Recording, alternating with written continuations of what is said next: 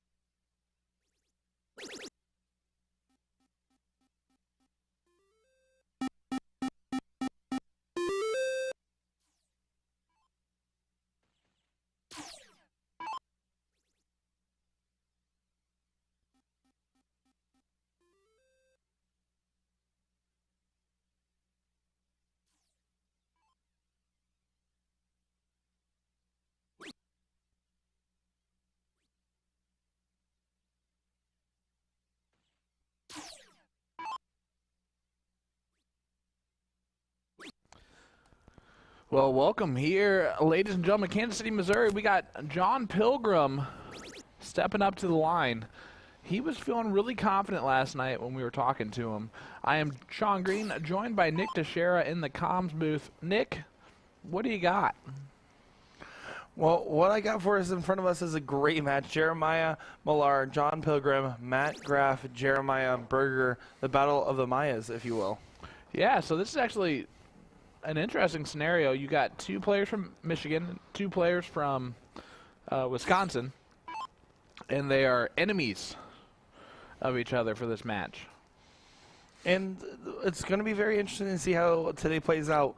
With it being a blind draw style format, a lot of teams that have very high combined averages might not perform as well as other teams simply based off chemistry and many other factors here. I actually went ahead and picked my top 5 favorite teams so far. Yeah, I want to know your top 5 men's teams. My top 5 men's elite teams. Now, this is based off 2 different things. 1, the combined NPR, and 2, how well I think the teams will gel together. So this is not the top 5 highest teams. This is just who I believe. Yeah. And for my 5th best, I have Jake Smith and Larry Keith at a combined player rating of 165.505. Okay. 4th, Hunter Van Beek and Ram Guevara at a combined 165.021. And 3rd, Jules Van Doggen and Mario Meza at a combined 172. Notable factor, Jules is the highest individual player rating that any player in the PPD has. And 2nd, Jeremiah Millar and John Pilgrim, which is who you're seeing right now, at a combined 174.839.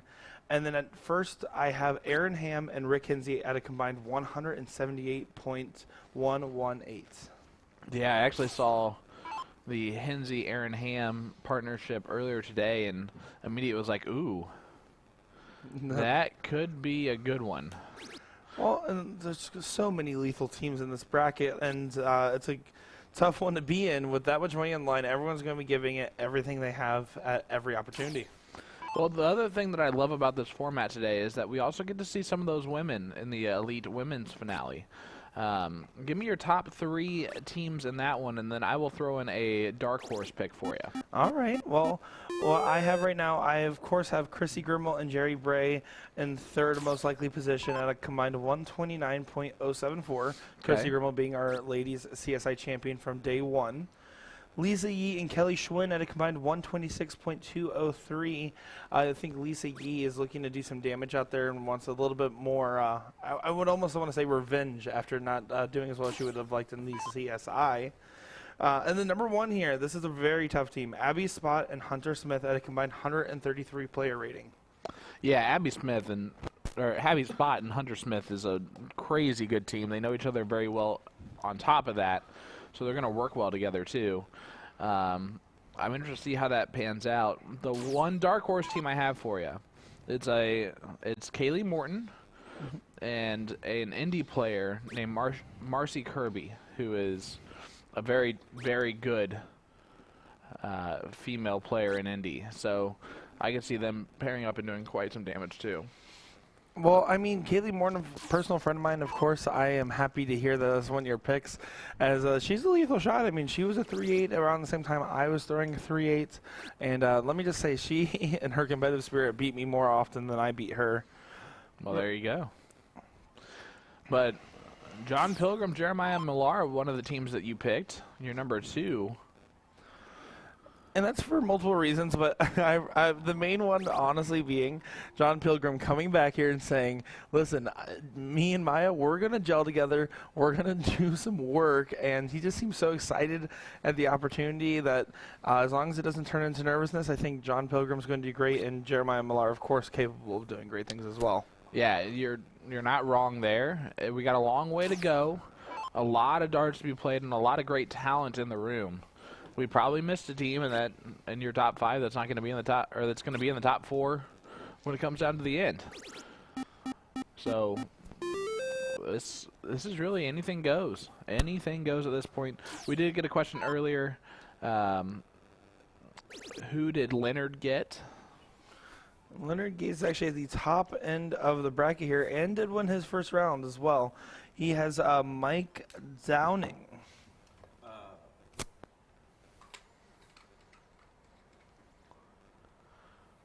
I think it's important to mention who they played that first round too. Yeah, Jake Smith and Larry Keith. Yeah. That's a dangerous team, and I thought so. So for Leonard Gates and his partner to come out on top of that one, yeah. Well, I did have Jake Smith and Larry Keith winning that one, as I put them as my 5th most likely to win. So, unfortunately, bad for my predictions. But on the bright side, Leonard Gates doing work once again after getting a little bit of rest. Well, I'll be honest. This could go any type of way. Your top level players are not really. Yes, they have that name behind them, and they're always impressive. But the thing is how do they mesh with the other player? Look at the shot real quick right here. 3 bulls needed. Well, there's 2 of them right away. Matt Graff, one more. Matt Graff gets one more.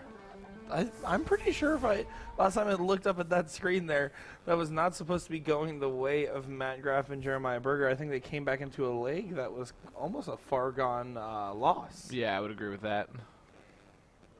Well, that's a pretty good diddle. Matt Graff going first. Well, diddling for the team of him and Berger. Matt Graff, wow, look at that. Showing why he's diddling. Look at that. That's beautiful. Center hole. They're going to go first here in this last leg decider. This would be quite the upset to start off with, even though Matt Graff and Maya Berger are more than formidable opponents. Graff. Oh, yeah, go ahead, Will. I was just going to say something I'm looking forward to, too, is we do have a split in the bullpen right now. We've got the men men's elite as well as the women's elite. So we're going to Yep. be seeing a little dual stream here of both. As I'm seeing actually Kaylee Morton on one of our screens right now, as she looks like she's participating with her teammate in the background.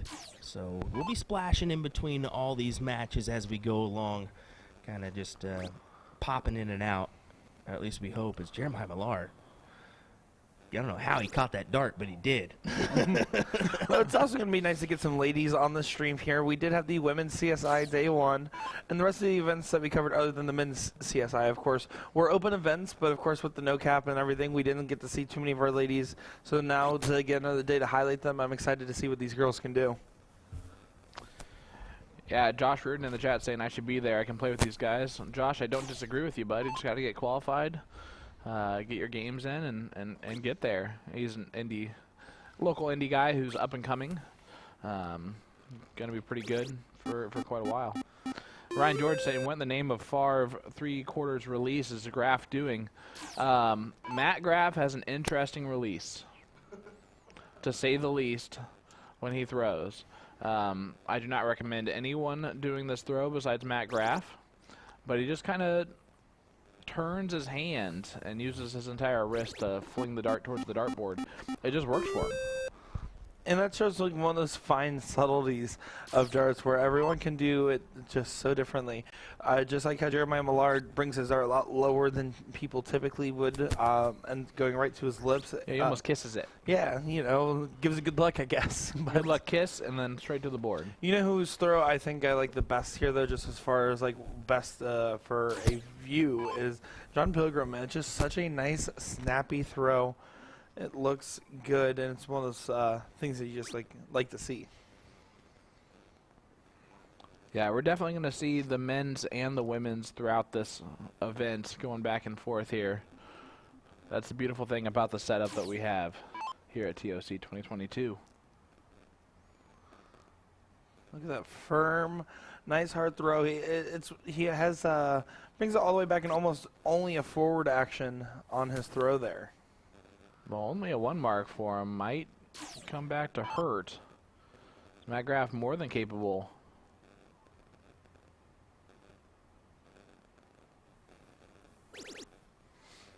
Of doing just this.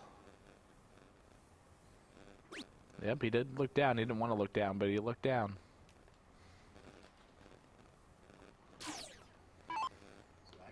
I was able to hang out with John and Matt for a little bit last night, and I think they were both excited for today's action. As I know John knew who he had, and Jeremiah Millar kind of was excited for that one, and he was mentioning, I think I just gotta show that I'm confident. And I said, no, you just need to compliment him. Yeah. I said, if you can compliment a great shooter like that with a 4, with a 5 mark, even lay in that 6 or 9 occasionally, you know, you're going to have a successful run. Same could be said for a lot of these other players. It's not about trying to outdo your partner. It's about trying to complement them. Yep. I agree with that. Especially when you have a partner like Jeremiah Millar.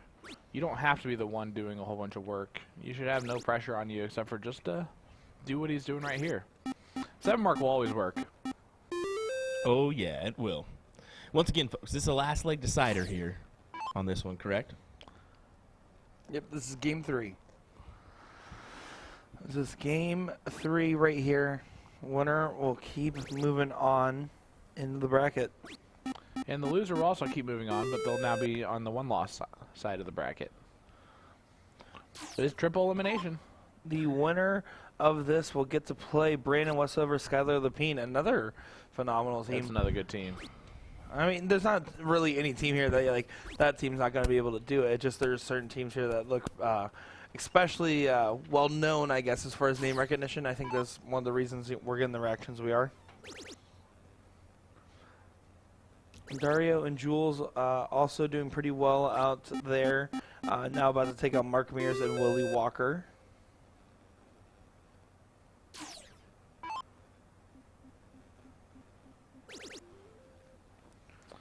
Yeah, my wife responded to Renee and actually made a great point, one that I was going to make earlier.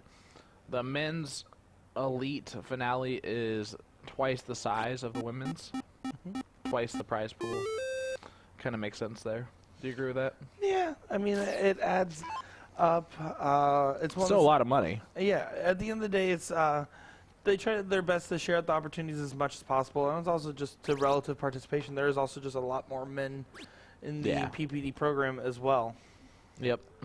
But they try to make sure. That's why they still have the women's CSI, the women's finale, and stuff like that. They always want to give equal opportunity to highlight these players.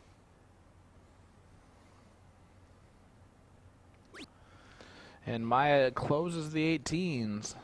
But not in the fashion he would have liked there. You can see trying to laugh it off, but a little tight out of him. He doesn't seem like he's particularly loosened up.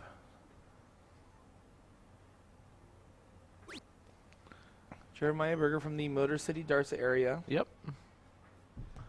Player we've gotten to see on the CSC now a few times. John Pilgrim, another one of those players from the CSC that we got a chance to do a little interview with. Yeah, we saw John for the first time a couple of seasons ago in the CSC Challenger Series. And then Will and I got to know him pretty well at NDA in Vegas. He was on that Black Saddle Saloon team that made quite a few runs. And his partner on that team, throwing right now, Matt Graff.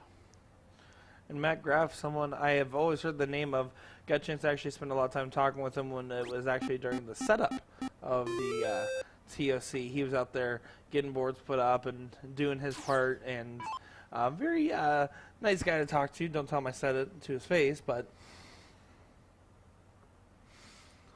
So what I was going to say earlier yesterday, a compliment for Will, is that he came up with the idea of, for the four-board setup, switching the layout depending on what side the viewer is looking at of the player.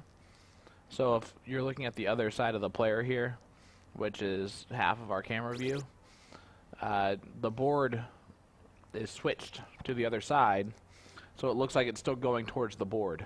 And if you look, John Pilgrim's going to release this dart.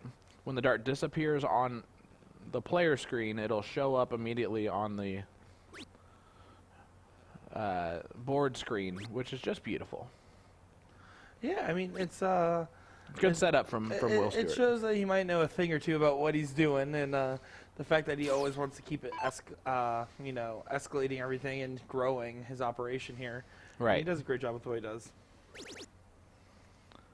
Oh, there's gonna need a lot more than that for Matt Graff. Not gonna get a lot more than that. So you can see John and Jeremiah talking over strategy.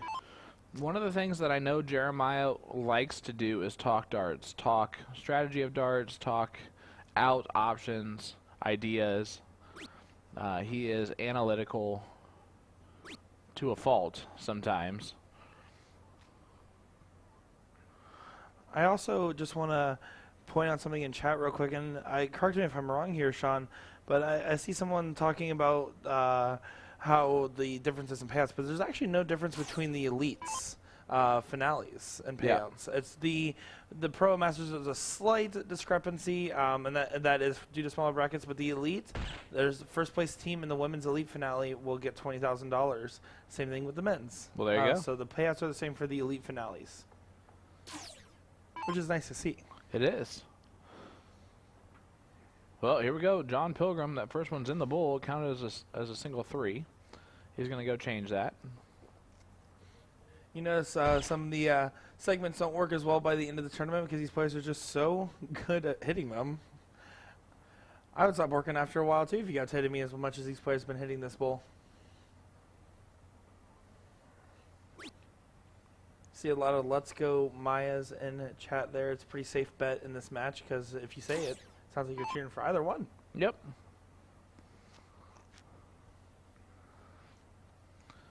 Well, Matt needed a lot of bulls there. Not going to get any. And you have to... Until the last start. I can't help but agree with Mike Maloney. You got to beat Millar when he's shooting in the threes. And I do have to say, yeah, this is probably going to be one of his weaker games that he's going to get away with on the winning side. Well, but his partner, John, carried him there. 4.14 from John Pilgrim. Raced his game in order to allow Jeremiah to do that.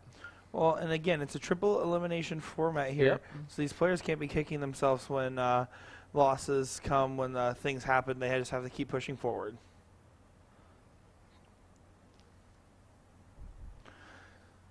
So that is a good win for those guys there, as they're going to be moving on to play Brandon Westover and Skylar Lapine. Yep, and we can actually head over to our board 1D to look at these ladies. Round 16 in this one. See some pretty good averages, a 3.43. And look who's shooting that. My good friend Marcy Kirby from Indy, wearing her IDA jersey. A bull here to win this 2 straight. And that is it. Yep, there we go. Great win there. I said Marcy and Kaylee is going to be a good, formidable team.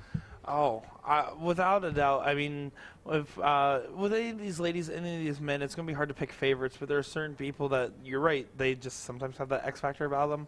Kaylee Morton's definitely one of those girls, and I trust your opinion on Marcy as well. Well, I don't know what would cause you to do that. There we see Lisa Yee shooting there. Super sweet dart player, but also on top of that, someone that puts my dad in his place, so we love to see it. I love Lisa Yee. Here's Crystal Stevens. Send.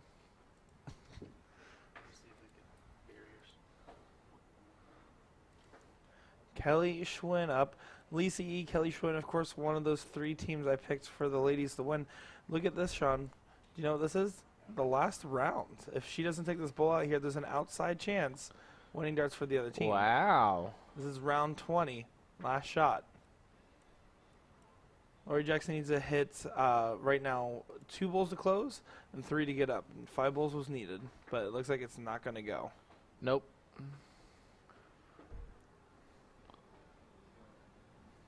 And that will do it. These matches are just coming and going, aren't they? Kelly and Lisa take out leg number 1.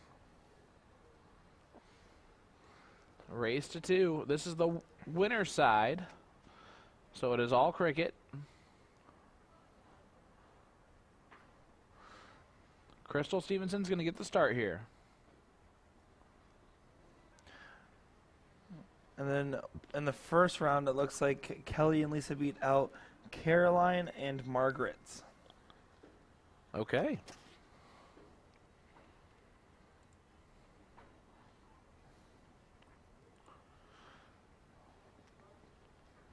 So, Sean, have you ever seen a blind draw format like this before? I mean, this has to be something truly unique. This is very unique, especially to have to qualify for the blind draw, to have it kind of still capped in a way that you have to be at a certain level to play in each division. And then it's blind. It's a blind draw that is for that much money. No, there's nothing else like this in the world. Well, and it's crazy because where you place in this tournament is based off what qualifier you play in. Yep. And you don't know who's going to sign for your qualifier. I mean, certain players try to figure out who's signing up which one to maybe avoid or try to play against a certain player. Yep. But imagine just one day you're signing up for your qualifier, and there's hundreds of people playing in these, and all of a sudden you are playing in the qualifier with Leonard Gates, Jules Van Dog, and Jeremiah Millar, and you're feeling a little different than They're the like, other okay, well, I qualifiers. guess I got 2 spots that I can go for, and that's 4th place and 5th place. Personally, me, I choose to go 3 and out. I like to go to the lower level finale because this one's a big pond, and I don't know if I can swim in it. Well, I know that there were a lot of guys that were worried being in that elite finale in the 128 that are in the ratings at like 115 to 128 that are like, man, there's people that just don't want to be picked by me. And that's crazy because those guys are pretty good shots back home. Yeah, I mean, it's hard with that finale because, if you're in the elite one, you're playing for the biggest possible prize pool that you can win here other than the CSI, which is equivocal for player cashing there. It's almost hard. It's like, do I really want to qualify for the elite? Because all the big shots are going to be there. Everyone's going to be tough. You have to have a lot of faith in your own ability if you're playing in that finale in particular, compared to like the pro or master finale, where it's other people that went towards the middle or beginning of the bracket in their qualifier. Yep.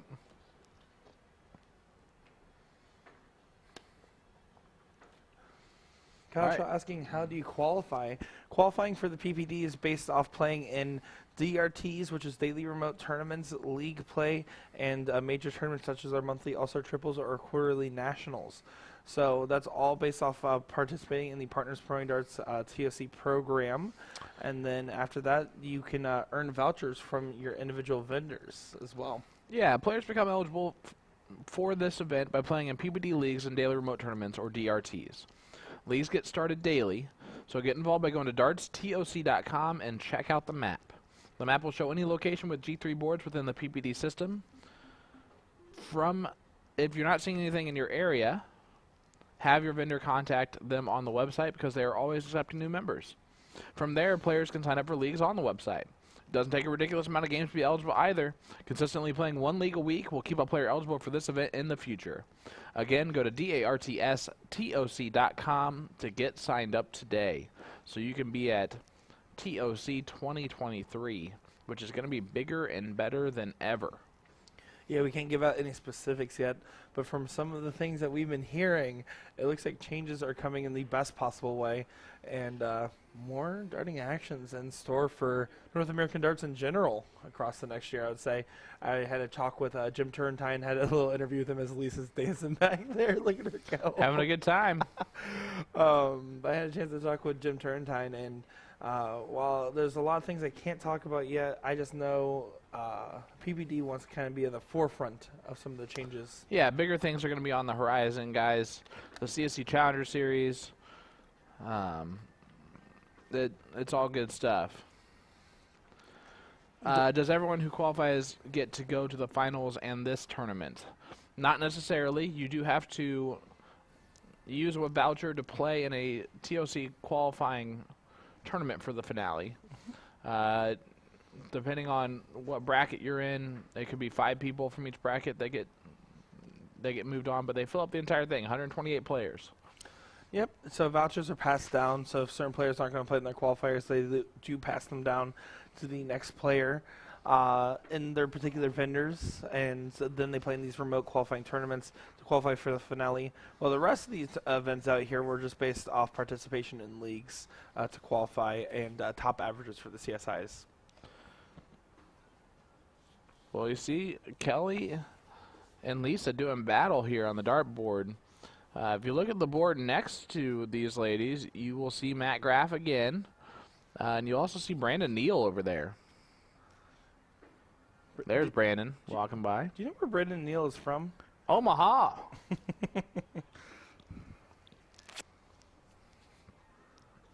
That's Jonathan Long right there. I believe Brandon's partner. Lisa dancing to the line. She's feeling pretty good right now. You'd have to say so. She just seems calm and relaxed, which is what you need to be today. It's not about showing stress or anything else because you're going to be playing with a partner. Big darts. If you're Lisa Yee, there's a lot of expectations for you to be one of the best females in this event.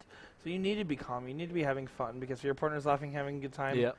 then the team might be doing a lot better off because of it.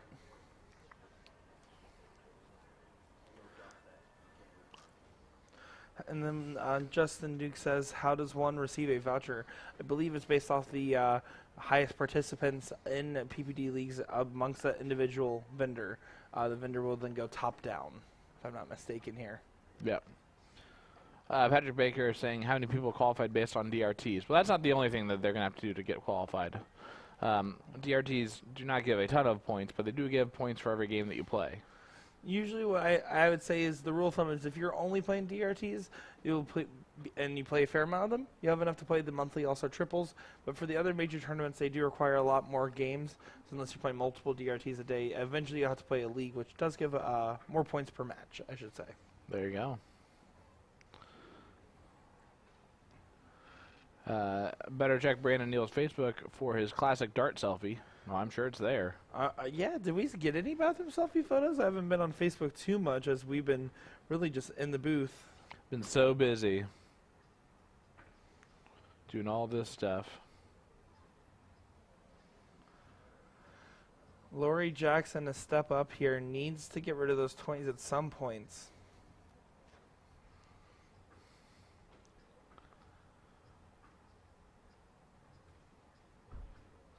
Going Bulls. Get rid of the 20. Could have gotten rid of the 20 there.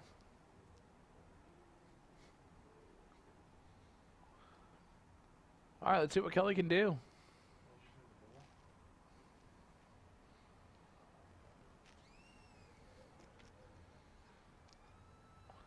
Unable to do anything there. So a little opening here for Lori. Or Crystal. She's got 15, she's got Bulls, she's got 20s. Ooh, Get rid of 20. would be huge. No, Get rid of the 20. I'm going to have to agree with you there. Getting rid of the 20 would be massive in this scenario. Especially with that bull in the back pocket, that 25-point difference is already covered.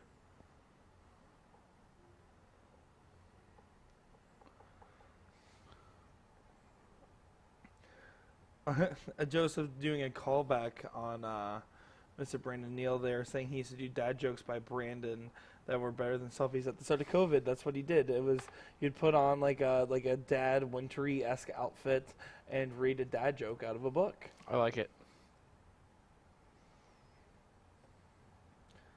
Bring back that series. Lori going right at that bull. She's going to get rid of the 20 at least. At some point, it's Nope. bound to happen. Not yet. You always wonder if you're Kelly here, do you just go up and stay on the 20 for a while just to kind of help guarantee that difference, especially because it's already round 14 and you never know. Chris Lim in the chat saying, morning, gentlemen. Well, good morning, sir. You seem to be in a better mood this morning than you have been. It's good to see. Hi, Chris. How you doing? Crystal trying to keep her team in this. Does finally get rid of the 20s. Not going to be enough. As Lisa steps up. Fair enough. Good to start there for Lisa. Another one of those would be nice. There it is. Lisa Yee goes double bowl. To take it up 2-0. Yeah, that'll do it for that match. Lisa Yee will move on. What's up, Big Ron? And now the next round for Lisa Yee and Kelly Schwinn there is going to be playing Nicole Kohlhoff and Kristen Conlon in the next round here, as they are going to keep fighting along in this elite finale. $20,000 first place prize for these ladies. Well, Kaylee and Marcy still going strong on board 165 right now. Looking down the line, yep, you were right there on what you said. How about this? Meredith McGee and Jesse Hall taking on Jerry Bray and Chrissy Grimmel right now on 1H. I'd just like to point out that all three of my ladies' picks have won 2 matches straight. And my dark horse pick has done the same. Heather Walters and Trisha Romero is another good team. Oh, absolutely. You don't know Heather very well, I don't think. No, but everyone knows She's Trisha from Indy. Romero. Heather's from Indy, and Heather's another great shot from Indy. That's the type of team that can really sneak in there, but they're playing Abby and Hunter right now. But let's head over. That's Rita Runge right there. Yeah. In relation Better to Larry half of Runge. Larry. She's And- got a good shot, too. And Jean Scrutter there, the better half of Chrissy. Oh, well, there you go.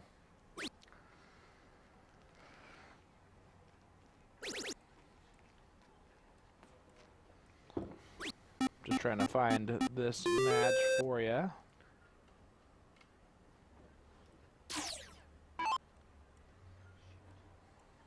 I do believe this is going to be a middle bracket match right here. So it's going to be Cricket 501 Cricket is the format that we're going to be looking at. So there's Jean. And here is our first look at Sarah Jensen.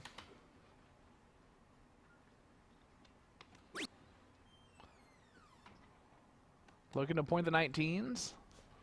Got a 1 mark. Got a little bit wild on her there, a little bit. All right, guys. Sorry about that delay there. Oh, man. Will. Oh, you still work here? Yeah, I was doing a couple adjustments in the background. I wanted to put some rope around a couple of our cameras here, as it looks like we were getting a few toe touches on our cameras, as that's bound to happen with some individuals that maybe aren't used to the streaming happening, or those big tripods, maybe not see that there's a camera on top of them just at eye level. So made sure that we were A-okay for hopefully the rest of the day. But this camera still irritating me just a little bit. Yeah, still doing this little pause action. Pause and stop. Here's Gene Scudder.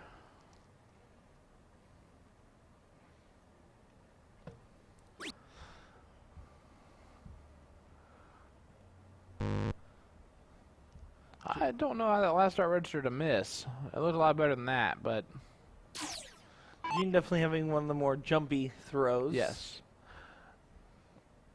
And she's always kind of thrown like that, but it typically works out fairly well for her. And Sarah has a good setup. She just seems to shrug her shoulders as she's coming through, which is going to cause some inconsistency. That's a good call there, my friend. Rita has a good throw. Only gets 3 5s. A little bit of a scrappy leg. Leg number 1 of the match. Well, it's also just like a little bit of nerves here. I mean, this is a lot of money to be playing for. Sure, you're going to get $900 for your team if you get last. And that's not bad considering you only paid $200 to be in the event for the whole team. Yeah. But also, on the other end of things, I mean, it's going to be a little bit of a grind knowing every match is going to be neck and neck and that you really can't afford to lose at any points.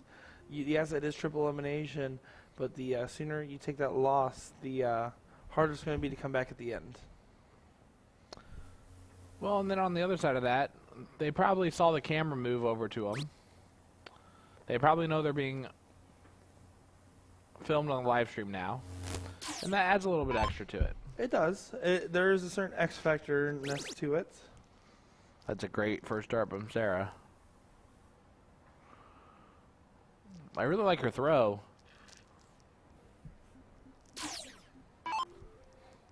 And these matches and teams are kind of moving along quick, as there's already 2 teams eliminated in the women's side and about like 8 or 9 teams eliminated on the men's side here. So these brackets are really just kind of cranking along. If a match is called, they're going up and they're playing today. It's the last day. I think everyone's trying to be on their best behavior, just keep their matches going forward. Yeah, you don't want to get kicked out on the last day. That's never fun. That is true. Big Ron, just get involved. DartsTOC.com. There's some stuff in your area with just darts to get involved. You and Bobby, a.k.a. Jesus. He looks like the American version of Jesus. I was like, I wonder what Jesus might look like. I was picturing. I was like, he probably looks like Jesus. Mm-hmm. Makes a sense. He The does. math checks out. Jean has been watching Chrissy play on the live stream, her better half. Mm-hmm. So it's an interesting flip. Have for- it be the other way around here? Yep, That's bound to happen. Show some love to the other way every now and again. absolutely. It's not like Jean hasn't done her own accomplishments, but she's definitely also not always used to watching Chrissy do these deep dives and big runs in tournaments. She's just not getting back into darts semi recently. She took a little bit of a break during COVID. And then Rita's got a pretty good shot, too. She kind of has to throw up, but she makes it work pretty consistently. And that's going to be the thing today. It's not about big flashy turns. It's about who's playing consistently, who's playing firm darts and not really doing anything where it's big misses followed by big hits. The 4 mark around, the 5 marks around, those are going to be the ones doing better than the ones that are going 7 mark, 2 mark. Danny Baggage asking who is the men's team to beat. So you want to run through your top 5 again? Yeah, top 5 that I had picked here At 5th, and this is most likely to win based off of the player rating and how well I think they will gel together. I put Jake Smith and Larry Keith with a combined player rating of 165. Hunter Van Beek and Ram Guevara at a combined 165. Third place, I have Jules Vindagen and Mario Meza at a combined 172. And second, I have Jeremiah Millar and John Pilgrim at a combined 174. And then in first, Aaron Ham and Rick Kinsey at a combined 178. Those are going to be my picks for people I think are most likely to do well in this format, just based off like the personality matchups, not just the averages. Yeah, look at that 7 mark there from Rita Runge. And I still do believe Abby Spot and Hunter Smith are going to be the favorites for the women's. Yeah. I would agree with that, but I do think that there are a couple teams that might surprise them. One they're playing right now. As Kelsey has a very straightforward throw. Brings it straight back, straight forward. Jean here, they are ahead on points, has some opportunities to go for some closes. Looks like she opted to start downstairs. Ooh, she stayed there for all 3. Interesting decision. I don't know if I love it, but also, I mean, especially at this point, they're on round 14 to 20. Yeah. That means that they just need to start considering that this game probably isn't going to get closed out all the way with how close the points are. That they should just be working on expanding their own point lead. We do have a last leg decider going on board number 1 right now. Jeff Simdorn and Jordan Meyer taking on Paul Harkey and James Edwards. James Edwards? James Edwards. So we may hop on over to that one real quick just to take a glimpse of that. Indie friends. A couple indie guys there. So we will watch this throw and head on over there real quick just to check out a glimpse of the action. David saying in chat, if Van Dongen wins today, he'd be the second ever to win both. That is an interesting statistic there. I don't know if I can recall who had won both. Jake Smith. Was it Jake Smith? Yeah, Jake Smith won the 20,000, 2018 or 2019, I believe it was. Yeah, I think it was 2019. I think he won. I think it was 19. I think he won the men's CSI as well as the finale. So a nice $20,000 in his paycheck as we get a good camera kick there. We're going to head on over to board number 1 real quick. And Let's take a look, and we'll cut back to that action soon enough. Yeah, for sure. We'll kind of flip throughout the day with the women's and the men's going on more than the standard stay at one match. Well, here is Jeff.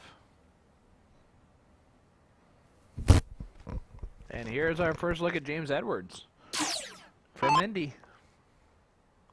Do you know him well? I do. He's a great shot.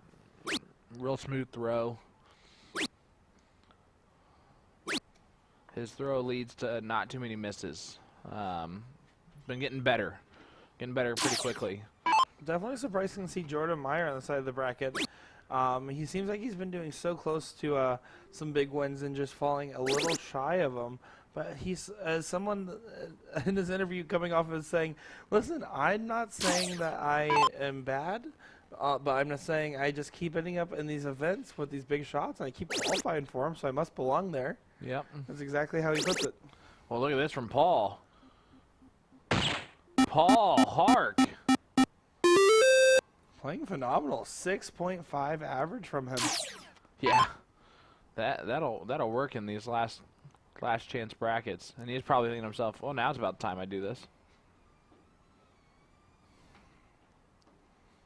David L. saying, Jake Smith won 2019 and can't find the stream, cough, cough. Well, that's not on us. That was before we arrived. Yeah, that was before my time, unfortunately. So have to dig in and see if we can find that one, unfortunately. But Well, it looks like the run might be over here, as it doesn't matter how many bulls Jordan Meyer hits, he cannot get the point lead on this go-around. So here we go, Paul. Playing lights out, I have to say. Yeah, to win the leg and move on with James Edwards, and there it is. So that'll do it for Jeff and Jordan. They are out. And their TOC is done. That's it. This is the last event, folks. After this, there's nothing left. You don't have to go home, but you can't stay here. Wait, closing time? Come on. Come on, it's closing time, man.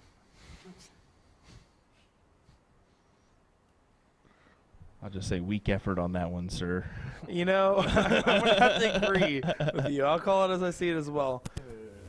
Hey, look who we got here. Mr. Jeffrey Johnson. Very mechanical with his release and setup. He stares to the ground, takes a couple pumps, and then sets in. This leg number 1 of 3.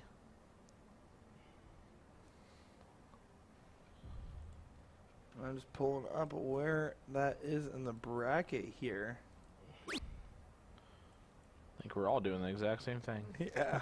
Well, there's so many matches. I mean, we're talking a 64-team bracket and a 32-team bracket all getting filtered in the same room. And it's a triple elimination, but it looks like this is going to be on the losers' side here with right now Jake Pemberton, Tyler Feltz going on against Jeff Johnson and Mike Eckerson. Yeah, 64 in the men's, 32 in the women's, just to reiterate what you were saying there, Nick. Yep. For those that did not know at home. So, yeah, full brackets on both these is nice. And for $20,000 to be on the line, $10,000 for each individual, that is a massive margin and a nice, hefty padding to the pockets. A great payday. Winner of this match does get to play Joe Rutledge and Mark Rowe, another great team of CSC participants. Jim Seal and Mike Carter have beat Leonard Gates and Mike Downing. So Leonard and Mike move over to the 1-loss column. I'll say it right now, boys. That's a team. Mike Carter and Jim Seal is a team. Because Jim actually is a quality shot out of the Springfield area. And he can complement Mike. That's the goal. That's what it's about. You have to complement your partner. You have to gel well together. And then on top of that, hit what you're aiming at. But those are a lot of different factors to keep in mind all at the same time. Well, Jake Pemberton doing a lot there to close out the 15s. Eckerson here needs to find some bulls. But what about Erickson? Quick update on that women's matchup. Looks like Rita and Jean got that first leg. Okay. So that's a into the second now. Well, Tyler Feltz take leg number 1. Someone we watched earlier this week as well. There it is. Such a direct throw. Yep, he just goes. As it's now going to be 5:01 time. Yeah, it is.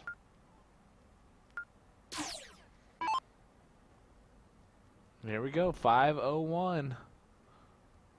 Jeff Johnson from Milwaukee.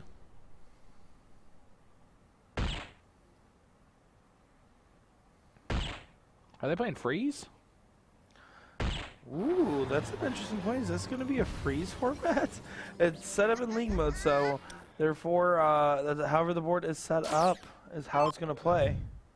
I'm about to say that's different than the women. The women are definitely playing a stacked format. This is definitely freeze. Yeah, and it says it on the bracket here that it is freeze. Oh, I did not catch that when we were setting up for all this. That makes this a horse of a different color. Yeah, it does, doesn't it? Mm-hmm. Way different, buddy. Freeze rule for those that aren't familiar here.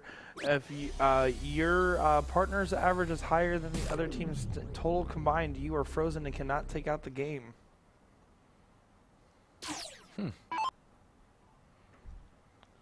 This is going to change a lot of stuff right here. See what Tyler can do. Doesn't change any of my predictions on my teams, but does test the player's mathematical abilities as far as that's going to be, hey, make sure you shoot the right shot so you don't freeze your partner. Dennis Sandin tuning in saying, on lunch hour watching my favorite TOC tournament. Miss you guys. We miss having you here as well, Dennis. Yeah, former champion Yep. of this one. Definitely would love to see him back out here. And I know he would love to be back out here as well. He's been a big supporter of the PvD program. I for a chatted long with time. him at Blueberry Hill. He was excited to kind of get back into the dart scene here and get underway, as he put it. So possibly looking forward to seeing Dennis Sandin back on the throw line here at TOC very soon.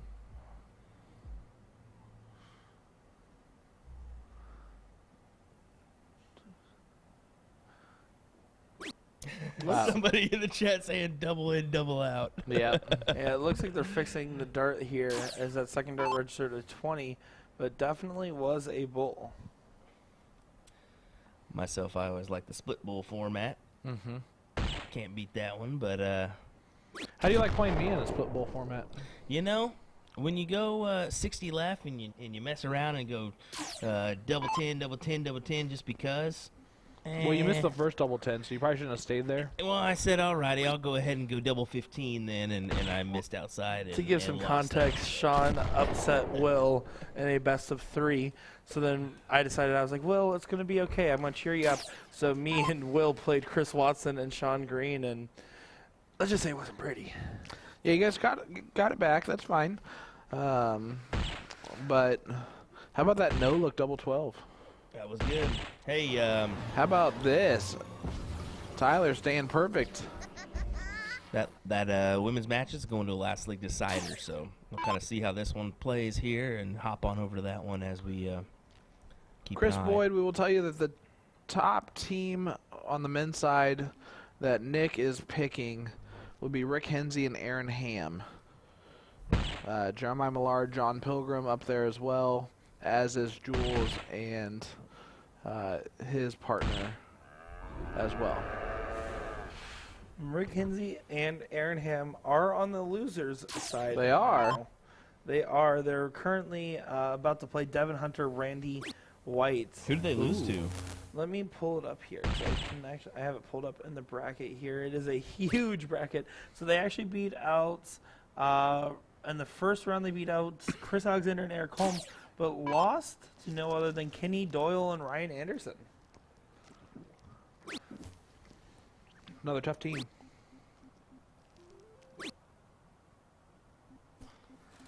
Tyler Feld, can he continue perfection? He needs to put some pressure on this and try to get his partner in a range to freeze. Robbie saying that's Will trying the whiz kid way.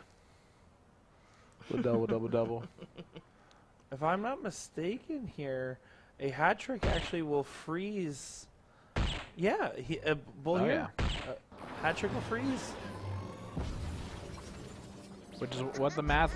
That was the math that they were doing right there. Yep, 222 does freeze as 94. It won't show you that you're frozen, but you're frozen. Which is also one of the interesting factors here is, well, they know they're frozen. Yes. He's doing the math right now.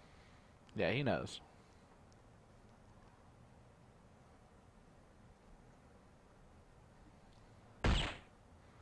Gonna bring Yep. it down there. Try to get as low as possible. The goal is to get down to 2 or 1. It's open out, yeah. There's no reason to set yourself up anything pretty because you're really worried about getting your. Because at this point, if you're the frozen player, you're more likely not going to get unfrozen, so your partner's going to be taking the out. Yep, double 14, the right shot there. Jake just needs to keep the pressure applied to this 171 down as low as possible. He can try to attempt the out if he wants, but there's no need to. And he is not.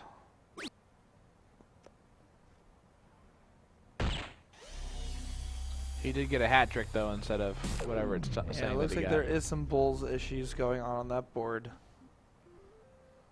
Again, like I said, the players are just hitting it so much. They have worn out the board, that is for sure. Well, great hat trick there.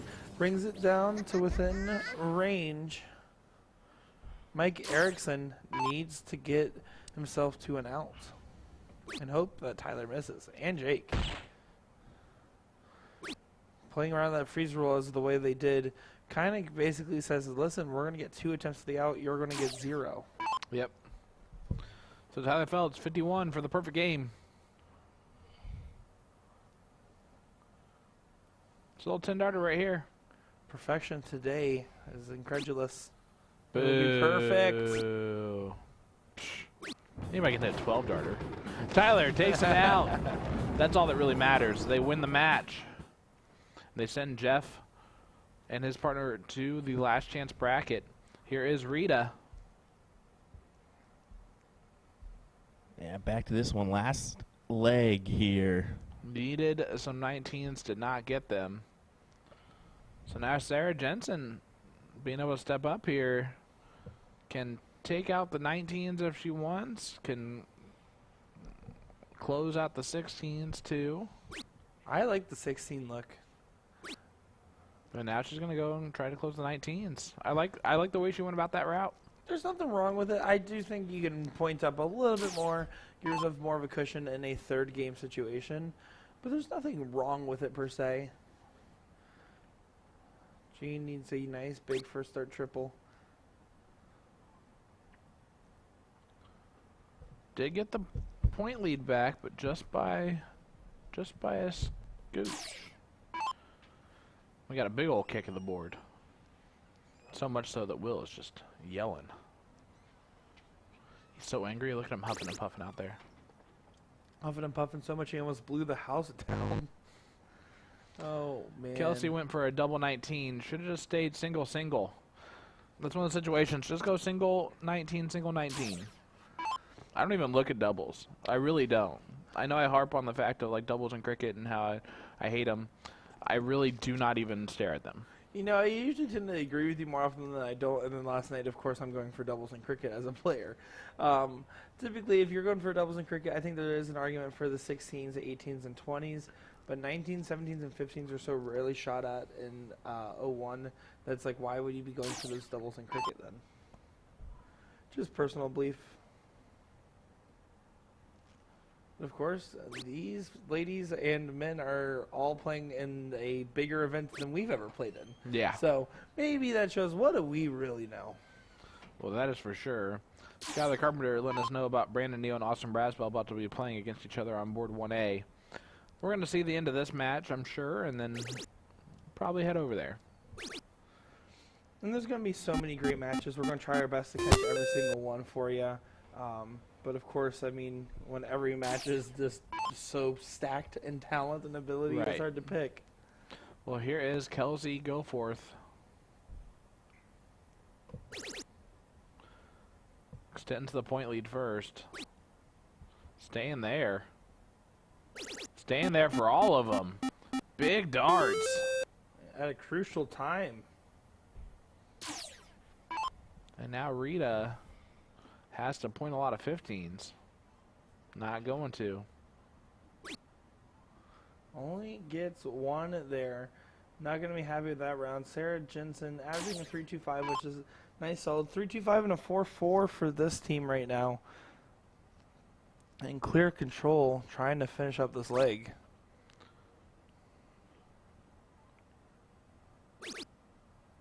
Good double 15 on the last start there.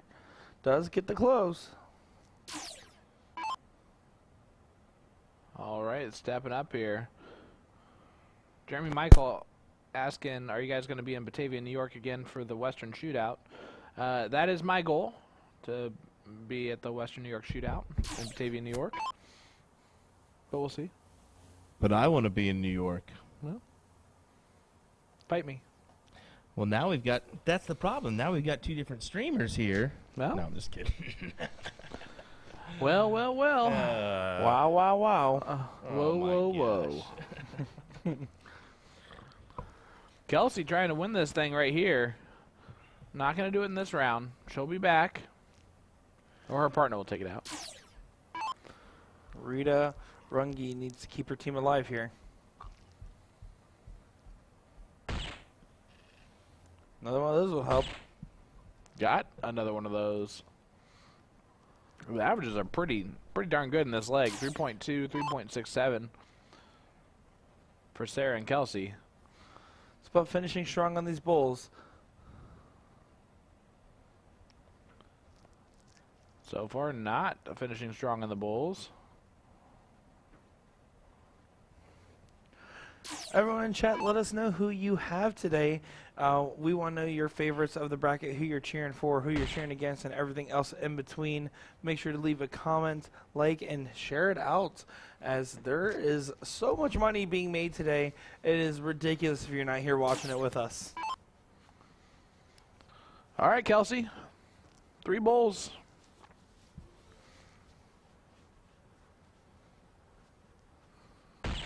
There's one of them. She has a great shot. That is a nice throw indeed. Very clean pullback, release, and follow through. Very much a textbook throw. Lexi in the chat saying rooting for all the St. Joseph people.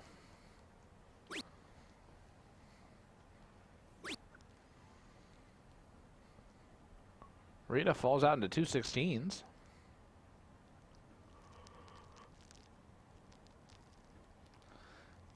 Does not find the bull there. Sarah needing 2 bulls to send this one on to the next round. There's one of them. There's There it the other. is. Sarah Jensen moving on here. Good work from these ladies as they're going to keep fighting along. Yeah, Sarah and Kelsey get it done. As we are going to get our next match over here. It looks like we are on a last chance game here. Austin Braswell stepping up. Jonathan Long is his opponent over there. Yeah, which means, oh, and that's Brian Henry. And Braden Neal. Yeah, so this very formidable. Yeah, interesting match. Group. We're getting this one right now, yeah. Actually, with people that are kind of related to our CSC, with Austin Braswell being a participant. Brandon Neal's helping us out in the commentary before, as well as played in the event. And then we got Brian Henry has been the best button pusher. That's what I was going to say. The best button pusher in the world, Brian Henry. Here he is. Let's see how he plays darts. The trend setter. He's going to me. He's like, I really think we started something here. I think I am the button pusher. Oh, yeah.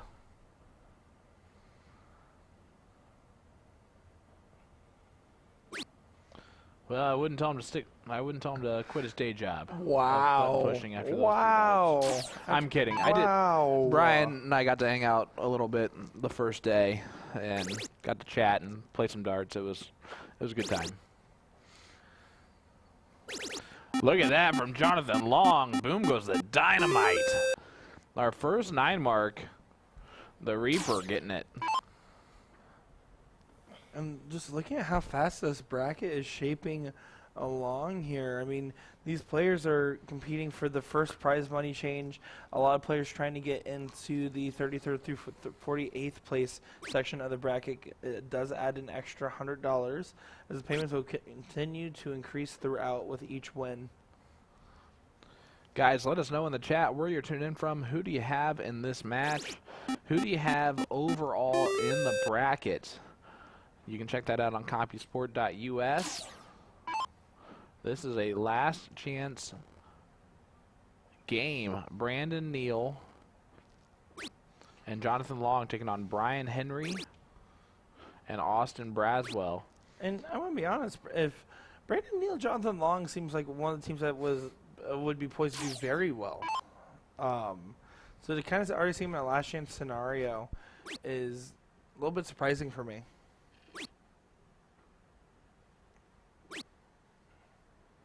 Austin Braswell also having a pretty good week of his own, right? We've seen him on the stream a few times now.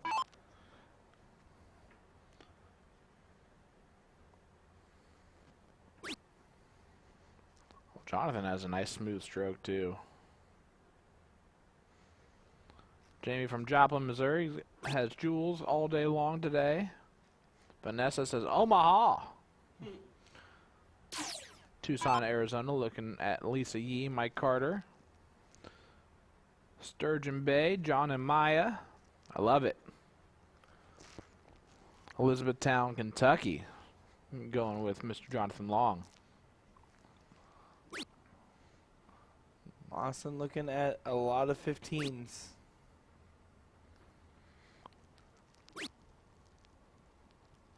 Needs a lot more than that.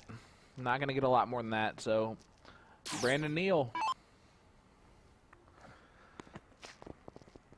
Iowa, home of the Triple Bowl. Yeah, hopefully we see that return this year. As unfortunately, this year they didn't have this year they didn't have the Triple Bowl event. So hopefully we can make a comeback for that one. Look at this from Brian Henry. He can do more than button push. Yeah. Hit himself a hat trick. At a crucial moment, kind of gave his team an outside chance here. Of course, Jonathan Long looking to do the denial.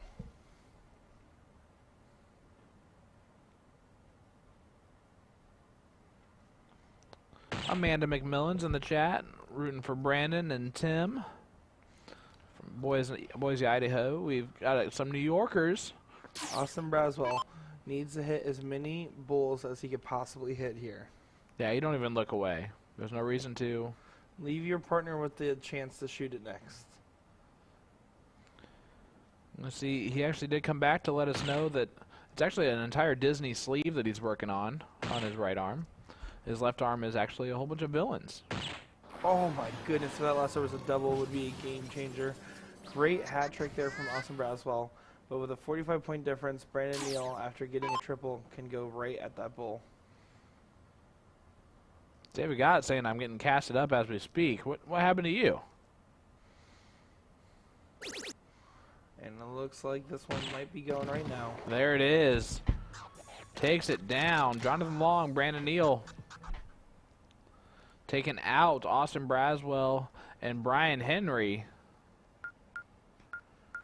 And I can't believe Austin Braswell's already out of this tournament. I mean, That's it shows you how the field is, bud. That's a tough field in front of us, and we're excited to continue our coverage of the Tournament Champions 2022. But first, let's take a brief moment to hear from our sponsors, and we'll be getting the action brought right back to you shortly. I'm Nick Dichiria, joined by Sean Green and Will Stuart, live in Kansas City, Missouri. Don't go anywhere, guys. We'll be right back. Darts.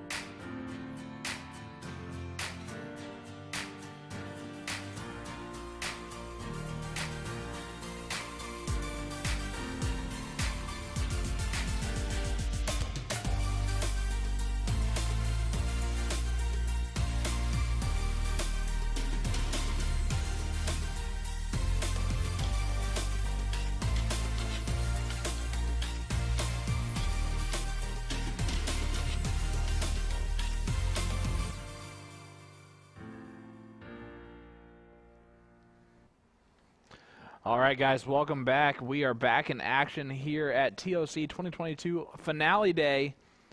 This is an elite finale matchup featuring Kyle Liddicky and Steve Hennings, which is a pretty good team, taking on Bradley Bryce and Jeff Paulson. This is the one-loss side of the bracket. Leg number 1. Kyle getting rid of the 17s, looking over at the 15s. Yeah, this is going to be a good one. Also, I don't know if you were able to see that we do have a good matchup going on one of our non-streaming boards. And Jeremiah Millar, John Pilgrim, and Jules Van Doggen and his partner. So interested to see how that one, how the outcome of that one. Yeah, Dario Meza is a pretty good player with Jules. And then Jeremiah and John, that's going to be a heck of a battle. 2 of our favorites, actually. There's certainly no bad matches, as it's nice to be spoiled with countless options. We really don't know what the feature sometimes because of how good all these players are. Plus, we do have the capability of shipping 4 boards, so we've been jumping around and showing you guys the best stuff we have to offer. Yeah, as Jeff Paulson trying to stay with this team of Liddicky and Hennings, but Kyle's averaging a 7 right now. Jeremy here in chat saying, trying to watch between lessons today. This tournament always gets me pumped up for the upcoming tournament season. And I think that's exactly it. I mean, this is truly one of the most exciting events for the players and for us as well. Yeah, and that's J-Mac, actually another hometown guy from Indy. One of my former doubles partners. Nice. So Sorry you know for he him. can put up with a lot. Yeah, I was going to say. Chris Watson talked about being your partner last night. He said it was a struggle. He didn't actually say that. Chris Watson's a pretty nice guy. Mukwanago, Wisconsin, for Steve Hilger. He says seriously here. Like Yeah. he's actually in that play. Most of the time at the joke, just to try to stumble up Will. I still believe it is. Well, how about this? 501 freeze. Changes everything, in my opinion. It's a completely different game. When you're playing freeze, you're playing split. It is so many more variables than your typical just playing stack score fat pool. Yep. Yeah, and Jeremy McIntyre, when he says he's watching between lessons, he gives out golf lessons. He's a golf pro. Really? Yep. Well, if you need a caddy, No, he's not that type of golf pro. well, I know that. He gives lessons. But usually those pros can get into some of those I'm better semi-pro than him at tours. golf. Yeah, okay, there you go. Touche. Barely, though. We have a good battle. Should have brought out the clubs, Big boys. darts there for Shoulda brought out Bradley. the clubs. Kyle Liddicky needing to remain perfect here to keep the pressure up. Kevin Schmitz tuning in from break at work.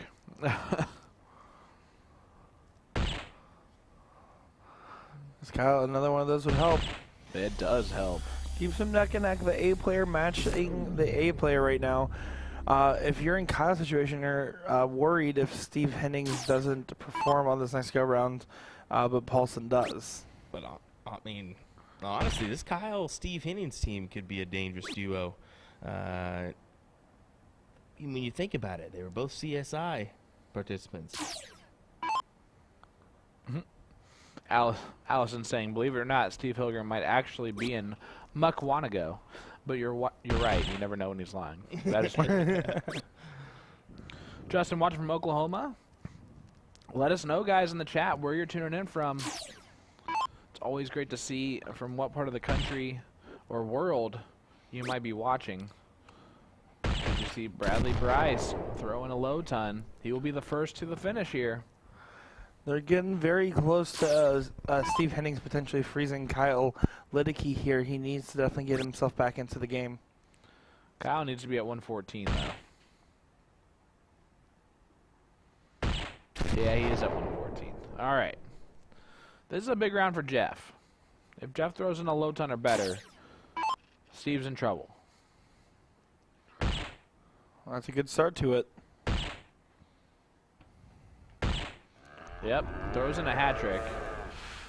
They're sitting at 243 points. Nope. 273 points. 73 points combined. So that's the number. He needs to get below 273 here, Not going to do it. which means that Kyle Liddicky will be frozen on his next attempt. Wow, no bowls whatsoever.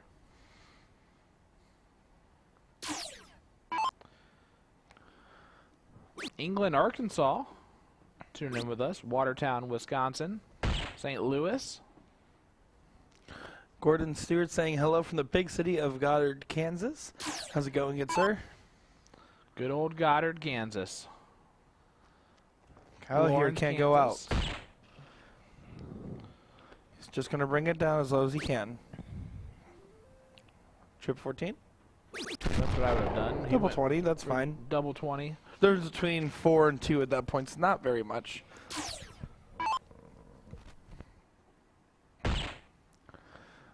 Wilson doesn't need to go up, but does need to get it low. Which he does. Now meaning that there's going to be at least 2 out attempts from the other team before Kyle can try to shoot his. Barry Markey asking a question that should be answered by both those players, I think. Is Jules better than Danny Baggish at soft tip cricket? I think Baggish and Jules would both agree that Baggish and soft tip cricket, he has so much more experience in that front that that is going to be more of his wheelhouse. Ooh, Bradley not going to take it out here. I'll straight up tell it right now. The way Jules handled the pressure against Gates, you knows the way that one could go. Oh, I'm not saying it's like it's not definitive. I'm just saying, hey, listen, this is going to be a pretty intense affair between those guys. I just think Baggish, with all of his years playing bull shooters and everything else, has a good chance at that. Stephanie tuning in from Plover, Wisconsin. And Jeff just takes it out. Going to game nice 3. and quick. Game 3 heading our way. And this is just showing why freeze rule is going to make a big difference for the middle bracket today. As Kyle would have had 2 attempts at his outs otherwise. It looks like it's going to go to Kyle. Yep. So Kyle and Steve will go first. Who do you got here, Sean? Kyle and Steve. Because they're going first. That makes sense. If you ain't first, you last. Kyle needs to start strong here. 5 marker more is what he's looking for. Well, there's 3 of them. So how about 6? Not happy about the 6, just so you know. That's because he expects himself to hit a 9 each time. All right, Bradley. Gets himself a 7. That's why Kyle wasn't happy about the 6. Well, I mean, even then, they're still going to be able to set the pace for that 20s. I would say if you're starting off with a 6 mark, you're going to be doing just all right because it's giving you out of range of getting hit back with a 9 mark. So, I don't know. I'm not personally opposed to it, but right now it looks like Steve Hennings, at least from the last leg, is still kind of struggling a little bit compared to what he's capable of doing. Yeah, just a 3 mark there for Steve. I would agree with that. Jeff Paulson throwing in some great darts, throws in a 6 of his own. So yeah, one of those is not like the others, and it's Steve Hennings right now. Kyle Liddicky can still keep him alive. He just needs to right now buy time until his partner gets back to what they're capable of throwing, because Kyle's throwing really well. Yeah, he is. Staying up. Gets himself a 7 mark. All right, we got Pokal Jager watching from Germany. Danke for watching from Germany. We got Chris checking in from Milwaukee, Wisconsin. Boom goes the Wisconsinites. Todd asking, are the players eligible for part of the 50K today, also if they win? No, so that applies for just normal doubles and triples events across those first 3 days. Does not apply to this event, and it did not apply to the CSIs either. And this is not single elimination, it is triple elimination. So this is our middle bracket. Middle bracket, or our 1-loss bracket right now. Brenda Millar, tuning in from Canada. Might be some relation there if you're in the London area. Look at this top 4 right now. 3 out of the 4 teams are in the top 4 side of the winners bracket. Jim Seal, Mike Carter, that did just went out against Jake Schreiber, Tyler Holmes. Jeremiah and John, Dario and Jules still going on board 1D, of course. And then we also do have Daryl Cortez and Scott Dunway. And then we have Kenny Doyle and Ryan Anderson. And I just got report that the other top 4 team is, in fact, Dario Meza and Jules Van Doggen. So those are your top 4 winners aside on the men's right now. Yeah, not surprising with just how well Jules has been playing all weekend long.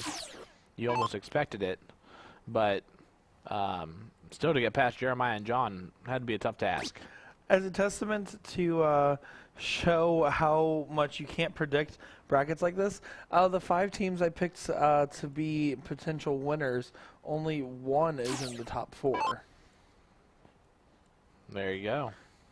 Or maybe it's a testament to how much I know or don't know about darts, but I guess the world may never know.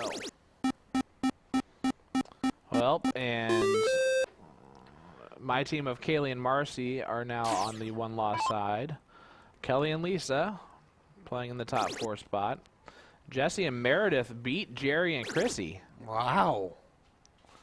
Meredith gets her revenge from the CSI, it seems. And then Abby and Hunter did defeat Heather and Trisha. So Abby and Hunter, Jesse and Meredith, Heidi and Lori, Kelly and Lisa are the top 4.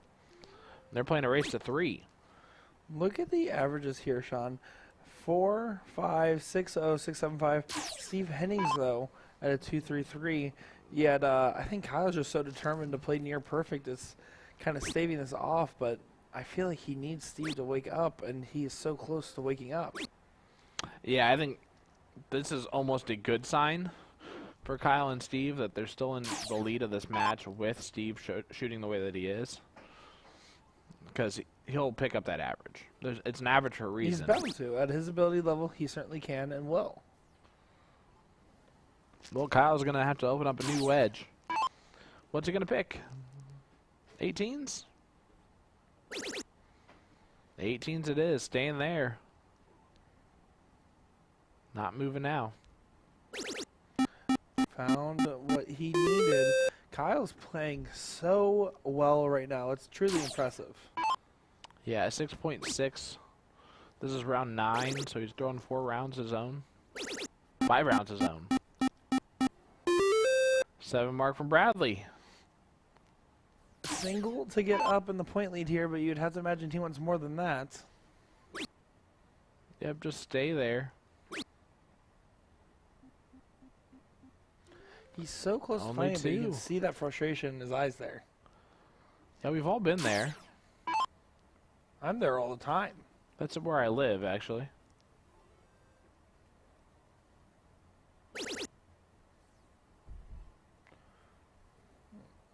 Jeff throwing a little fast on that turn. I think he wanted to just get up, go, grab the 6 mark, and move along.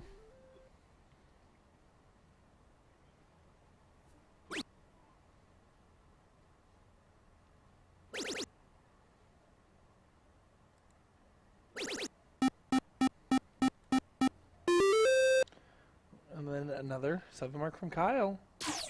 Just being disgustingly good as he always is.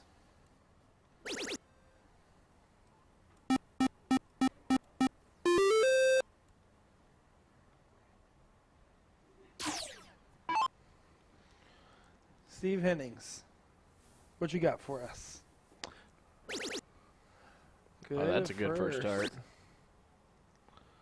Staying the whole way. Nothing wrong with that. If you're not feeling it, there's no reason to jump around to different triples left, right, and center, you know? Oh, I know. I understand exactly what you're saying. You're picking up on pun down? I'm I- not a woofing, am I? You're not a wolfin. Jeff gets back the lead, though, for his team. Kyle needs some 18s first.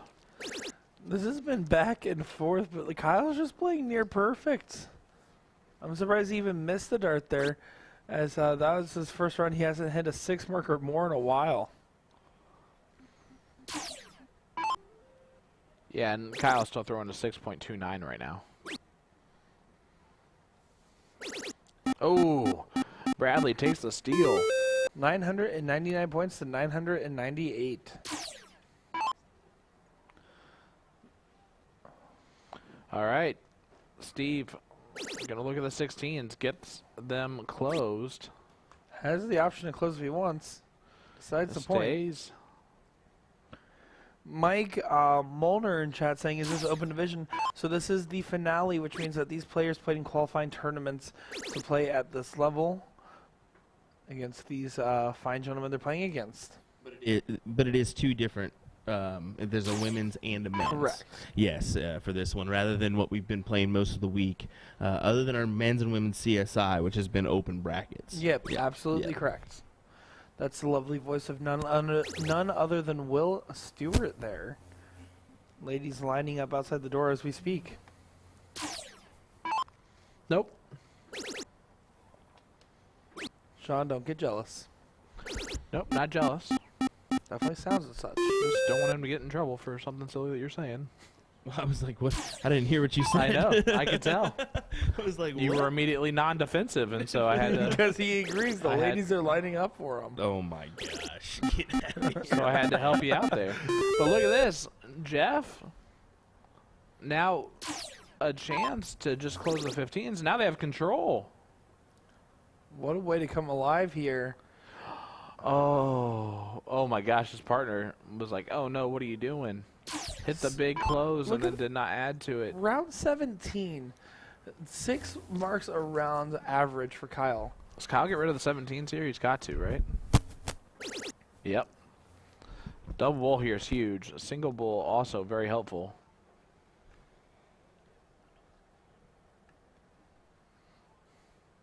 Doesn't get either. 4-3. 4-2. 4-2. 4-1. I'm glad he kept that score up for the viewers at home. Steve Hennings, now's the time to wake up in this leg, wouldn't you say? Yeah, it's now or never. Still alive. 3 more holes. Needs a Double here double. does it. Does not get the double bull, but gives it a good look. 1 point shy. Next Wow. bull wins it. He drug up his average to a 3.44, so did great. But there it is, Jeff Paulson. And now in the 2-loss column is Steve Hennings and Kyle Liddicky. Can you even believe that? No. Looks As we switch over right now, this is women's semifinals. Top 4 is on 1F. It's Lisa Yee and her partner taking on Heidi Nelson and her partner. Heidi Nelson, somebody I got a chance to interview with earlier, actually. Talked with her about playing darts and representing a couple of different sponsors and her experience in the CSI. And she just talked about how tough the room is and how excited she is to be included on the list with such names as well. And showing why she deserves to be considered on the same list as Lisa E., Meredith McGee, Chrissy Grimmel, and so on. Well, here is Lori Murphy. Supposedly, according to Derek Hinkle, and as he was representing Mazda in our interview with some of our vendors here, saying Heidi Nelson actually does get a private limo requested for every event. Keyword requested. Yeah. Oh, here is Heidi.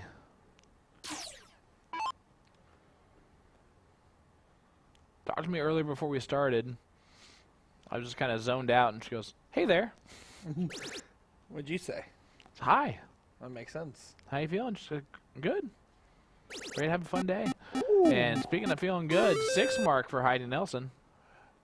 Showing why she is a real deal darter. Of course, Elise Yee, no stranger to success.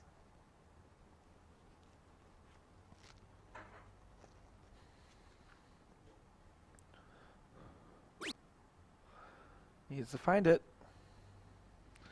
Does not do so. Only a 1 mark for Lisa.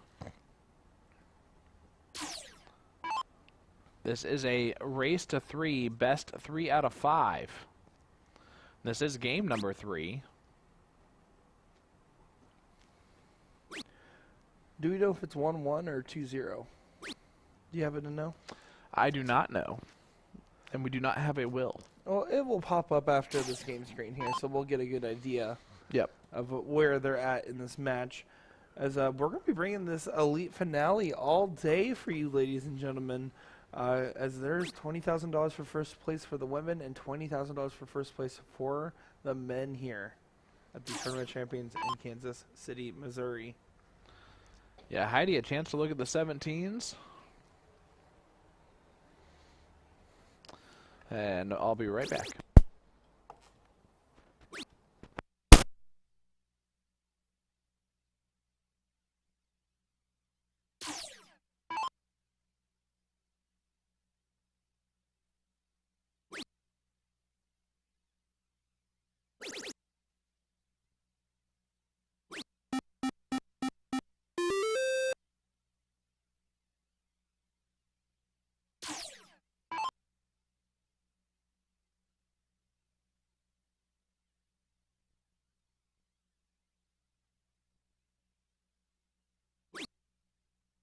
Sorry about that, folks. We had one of Sean's fans run through past our bouncer there. He just finished signing the autograph, so we're back and bringing the action here. Yes, and goodbye to my good friend Brandon Neal. Until next time. Kelly Schwinn needs a lot of 15s, not going to get it done. Heidi Nelson having a good game here.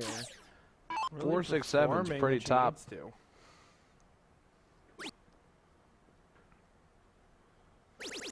There go the 15s. She is just dominant right now. And Look hits at a her. bull, 4.75. She's about to get an upgrade from a private limo to a private helicopter. Yeah. Chris, get on it. Chris Trindad over there at Monza.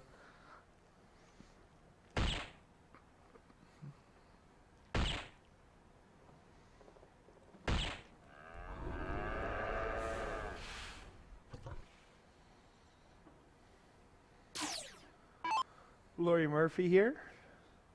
2 bulls needed to win this leg. Paul saying checking in from Colorado Springs, Colorado. Can we tell him if any of the Colorado Springs players are still in today?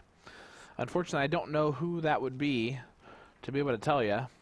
But we're not too far along in these, so I'm going to guess there's probably some.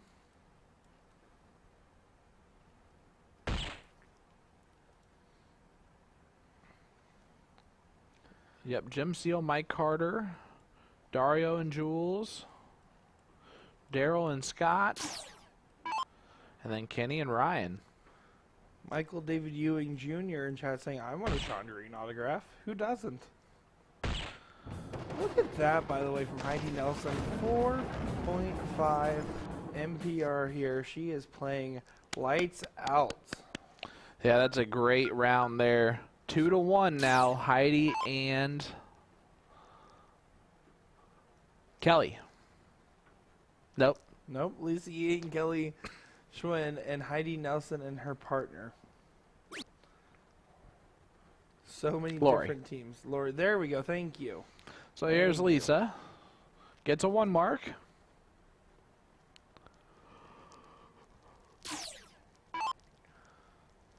What would you do if you won the 20K? Or 10K a piece, I should say. What would you do with that money? I don't know the answer to that question. Give it to my wife. Pay off some bills. Seems like it's one or the other there.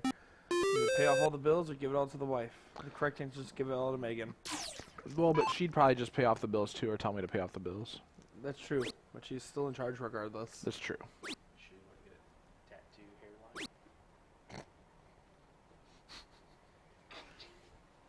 Lori Murphy here. They seem like they're kind of almost dominating Lisa E. Kelly Schwinn right now. I'm not going to lie. Yeah, they're surprising me, throwing very well.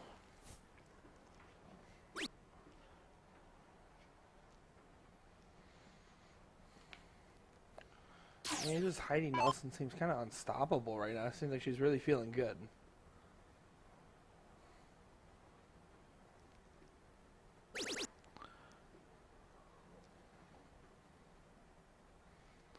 57 points from Lisa Yee. Just not enough right now. She just seems a touch off. And I mean, we've seen a couple of early exits earlier than you typically expect for her. I wonder if it's just one of those tournaments where she's not feeling 100%. Well, Heidi Nelson feeling 110%. Yeah, some fantastic darts, you know. Yeah, throwing a 5.5 right now. For sure. On a different level. And, I mean, if you're throwing like that, you're going to be looking like you're going all the way almost. It's hard to say otherwise, especially for the women's elite here, as that those types of averages can get some work done.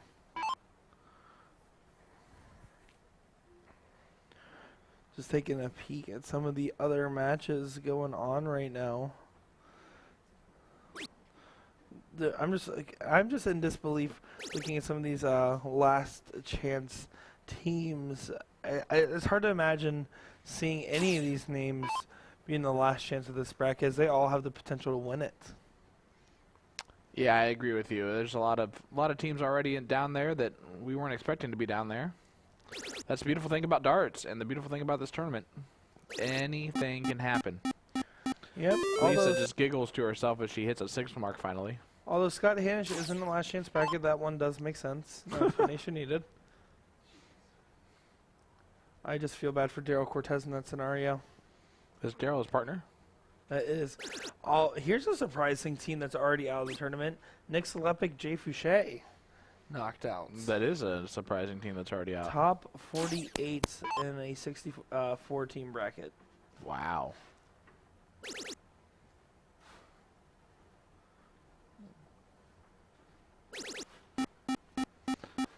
Kelly Schwinn and Lisa Yee are climbing right back in this thing.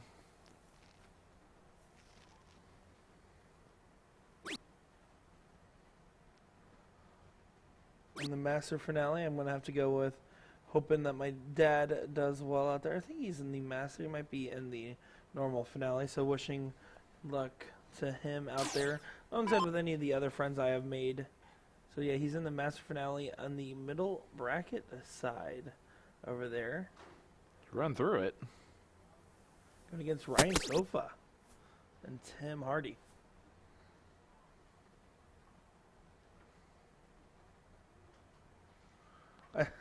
Just making a joke about Scott Hanish there, saying sorry to get him as a partner, but of course an all good jest. Oh, yeah. Yeah, we're just making fun of Scott Hanish, like we Yep. always do. Daryl's wearing a backpack today.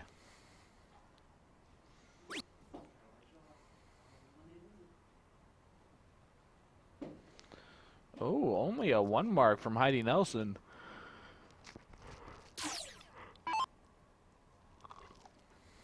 You look over and see one of our another one of our top female players in the room, Christy Davis.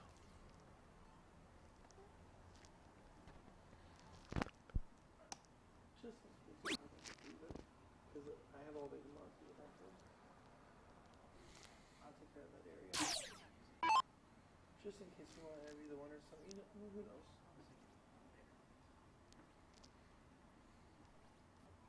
It's up to you. You're the boss.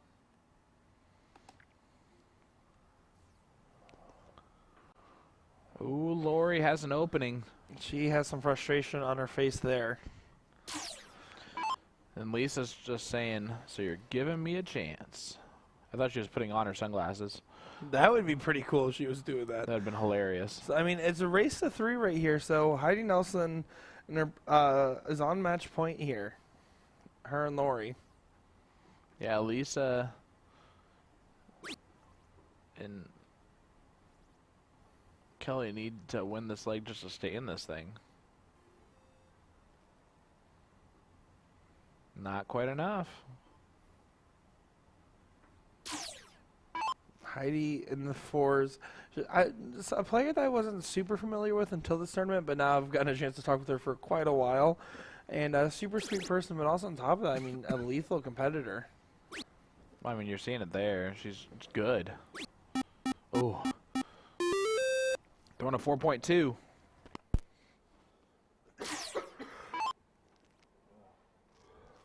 Kelly trying to Schwinn no matter what.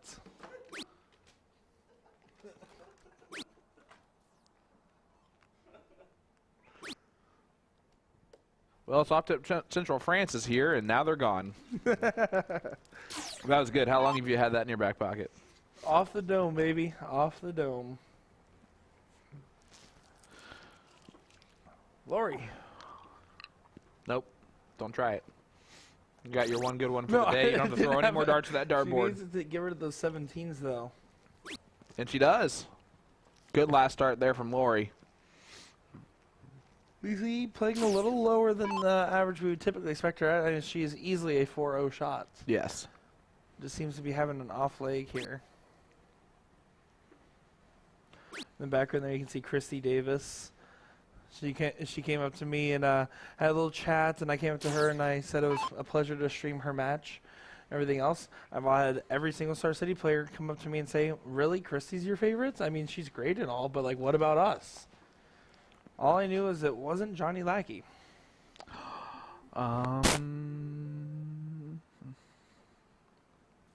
Wow, look at that. Consistency from Heidi. Unfortunately, it's consistency on the eighth. On the eights. Here is Kelly. Kelly's in good position here, though, to kind of bring her team back into it, and it looks like she's trying to do that. Doing just that. 5 mark from Kelly Schwinn. Who, no matter what. See, now you kind of like it, don't you?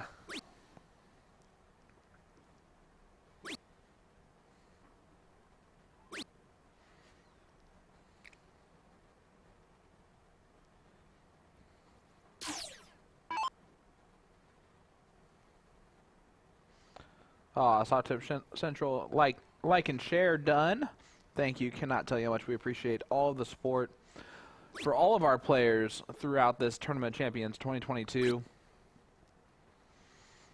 It has been a pleasure being here, even though I have to work with Will and Nick, so that tells you a lot. Honestly, I don't even blame you. I mean, Will's pretty easy to get along with. He actually did treat us to some food the other day. Treat us some smokehouse barbecue, some local cuisine. Yeah. His favorite barbecue place. Didn't know he was paying until the very end, or else I would have bought more expensive stuff, but it's good skills. Good skills on that. All right, Kelly. The opening's there for you on 16s. Just got to take it and go. She's trying to. Gets rid of the 15 or the 20s after closing the 16s and pointing them. They're already closed. They're going to try to bring it to a tiebreaker is what they're trying to do right now. Well, Lori's got something to say about that. There's the trip 18. Staying up there. Got 2 trip 18s. Big darts. What a time to come alive.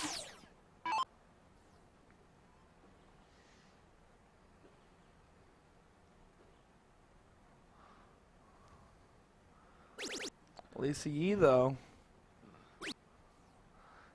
Another trip there. Gets another trip there. 7 mark. Now this battle's getting a little spiced up here. Let's see what Heidi does in this little bout going on. Singles enough to get the point lead. I would recommend staying up there until she trips it, though. Eric says, don't want your job. Be tough working with them. You ain't a woofin'. Well, woofing I ain't. See? That's what I'm talking about. Speaking of woofing, here comes Kelly. See if she can hit a lot of 16s. Stay in this leg. She's going to have to change that number real quick. She does. Oh, wow. Doesn't get it. Keeping this battle going back and forth. Lori stepped up big on the 18s last time up. I'm going to have to do it again.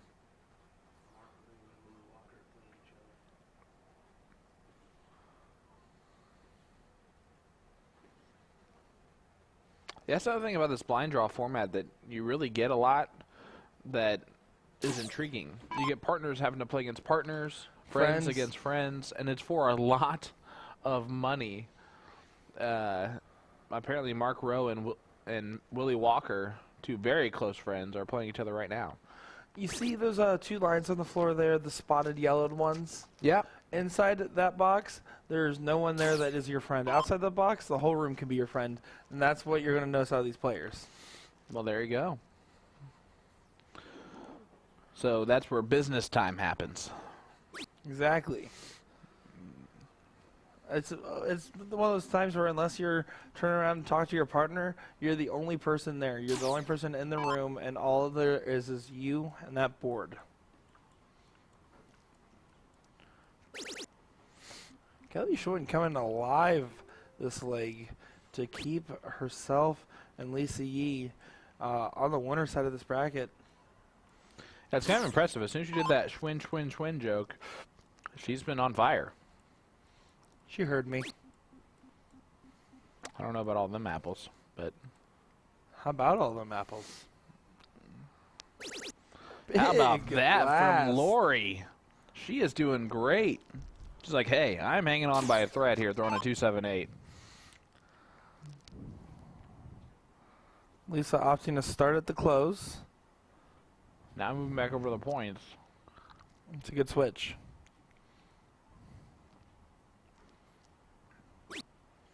Only gets 1. So the door has swung open for Heidi.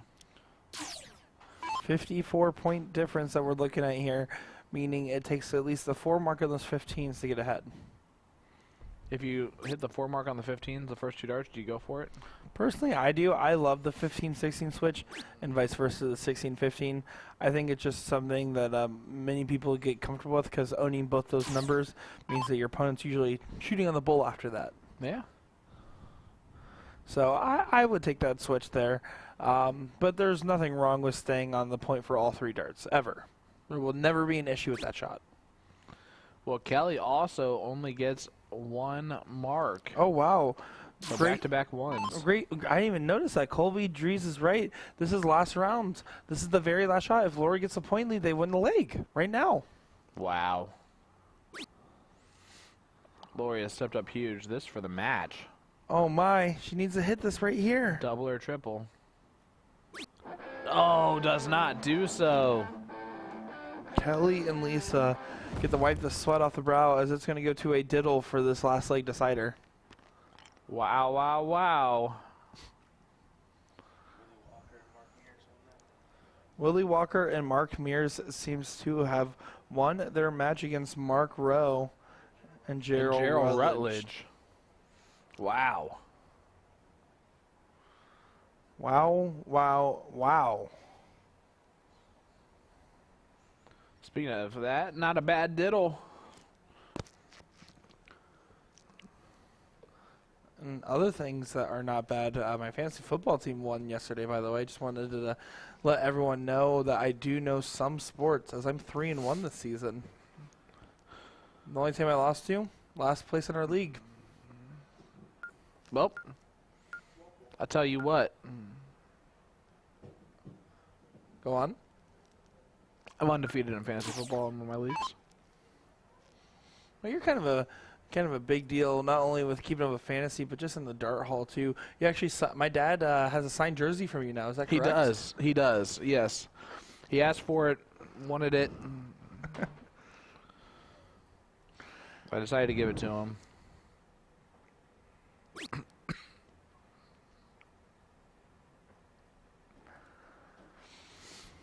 This is very much not an ideal start from these from Miss Heidi Nelson here.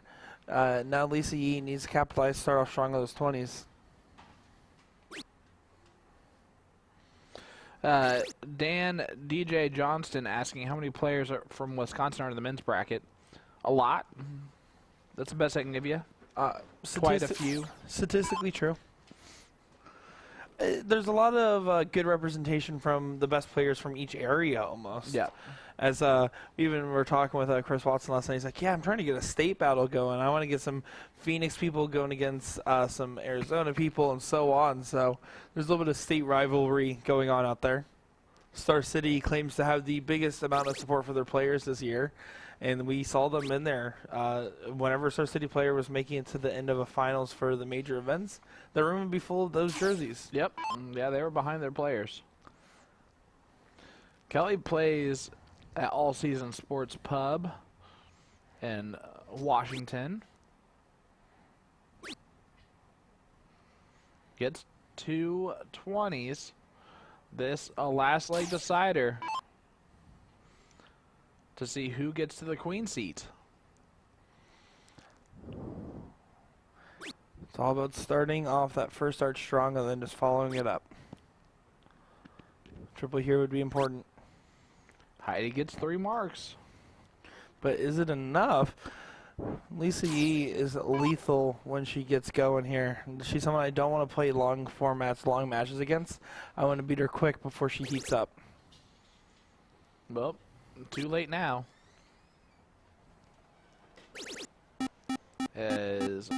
What a 7 mark. So it looks like one of our Ladies Elite finalists here walking into our room. Scott Hanish, everybody.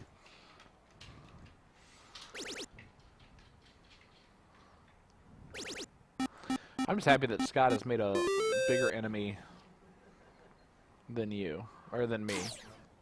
Well said, Sean. Well, Kelly here to do some work. Although Lori's 6 mark last round was pivotal. Yeah, it was. Kinda Lori really continues to do this. She is really helping out her partner a lot. Well, Heidi was on fire this first few legs, and now it seems like she just gave the torch over to her partner almost to carry on. Lisa Tyler saying, I wish I had TOC in my area. Lisa, just reach out to your vendor. Have them contact PBD on the website. From there, you'll be able to sign up for leagues. There is room for growth in the PPD system. Yeah, PBD is always looking for new vendors, operators, and locations. Yep. As we're trying to become the biggest program for soft tip darts in North America. Which I think they already are. Just keep expanding that program. Lori needs to get a new number open here. I personally would shoot the 18s. Yep. As it makes us 2 single shot earlier, as we heard the other night, almost irrelevant. I agree.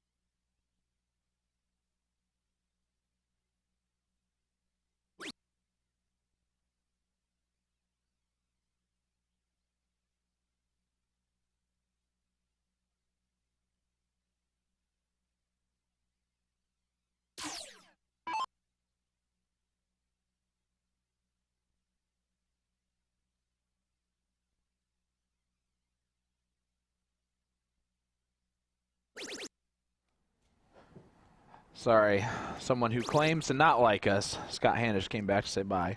Even he's heading gave out of you a town. little kiss goodbye. on the Look cheek. at Lisa Yee. What is- Yippee for that 8 mark from Lisa. Yippee-ki-yay. Oh, Nope. look at that, some hugs going on there. Yeah, that was a big round. A 5.75 in this leg for Lisa. And this match, That's what the big-time player does in the big-time moment.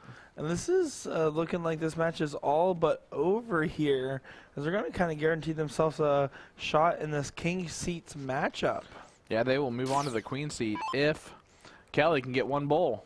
If this 1 bowl is hit right here, it guarantees that if they were to lose and then lose and lose, they would still get $3,500. That's what fourth There it place is. Oh my goodness. $3,500 locked in. Wow. Kelly the opportunity. Schwinn, Lisa Yee played great stuff there.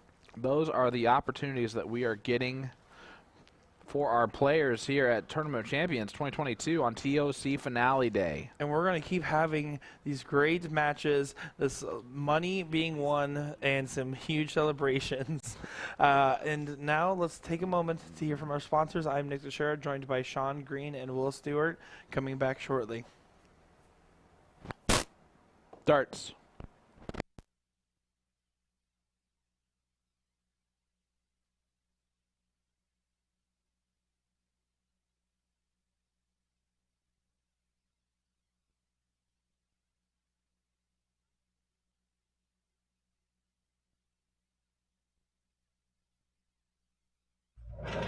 It's brand month, and we're featuring Target darts all October long, starting with our dart of the month, which is going to be the HEMA darts range.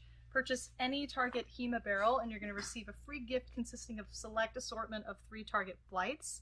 We're also offering select Target accessories for a discounted price, including our huge variety of Swiss points, as well as an assortment of shafts that are all red in color. So we've got the Pro Grip Evo shafts, the standard Pro Grip shafts, and also the Pro Grip Ink. So the idea is you can complement your new HEMA barrels and have everything match. We also are offering the black pixel tips, and finally select Tacoma cases. For example, the red ink case, one of my favorites. So match up with your HEMAs. And finally, A to Z Darts is offering a Think Pink promotion. So you can select printed L-Style flights. If you buy 2 sets, you're going to receive a free L-Style goodie bag consisting of flights, Laro shafts, and tips. So that's like a $18 value. So it's a pretty sweet free gift for what you're putting in for the sale. Think Pink, y'all. Thanks so much for watching. I hope you enjoy the month of October. Have a great Halloween. Love you. Bye.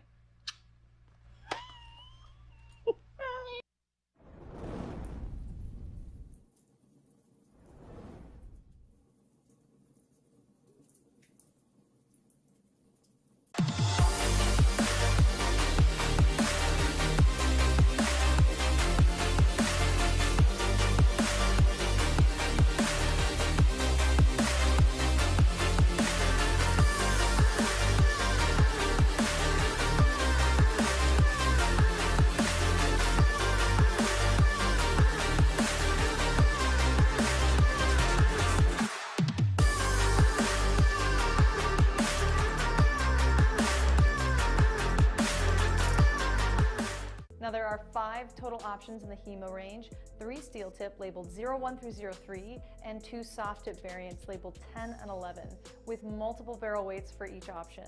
Now common themes that they all share are bold red and black accents along a silver barrel. They all have striking radial grooves in certain sections that are offset by small axial cuts. And all steel tip barrel versions are fitted with smooth silver Swiss points.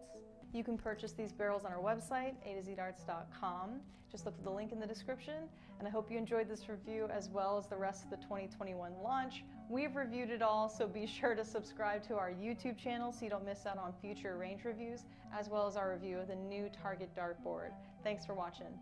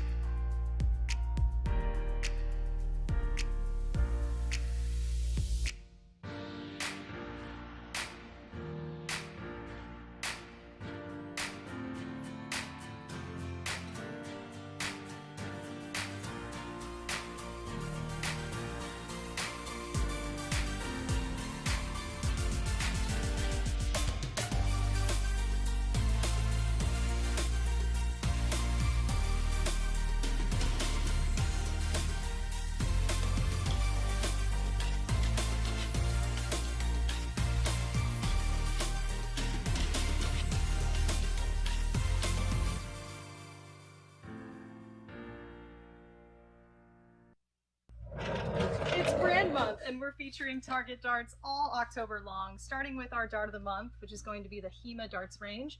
Purchase any target HEMA barrel, and you're going to receive a free gift consisting of select assortment of 3 target flights.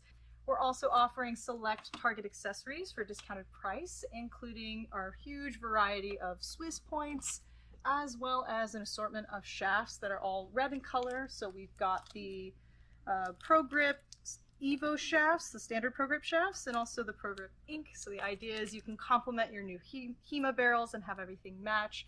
We also are offering the black pixel tips, and finally select Tacoma cases. For example, the red ink case, one of my favorites, so match up with your HEMAs. And finally, A to Z Darts is offering a Think Pink promotion, so you can select printed L-Style flights. If you buy 2 sets, you're going to receive a free L-Style goodie bag consisting of flights, Laro shafts, and tips. So that's like a $18 value, so it's a pretty sweet free gift for what you're putting in for the sale. Think Pink, y'all. Thanks so much for watching. I hope you enjoy the month of October. Have a great Halloween. Love you. Bye.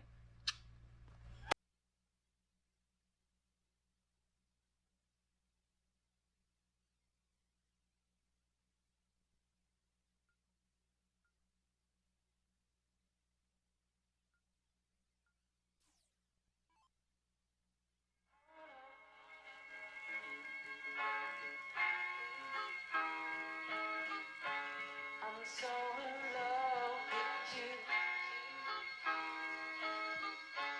You got me down again.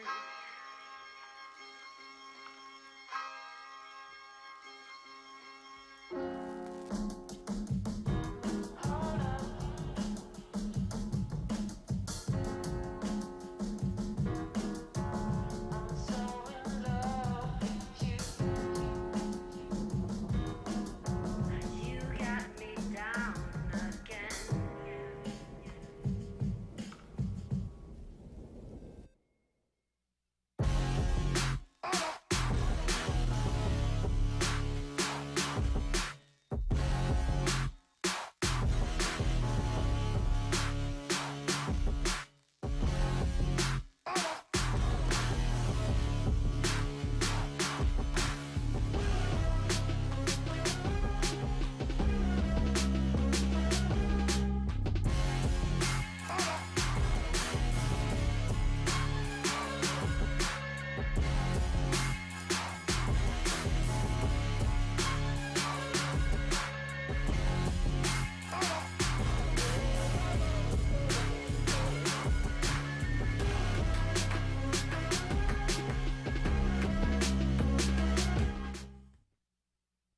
We are back here for another great match. I'm Nick Dichiria, joined by Will Stuart and Sean Green here at the Tournament Champions 2022, bringing you the men's elite finale.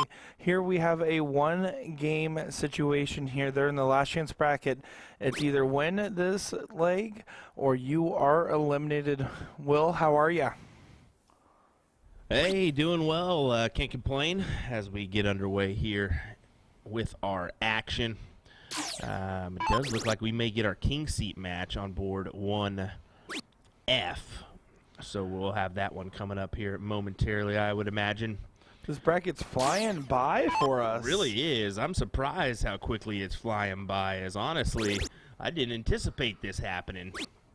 Well, when you're talking high averages and high octane shooters with everyone trying to win, I mean, $20,000 is nothing to snuff at.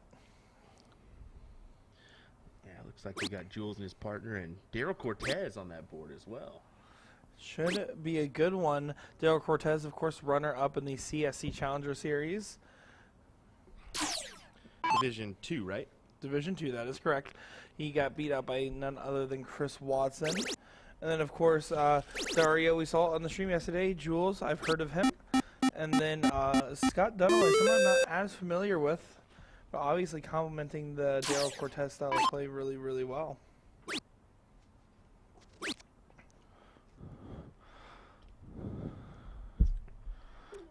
Jason Gosnell coming up here. Jason actually got the chance to meet him as well. I'm not kidding, he ran up to me and said, "Hey, "Are you Nick?" And I was like, "Yeah." He's like, "Can I take a picture with you?" And I said, "Sure thing." And so I came back here, and a few minutes later, I was walking down the hall with Will. And Will, he came right up to us. He's like, "Do you know where the boom guy is? Can I get a picture with him?" And got a chance to meet Sean Green as well. So seems like a really nice guy. And he said next time he plans on being in the CSI. Guess who was chopped liver in the equation? Who? This guy. Well, I tried to say that you were the boom guy, and you chose not to run with it. Oh, definitely not. Definitely not. This is the only, well, we do just got one starting on board 1B as well. It just got underway. So that looks like it's Mark and Willie. Mark Mears, Willie Walker taking on Brian Oldkirk and Keith. But we do have our men's, or our men's king seat match getting ready to happen and that's as going to well, be so a that'll probably must- be our priority. That's going to be a must-see, as I believe it also is going to be a format change to race to 4 for that king seat match. So it's going to be a little bit of a longer format, and I'm curious to see these guys, as Dario and Jules, of course, was one of my 5 picks. I put them as 3rd most likely to win. Daryl, Cortez, Scott Dunaway, while a great team, was not on that same radar for me. So I'm really curious to see how well they're gelling together right now. This is a interesting way the bottom bracket or the middle bracket is shaping up. I just want to point this out real quick. The winner of Gary and Cole and Chuck Brown versus Eric Ledke and Travis Wilkinson will then play Aaron Ham, Rick Hinsey. Winner of that will then play Jeremiah Millar and John Pilgrim. So that's looking like a pretty dicey side of the men's elite bracket, the top of the middle one.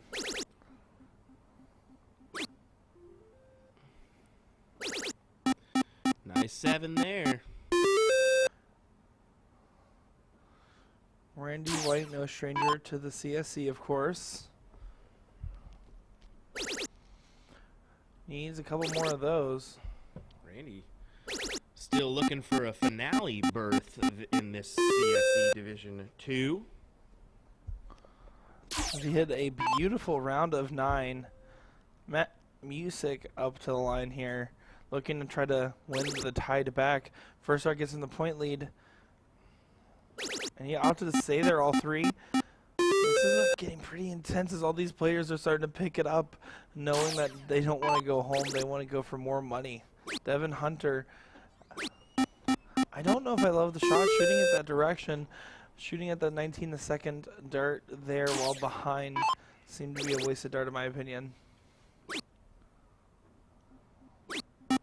Good shot there from Jason. Just started.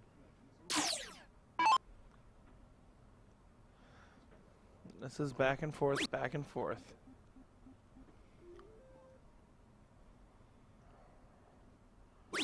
Randy does not get the 15s there, meaning Matt just needs to close those down, and Shape's going to be pretty likely to stay alive in this elite finale here. Would you agree with that, John? Yeah, bud. Sorry about that, guys. I stepped out to use the restroom, and then you know how it goes out there. You get stopped, and you start talking to people that you want to talk to, and I did that too. So, sorry about that. We're in this last chance bracket. If I'm not mistaken, catch me up here, guys. Well, right now we're watching to see if Jason Gosnell can just go ahead and end it all here. It is 3 bulls needed for that team, and a lot more, looking about 8 bulls needed on the other way here. This is a large bracket, isn't it? Yes, it is. There's a lot of great matches. I almost feel bad for missing some of those ways they're shaping up there. Although we did just talk earlier while you were gone, Sean, about the top of the middle bracket as Aaron and Rick are playing it out either against Gary and Cole and Chuck or Eric and Travis Wilkinson. And the winner of that, Jeremiah. Oh, there it Millar. is. Matt takes it down. So a little bit of a, I'd call this an upset. Jason Gosnell Jr. and Matt Music taking down Randy White and Devin Hunter.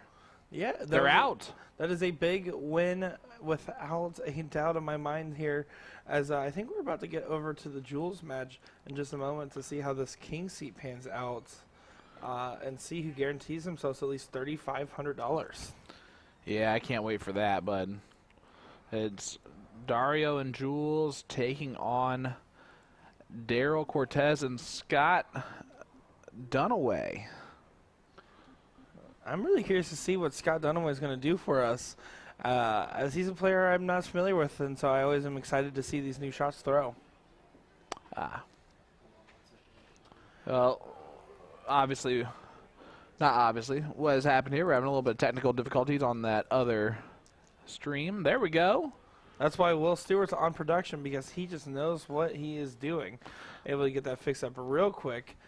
There is Daryl Cortez. DZL right there. Dario Meza. Seeing him again on the stream. We saw him during the Division 1 part of our coverage of the triples the other day. Yeah, I actually did not get to talk to him before getting started today, but it's always a good day when you draw Jules Van Dongen as your blind draw partner. Especially if you're playing pretty well yourself. Yeah. You see Scott and Daryl shooting very well, 5.67 and a 4.5 early on in this leg. Although that one got away from him on the double. Remember, we are looking at race to 4 here to decide who guarantees themselves, at very worst case, 4th place. Jules a little bit more all business today, and what I mean by that is I saw him walk into the bathroom and all he said was, "One more for king seat." That's it. And typically he's more conversational than that. I mean, he doesn't care if you're PDC or not. $10,000 is a lot of money to win, and also to be able to see when what this would put him at 5 for 6, right? Yeah, and I mean the amount of money that he'd be taking home for the weekend, I can't even. 25,000 about that. An actually ridiculous number. Something like 25,000. At least. At least.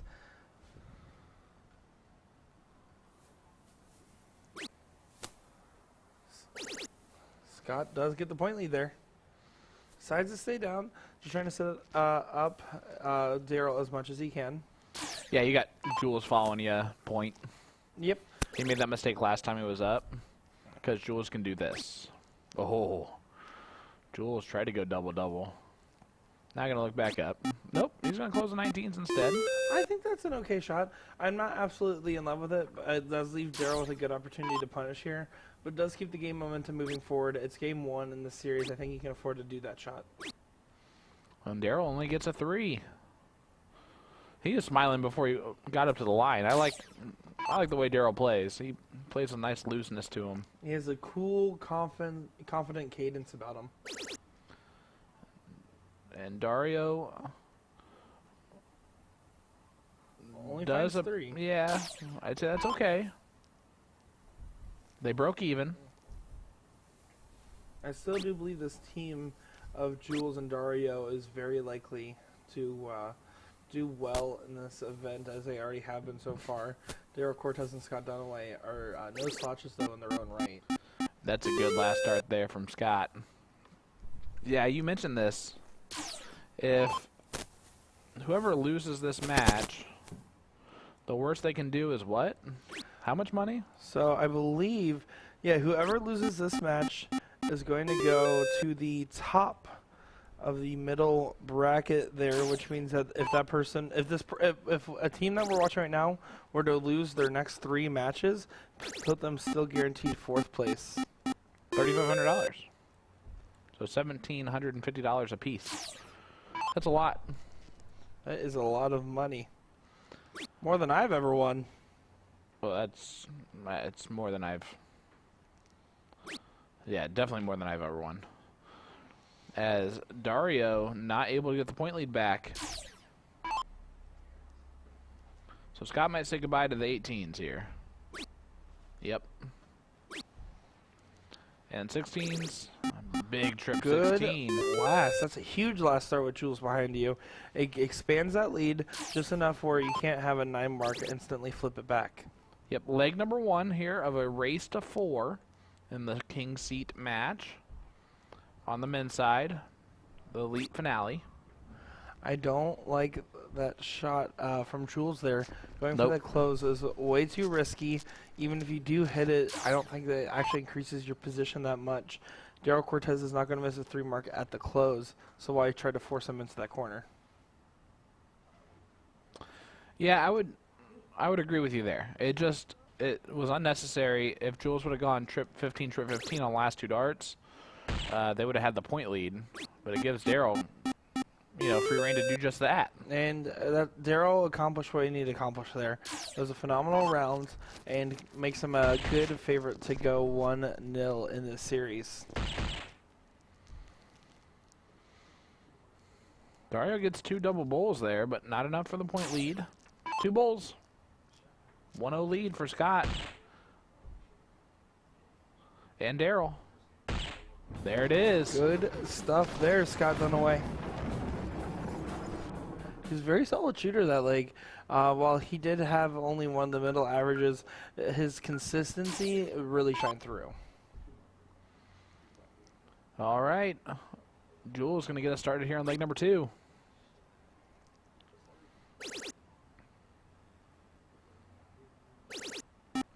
Gets himself a 7 mark. Good 7 mark indeed. Daryl Cortez needs to do...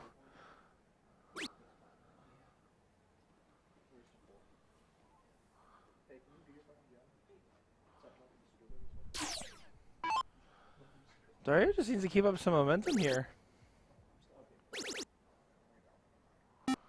Good shot. Expands that point lead. 140 points is a great distance to be up.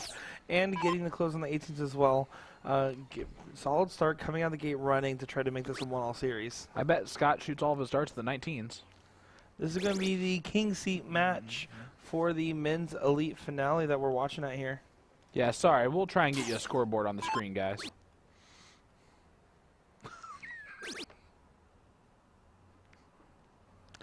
I got mean mung there by Will Stewart. I already told him about that. David, I was on the same wavelength you were as he does ask for a scoreboard. Me and David about to have some work. No, I'm just kidding. Just kidding.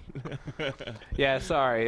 Will was really busy talking to his friend back there and not putting up a scoreboard, so. Oh, because I don't get stopped by anybody. Never. When I get out the room, okay. You were in the room. What is crazy to see right now is a partner for Jules averaging near the exact same as him. So him and Dario in sync. And if you're supporting Jules with a 5-0 of your own, you're looking like you're going to be doing a lot of work all day long. Yeah, Seth, the bracket is on CompuSport. We can send you that link in our chat. Jules looking to get rid of the 17s before moving. Just kidding. Moved first. Now goes back down and close. There's that link for you, Seth.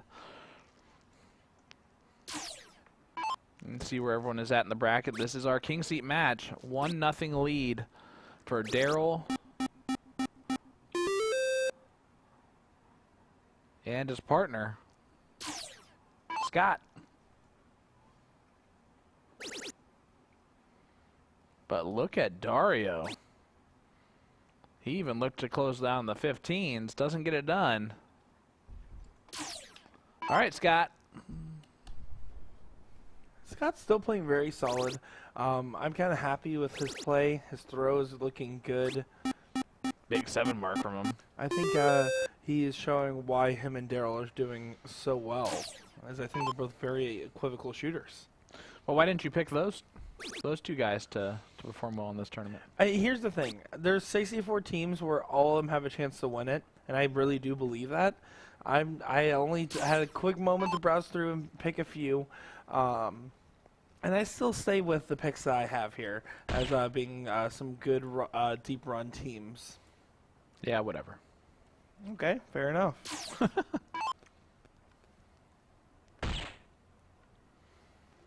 As we are, I'm trying to scroll over here on the loser side.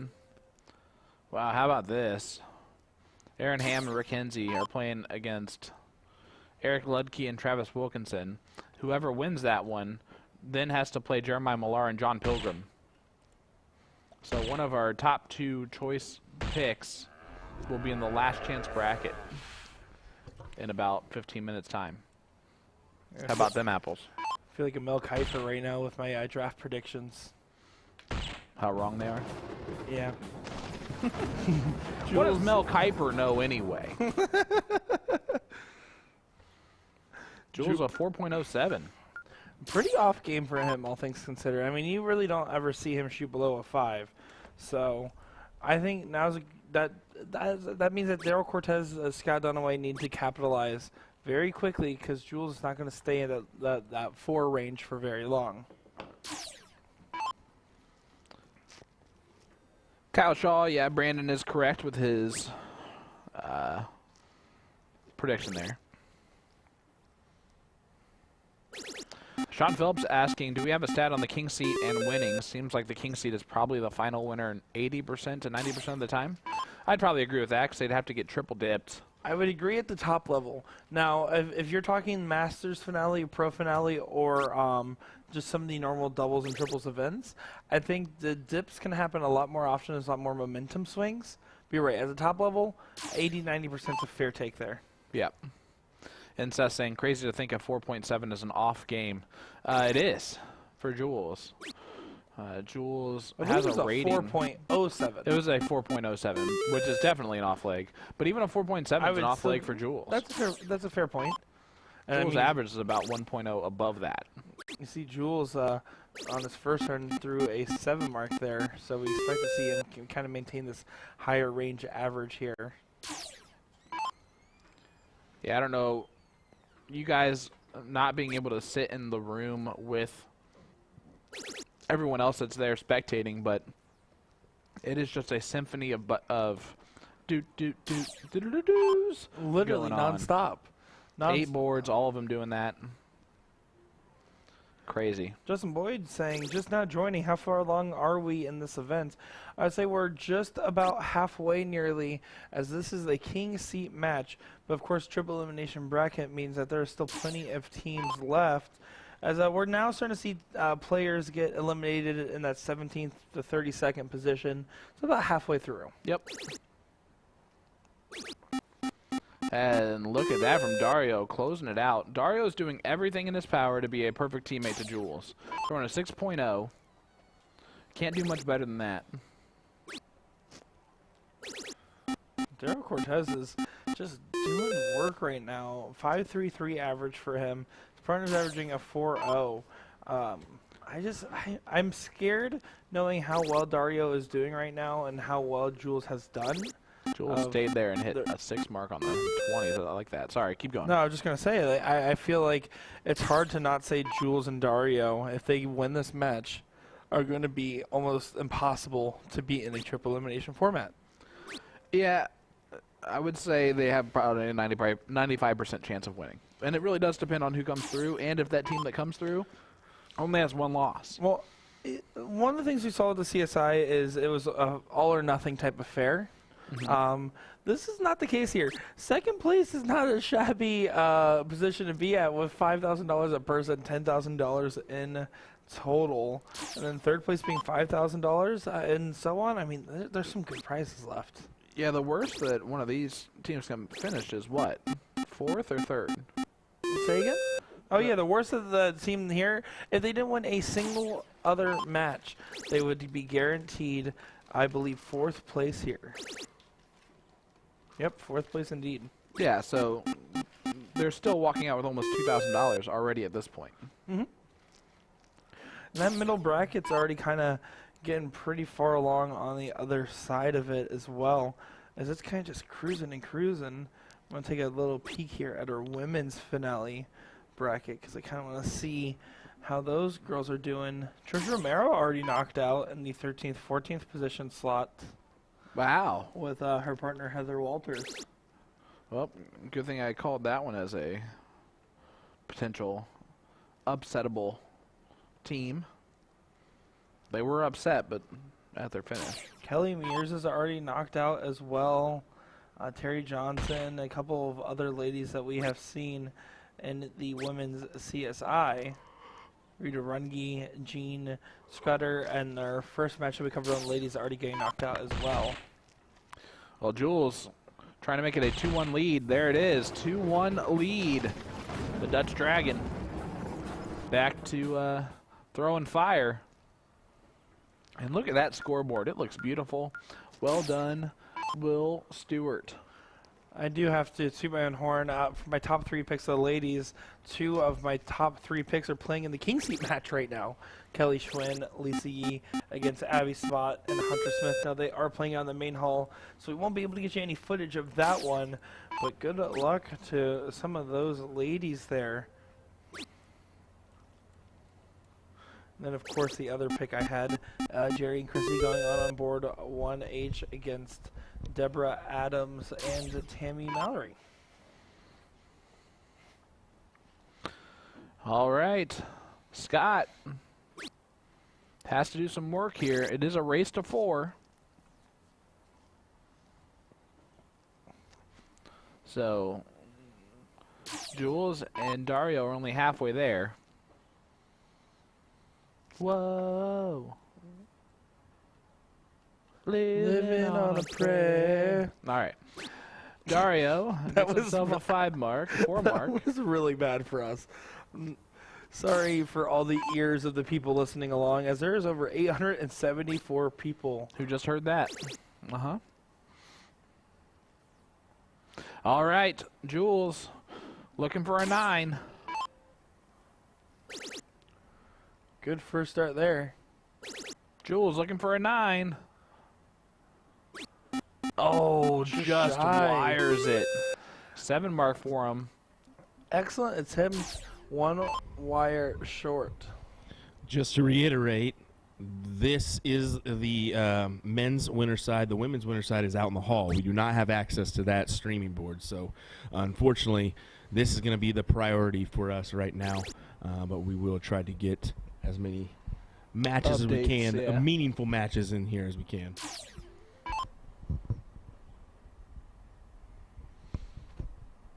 And of course, they're all meaningful in one way or another. With there's, I mean, you really And we're just gonna can't find rule him. out anybody. We're gonna get him. Sorry, I said one way or another. Oh, okay. Wow. Yeah, I had to make that connection there myself. Sorry. Don't Daryl, your J's up. 7 mark. Todd, don't worry, we have not. Actually, I have not. Those two actually have. Yeah, this is pretty much our only job there. So, yeah, we'll take it. Larry We'll says, take I can't unhear it now. Scott Dunaway needs to keep playing consistent. Not ideal. He did not want to go down with only being 5 points up. That's blocked up there on that 20. He's going off to the side to try to hit it one more time. That's one of those where you got to play the board. You can't play strategy anymore. If you're blocked and you have a very low percentage chance of fitting it through, just get rid of the 19s. I'm going to have to agree with you there. Or even just getting a mark on a new number as well. Just throwing off heartbreaking stuff there for Dario. Zero Cortez is going to punish that round. Yep, now he's okay going down. Now he's got to stay up, though. Gets himself 8. Or 8. Gets him a 4 mark, 80 points. That's what I meant to say. It's all right. I've been getting my words left and right, up and down here. Look at Jules. It's going to stay there. And he hits all 3 in the bed on the 19s. Boom goes the dynamite, Jules Van Dongen. And here is Scott Dunaway. Scott not happy with his last attempt, trying to get a little bit more than just a 2 mark. How about 7 of them? Registered as a 5 mark, but that's 7. Woohoo! Gets it all fixed. See that room's filled with people looking. Yeah, they're all watching along. What we're seeing the majority of viewpoint is actually not even the bleachers. It's the side seating next to the bleachers. That's where you'll see Jack Van Dongen and company watching along. As Dario does his job again. 5-mark close and get the point lead. You see Jules giving a little extra, like, nice job. Good work. He seems like the type of guy who's a perfect teammate. Jules? Yeah, encouraging. He's obviously going to do his job. But then off the line, he's encouraging. He's high energy. He definitely has that capacity to be one of those players that just easy to get along with. Yeah. And that typically Big is the players 7. that do well at this tournament. I mean, you see. She actually looked like right at the right time looked up. You can see all of the players in there. Who's that guy in the blue jersey standing around posing?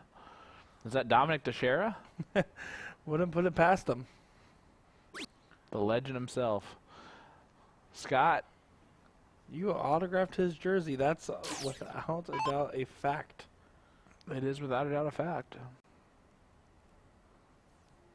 Mike Maloney saying the board should have been switched out 3 days ago. Yeah, with how much these guys have been hitting trips, you would almost assume that. Dario now has gone big round miss, big round miss. He's playing the Sean Green style of match. Is that patented? It is not. It is not recommended either. Jules in control now. Yep, there goes that. Back down. And how about another 9-mark for Jules Van Dongen? That was a big fist bump out of him as well. Yeah, he's starting to really feel it. As he should be. I mean, he is playing great stuff. His partner's supporting him in every way he needs. And Cortez and Dunaway are just trying to mount some form of defense. Yep, and it's going to cause them to push a little bit. And as soon as that starts to happen,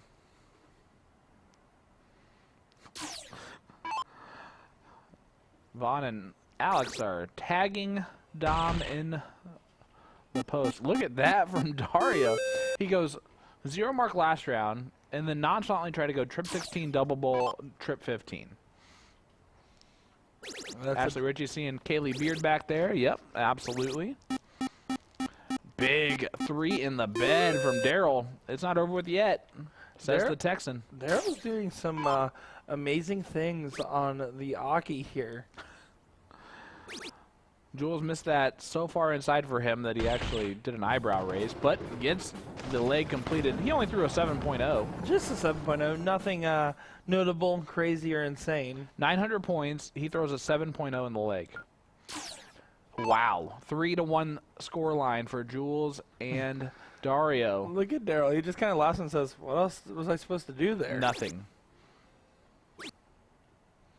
He's still going. Yeah, he is. He's going to do everything that he can. Texans don't give up. 7-mark there for Daryl. Let's see if that blocks out Jules. Got it right in. Needs to get another one in there. Ooh, does a little kick, the kick out. It's a 5-mark, not enough. And if I'm Scott, I might look to get rid of the 19s. And does get rid of the 19s. Guys, let us know in the chat, who do you have in this? Where are you tuning in from? I am Sean Green, joined by young buck Nick Dichiria. That's me. And Will Stewart is in the background doing God knows what. No, he's working really, really hard. He has to finish this meet and greet pretty soon. So he's been running through, signing autographs, kissing babies, and shaking heads. Speaking of autographs, Gerald Cortez should start signing them. 8.0 in this one. Boom goes the Texan. This is a really big leg for them to win here because it could potentially start. Yeah, because if they shifting lose, they momentum. lose the match. That is how that works. Every leg moving forward till the end is a big leg for those two. Do or die type of situation. You might call it that. I think Scott Dunaway wants this game done in a way here. We got Amy tuning in from Winona, Minnesota. Orlando in the house for Alexander Clark saying I'll be there next year. Darnell Wills from Houston area. Tony, tuned in from KC. Fort Myers, Florida.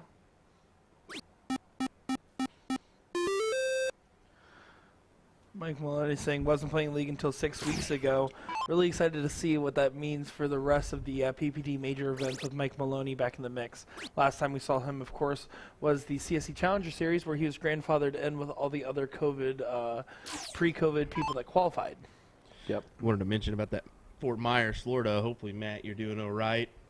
Hopefully you have some power at least, or something, as that area was hit pretty hard by that Hurricane Ian. So we're wishing you well there, buddy, and we're at least happy that you're at least tuning in for a minute, maybe getting some relief, just as a little kind of mind occupier. Yeah, you see Tallahassee, Connecticut. Von Pinken's in the house. Vancouver, Washington. Port St. Lucie. Del Rapids. Mike saying it means some people are in a lot of trouble with him back in the fold. Whitehorse. AKA you and your doubles and cricket reference there, Sean. You're in trouble. Want to see a lot of it. Willie Walker's in trouble as Mike Maloney's probably out for some revenge on Wally Walters over there. Well, Daryl Cortez trying to take us to the sixth leg, where it was made, a good point was made in the chat earlier. It's made a lot harder for Daryl and Scott to win this because Jules gets to start the next leg. But the momentum is starting to shift a little bit. I mean, the momentum is shifting, but get Ronnie Ram, Oklahoma City in the chat. 3 off the spin's going to be hard. Unmei asks, how is Jules allowed to appear on the stream as a tour card holder?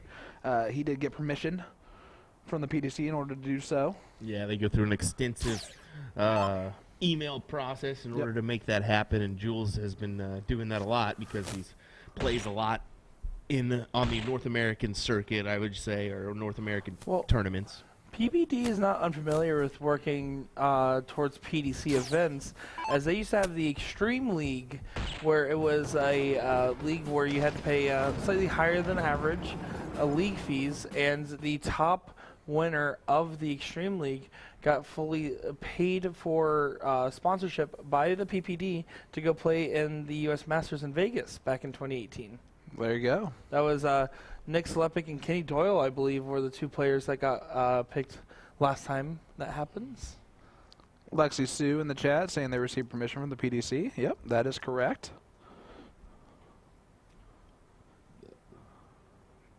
Kyle saying Boston, Mass. We got no soft tip up this way. We need to change that. PPD would agree with you. Have a vendor in that area contact the PPD through the website. Oh my, fellas. What?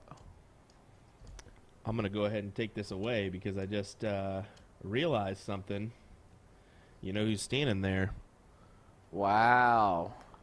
Aaron Ham, Rick Kinsey into the last chance bracket. That is Frightening. scary because that was my number 1 pick. Well, anything can happen here, folks. That just proves it, as we are awaiting a start up here on our, king seat match. Looks like maybe a runoff real quick, or a question may need to be asked. Who knows? Jake Smith and Larry Keith, my 5th most likely to win it, already eliminated from this tournament. Way to go with that prediction. They got top 24, Looks like which nets them $1,300. Ladies stepping up there on our board next to our streaming board, getting underway. We got some other ladies over here. Looks like they're just warming up, though. Yep, just kind of warming up. Heidi and her partner there. Lori.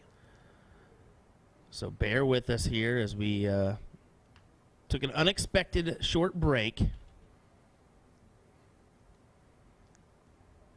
I don't know if you just noticed, Lori almost falls through with a little bear claw finish.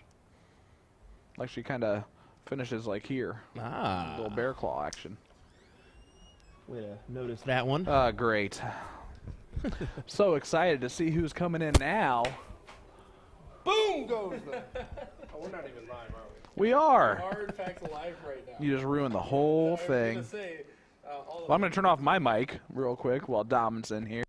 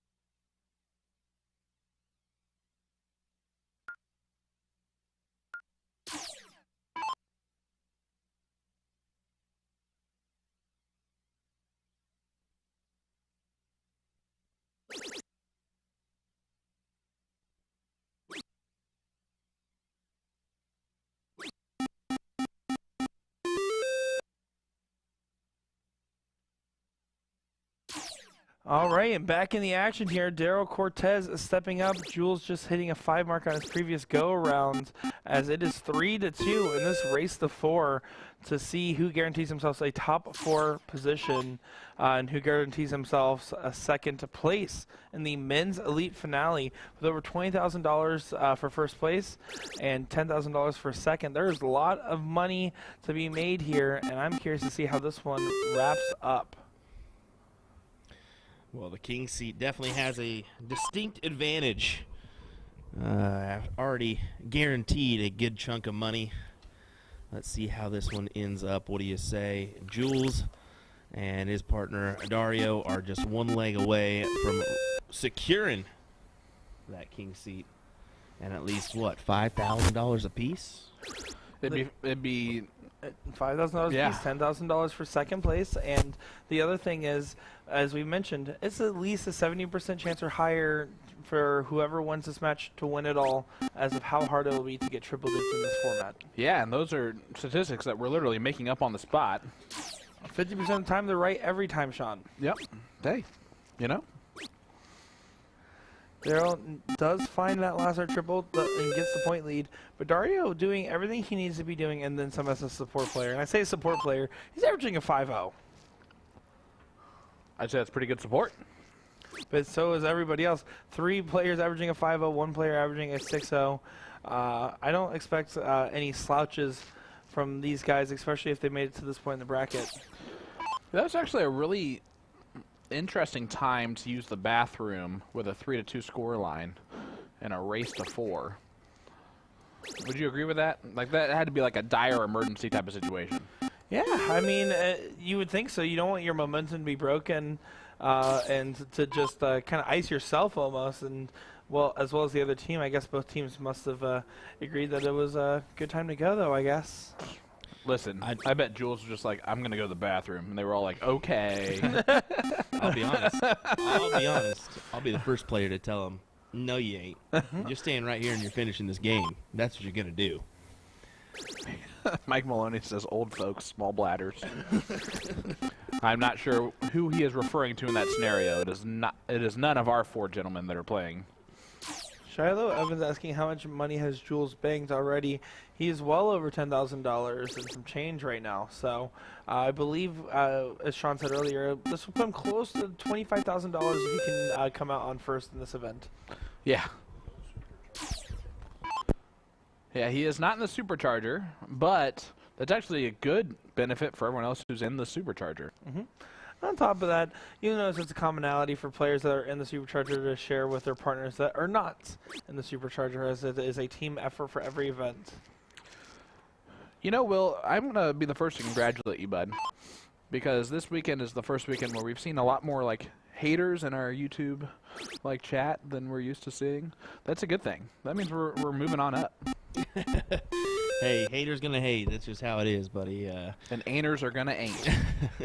No, we're just trying to put on a product and get these players out there to the world, and show what we're capable of here in North America. I mean, the game's growing. There's no denying that, and these averages are getting better and better and better. And as we go scarier and along. scarier. Actually, John Pilgrim made this point yesterday, and I tend to agree, and it's been said by others that are smarter than me.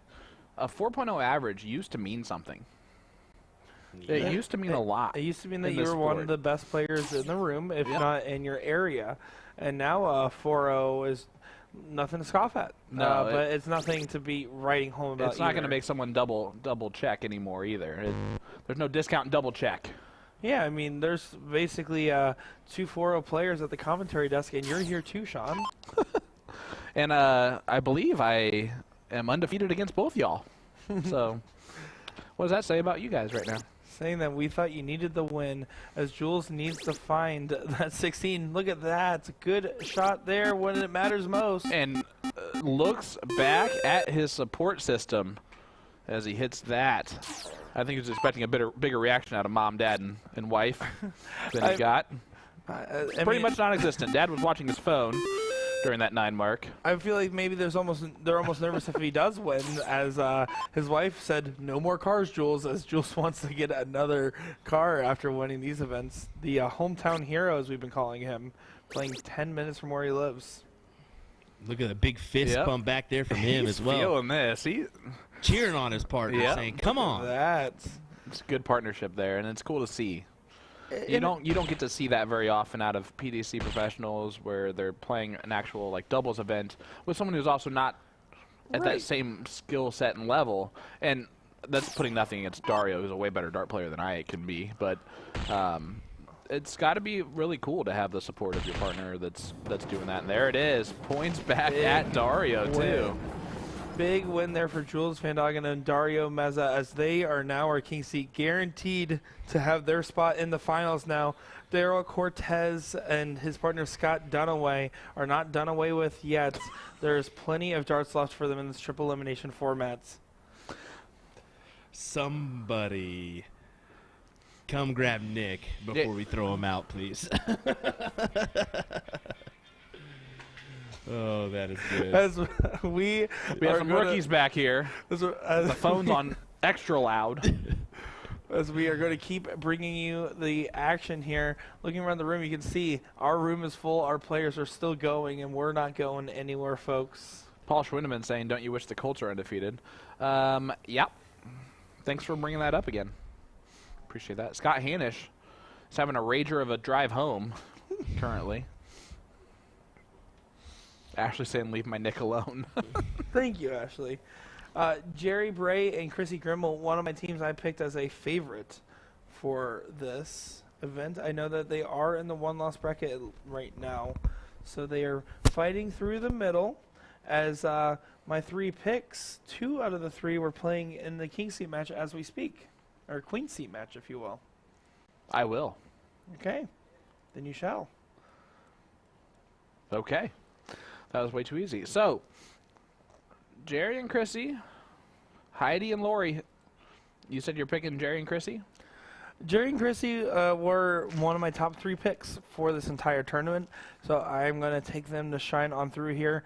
Although Heidi Nelson did do a fantastic performance earlier with Lori, I just think that Chrissy Grimmel, her drive and her determination has carried her through so many events, and this is not going to be any exception here. This is the most packed we've seen this room all week. Isn't that kind of cool? Well, it's not only that all the boards are in action, but I mean, this is the last event. If someone is done with their finale, they're not going to go in a rush to rest up for the next event here. They want to see how this unfolds and see which one of their friends is going to cash the biggest check and see who's buying dinner. Well, Scott Hanish might not have any friends because he's already driving home. Scott Hanish, ability to comment great and win not so great matches every now and again here. Oh, boy. Jerry Bray trying to make this happen. Throwing a 2.8 in his leg, not too bad at all. Chris Grimmel averaging a 2.6 and Lori averaging a 1.0. We're around 10 of 20 of this game right here. And you look in the background there, you can see Chenzo and Don Kirby. One of my picks as a pretty good. They've ran pretty well, actually, so far in this. Don from Indy, Chenzo from the Ohio, Kentucky area. Ahia area, if you will.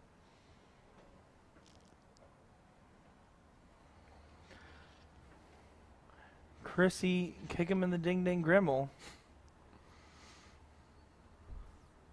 Does go for the bull in the last start there. Just keeping the game momentum moving forward as they are in clear control and looks likely to move on to the second game here. Buddy, asking you a question for you. What entry fees are for these events? That is a great question. I want to say it is around $100 to sign up for this event, but I could be wrong there. Not super familiar. And then they also have to sign up for the qualifiers as well. But if you win one of the qualifiers or make it to this event, you, just by signing up to play in it, are making money. Yes. The whole point of the Elite Finale is that you will make more money than your entry fee costs to get there. Yep.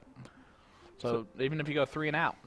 I've definitely seen players in the past decide if they were going to TFC depending on how well they felt like they did in their qualifier. Because it's worth it almost if you know you're going to guarantee to make money in at least one event. Basically makes the rest of your events free entry. Well, it looks like my buddies Chenzo and Don just lost that one. So good call, Sean. Chad Wood saying best nickname yet. I'm going to have to agree with you. Which one? The kick him in the ding ding Grimmel. Okay. It's definitely better than the Boar Gore that Will Stewart came up with yesterday. Yeah, I was about to say, guys, we haven't had this discussion with this group of people in our chat yet. It is always good not to go ahead and egg on the commentary team to come up with better nicknames for people. It always ends up getting worse. So don't give them any benefit of the doubt. Terrible nicknames all around, all the time. The moment you encourage us is the moment we don't stop. Yep. That's how Boom Goes Dynamite stuck around. Yeah, It's all your someone guys' said fault. how that was funny one time, and now there's 3 shirts about it. Yes. And counting. And if you want your own Boom shirt, you can go to Magic Wear Sports Apparel to find your own today. Yeah, just magicwear.com. Hi, Will. Howdy. That was Will Stewart, ladies and gentlemen. Chad Wood saying, my apologies, you guys stink. He's like, all right, well, Thank I guess so. Thank you. That's much better. Brandon Neal saying, Nick the Segway King. Sorry, Nick the Awkward Segway King. Oh, boy. Is that how you spell Segway? I don't think it is. I don't know. I've never written one.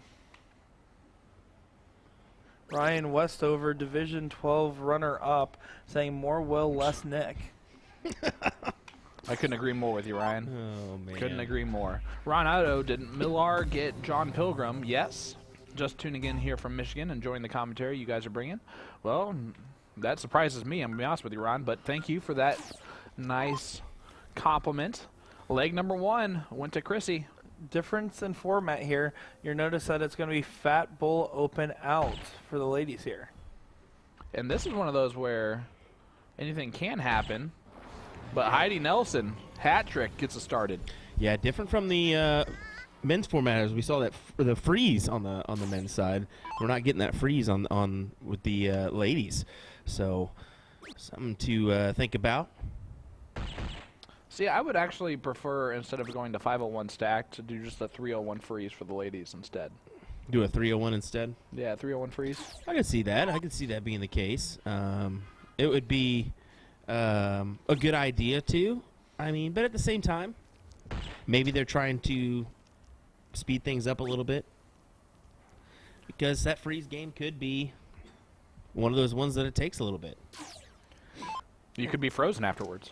I mean, you could be frozen for a little while. Yeah. Let's be honest. Someone asked It's for happened. a Rick Hinsey, Aaron Ham update. They are currently playing Bradley Bryce and Jeff Paulson, the last chance top 32 side of the brackets. And you can see them right there in our picture. Rick, the largest gentleman in the room, in his red, white, and blue jersey. Now, that is not a streaming board, by the way, gentlemen, just so Yep. you guys know. But we will kind of keep an eye on that one. And again, just to let you guys know, it is stream capable. We just are choosing not to stream it. Wow. Two hat tricks there for Heidi Couldn't Nelson. be more wrong there, bud. Well, Chrissy's got to go trip. Oh, she did go for the trip 20 there. As 178 does not leave a finish, but 168 certainly does an open out. I'm happy that she went the right route there. As her partner, I would be furious if she did not go the 20s on last start. Leonard Gates, the soldier, knocked out in the top 32. Just thought I would point that one out there. A lot of people are always curious how he typically is doing. He got beat out by none other than Mark Mears and Willie Walker. Hensey just won.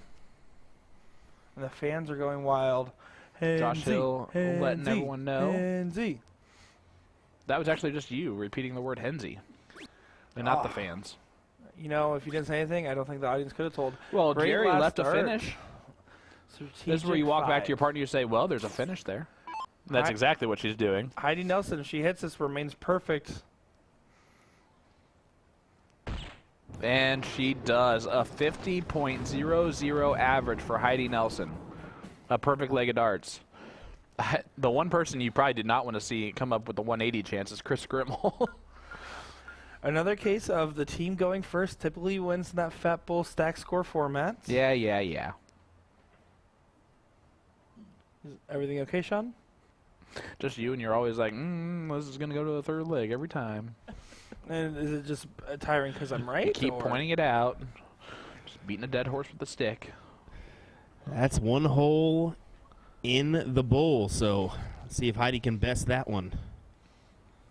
Oh. Just a bit outside. She used them all last game Uh, after hitting 7 bulls in a row. that's when, if you do that, you go, do you want me to count it? Just to make sure you You won see, that? even Chrissy laughs about that Count one a the- little bit count- there. She's count like, the dots. oh, okay, that's the one you missed finally. Make sure to count the dots there. There's a lot of people hanging out, kind of at the entrance. You know, there's bleachers for sitting purposes, everybody. They're all standing back there. Can't even sit on the edge of the seat. I'm almost wondering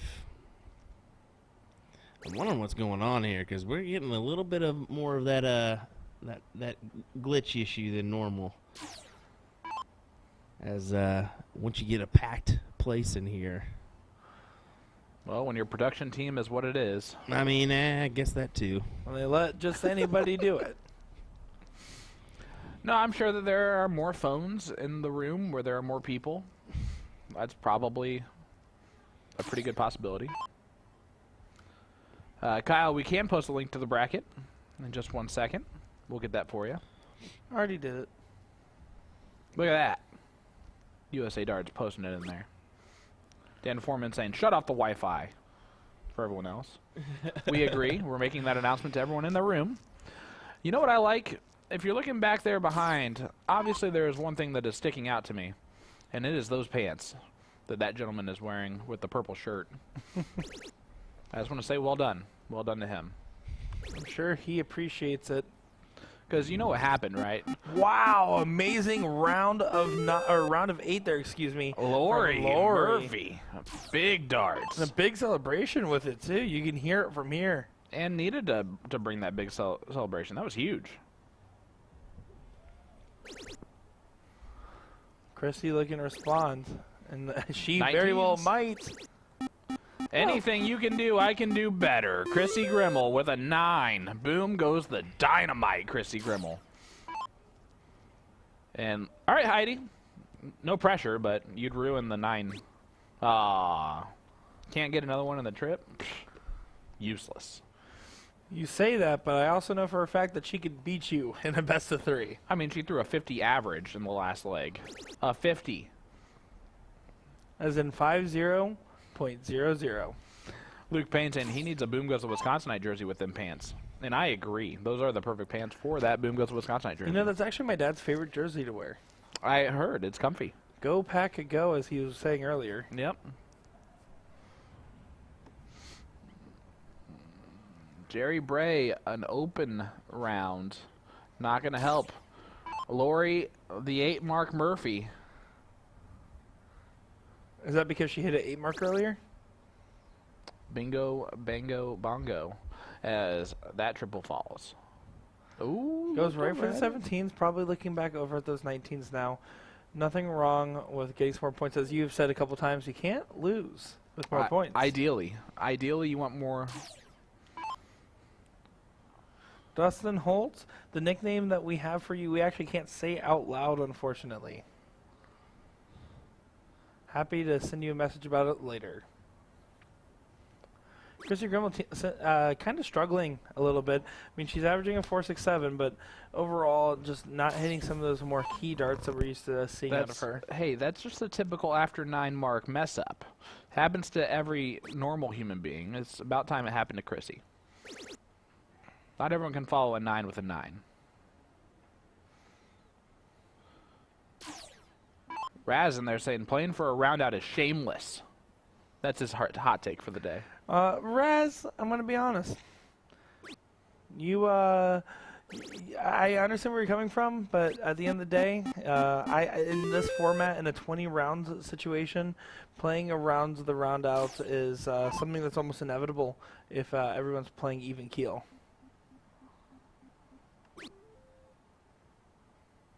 Plus, he also only plays steel tip anyways.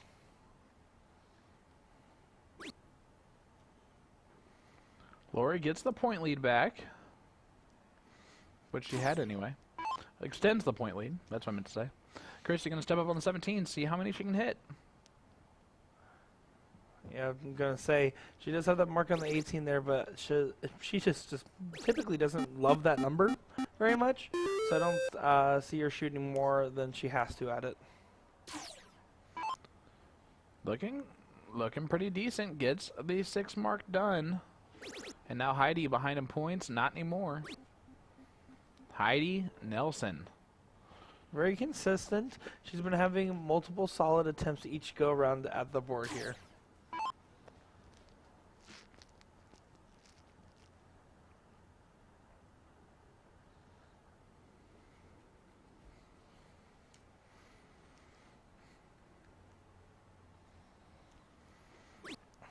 I don't even know what's going on in the chat anymore, so I'm going to stop interacting with it. Just for now. Raz in chat saying, yes, I do. How did you know I keep playing soft steel tip? And I'm, it's just one of those things I learned after being such close friends with you.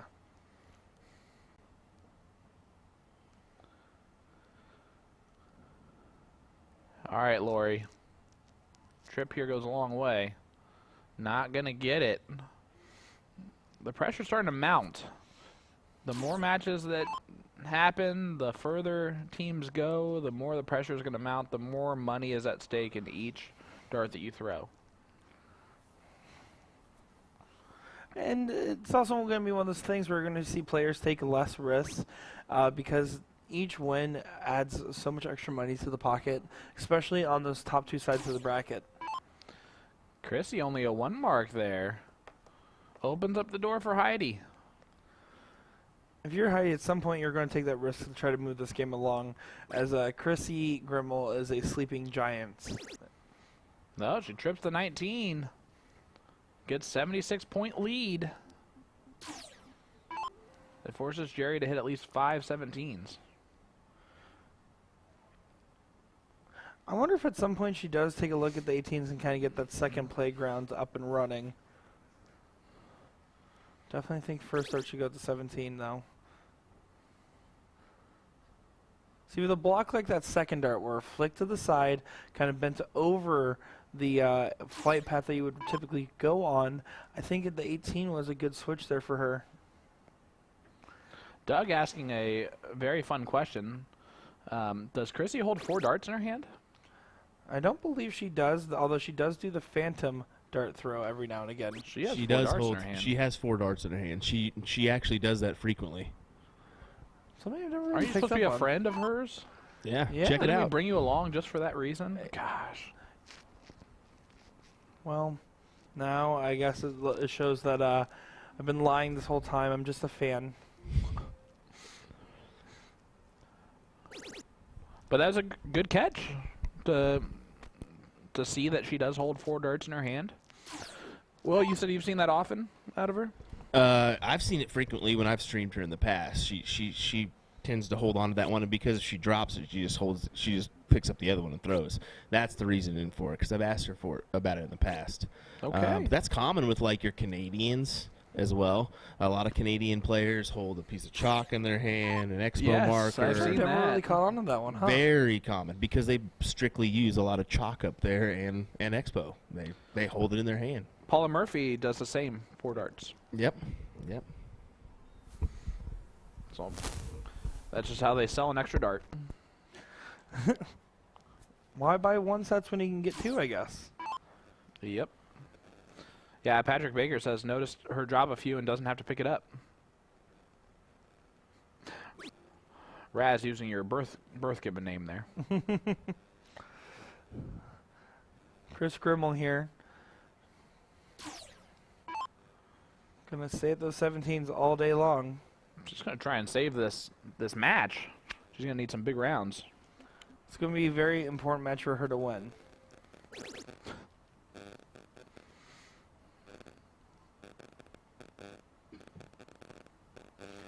Not as consistent as we would typically see out of her. So this is where Heidi's gonna look at the close of 17s. Yeah, I just did that. Yeah. Just kidding. She's gonna point more on the 18s first. My team that I Twice. said that I think was going to do the best, and I think pretty much everyone kind of mutually agrees. Abby Spot, Hunter Smith sitting in the finals. They're guaranteeing at least $10,000. Kelly Schwinn and Lisa Yee sitting at the top of the middle bracket here. So there you go. Abby and Hunter are your queen seats. And they're already moving into 9th, 10th place matches in the ladies finale. We're getting pretty far along here, wouldn't you say? We're rolling. They see us rolling, they hating. But are they riding dirty? As Don Kirby and Vince Milano out in the 13th, 14th position. way to go, Don. Disgusted at the matter. No, that's a pretty good run. I'm gonna be honest with you. This is a very hard event to win. It requires so much on chemistry with someone you haven't met and feeling good after days of tough darts.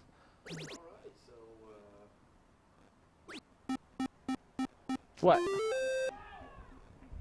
Oh, I thought you were actually gonna talk and say something. I was actually going to turn off both your mics and then just talk over you, but nah, I realized that wouldn't be friendly to do, so we'll let you run with it. Sorry, one time I got the whole chats to type "Will look out behind you" during a live stream, so it would only be what comes around goes around. Kaylor's saying I used to know a guy that would hold 2 different sets and switch them between throws or pick whichever was flying best at the time. Weird. Yeah, Joe Hedrick, that we've seen over at the Cherry Bomb International in Boca Raton, Florida. Will and I did that event. We got to see him throw, and he definitely had 6 darts and would throw them all in practice. I love Joe.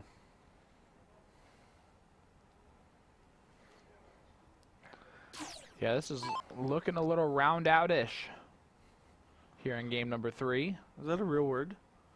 It is now. Round 16 to 20. Did you know that William Shakespeare made up about 10,000 words? Is that true? Mm-hmm. Chrissy Grimmel. Well, or his writer, Well, who really knows? if you believe conspiracy theories. Chrissy Grimmel here. A lot of 16s to stave off this team, but Heidi Nelson almost poised to win it. That's a good first start. Staying there. Not going to be enough to give the point lead, and Heidi. Here's Heidi. Sorry, every once in a while, Will make a sudden movement over there, and I think that something's wrong. Question for Will in the chat. Eric Holland saying, what does it cost for you guys to come stream an event? That's a good question for Mr. Will Stewart here.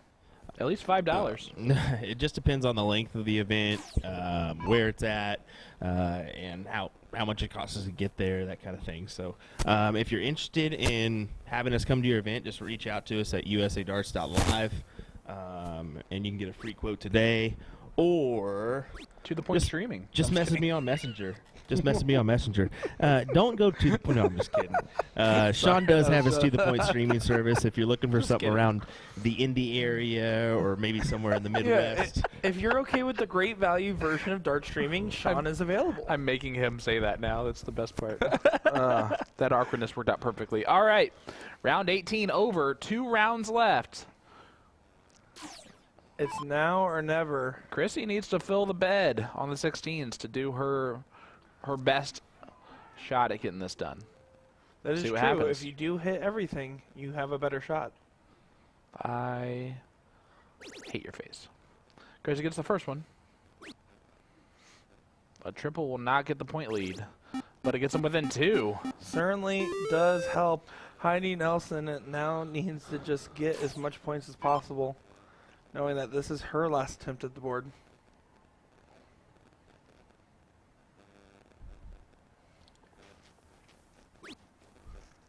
Needs a little bit more. Did not get a little bit Oh, more. No. This is going to come Bray. down to the second player for both teams. Who's Jerry going to be the better Bray second needs player? to do enough to keep them away here. She needs at least 2 16s to get the point lead. She needs to take her time. She's averaging a 1.89 right now. She needs to just focus. This is the most important turn for her, maybe of this entire tournament. There's the point lead. One more of those would be huge. Got Oh one more. my goodness, what a time to Big come alive. darts. Now Lori Murphy knows what she needs to do. 76 points needed here. So that means 5 mark of the 15s. Or the 18s. 4 mark of the 18s would be good enough. Nope, 5 mark. Got it done too. Oh. What a dart. That's it. Oh, yeah, I don't think Chris Grimmel even realized it. She did not. Wow. Heidi and Lori steal it. Jerry threw a great round of 6 in there too. Huge upsets. And Heidi and Lori will continue to fight along here in this women's elite finale. First place, $20,000. Second place, $10,000 here. Wow. Big darts. I can't believe that. I can't believe that Chrissy Grimmel being our women's CSI champion here. Jules is still on a good run to actually go back-to-back and win his events. Well, Chrissy's not out yet. Chrissy is not out yet, but you have to imagine she is going to have a tough time. How about Jeremiah and John Pilgrim are in the last chance bracket? There's a lot of upsets going on right now. Taking on Derek Hinkle and Jesse Long right now. See Mark Mears stepping up to the board there, going against, was that Steve Diker there? Scuba Steve? Scuba Steve. It looks like we're getting a nice little overhead shot here from Will Stewart, trying to show off some of the other things going on in the room here. And a round of 9 for Scuba. Yeah, boom goes the Wisconsinite. Yeah, it looks like we do not have another match available on any of our streaming boards, so we'll try to at least get you somewhat of the action here from where we can. We'll figure it out here. What do you say? Well, that sounds good to me. Well, don't go anywhere, folks. We are going to be watching this one. We'll be back over shortly. Stay tuned for some more of the finale action.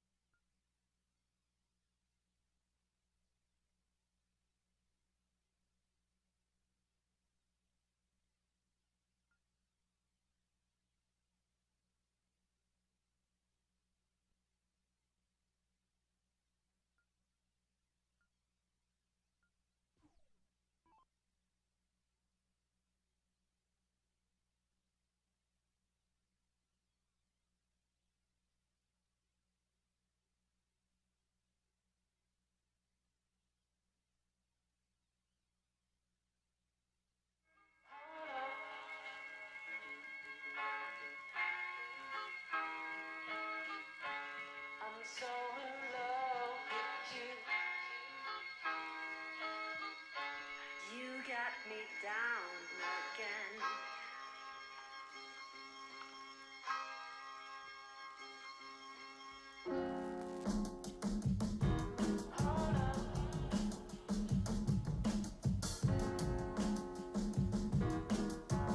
I'm so in love with you.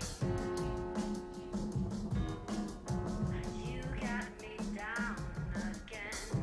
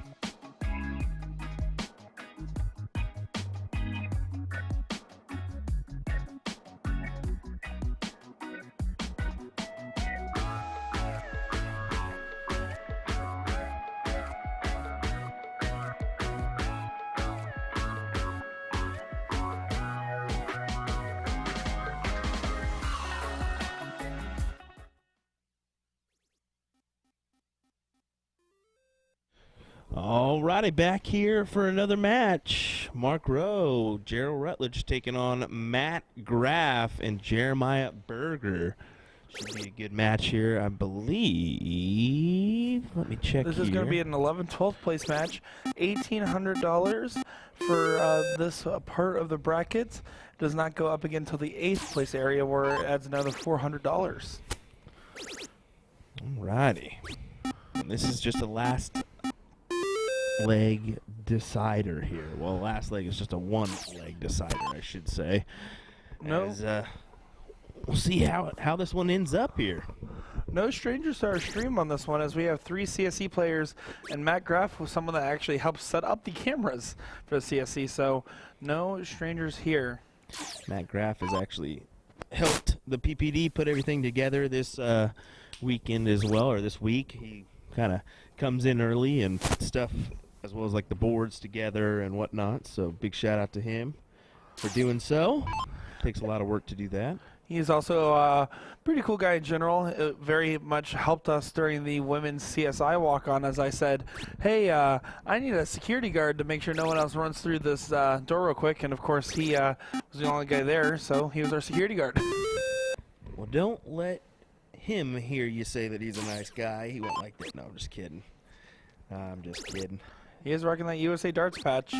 Yeah, he is. It's a lot of those Wisconsinites have decided just to do that, just on their own part. So kudos to them. But what we're seeing is Matt Graff from Wisconsin, Jeremiah Berger, Motor City Darts in Michigan, Mark Rowe, that's Western Washington Dart Leagues up in Washington, and then Gerald Rutledge, Star City Amusements. So we're pretty far reached here. We're reaching out to all most of our areas here. And Gerald, also the person that we saw on the stream keep Chrissy warm during the CSI when she was waiting on her opponent, and also kept her warm before her match when she played in Texas out of Thirsties as well, when she played, I believe, Mario Serra on the stream. Mario actually in attendance this weekend as well. We saw him yesterday. Nice to say hello to him. That's been the nice thing, is meeting all of our CSI, CSC participants, all that good stuff, and just So many more people that have just tuned into the chat as well, not just our players. It's been nice to say hello to everybody, shake a hand or two, maybe a hug. 6-0 right now for Joe Rutledge and a 6.67 for Matt Graff. You can tell that they're really feeling it right now. Burger Jeremiah with a 5 Berger mark. Gets himself a 5. Here's Mark Rowe. Well, row your boat, Mark Rowe. There you go, Nick. I like it. You're welcome. Would have The done first something else of myself, but you know. no more. Well, he went gently down the stream for a nice 4 mark, including the close. Here's Matt Graff. Grafting his way onto the dartboard. Okay, we're done. We are done. Maybe that's all we need to do. We just need to lock him out real quick. Just take out all the good ones already. And just like that, Nick's flight is leaving this evening. Nathaniel Pope in chat saying darts is a game where there's no physical limitations between men and women. I don't understand why the women have their own bracket. Shouldn't everyone qualify in the elite, master, or pro so that their money is available for all? Well, I do understand that men and women are. You're right. There is no actual physical difference.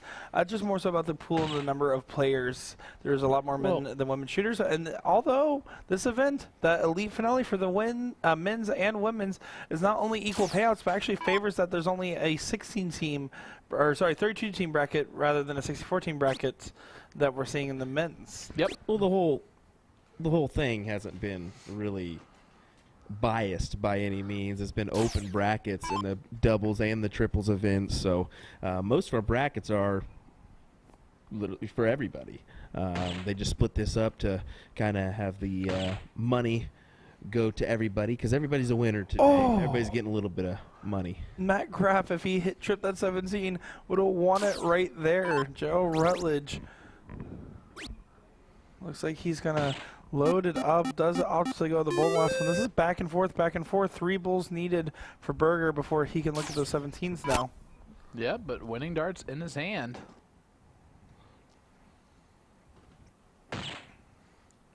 Double bowl would help. Got the double bowl. It's going to get a look. One Trip dart. 17. He's going to take it. Got to take it. Last chance decider. Got it. Gets it. Wow. My Holy goodness. moly, that was a fantastic finish. Mark What Rowe, a way. Gerald Rutledge are out.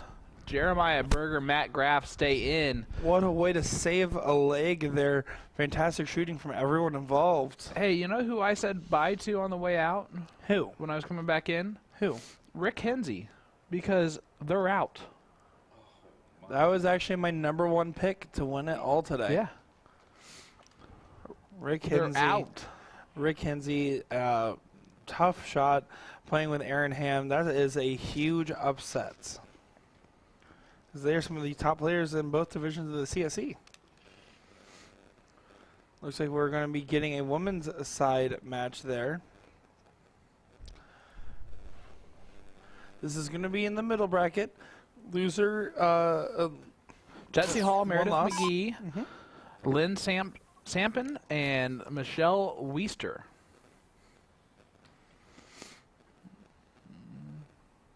Here is Meredith. Oliver's good friend Meredith. She made a smart choice last night as I was walking to the elevator to go back up to the room for the nighttime. She decided to do the same. And she was debating with herself whether or not she was going to do that.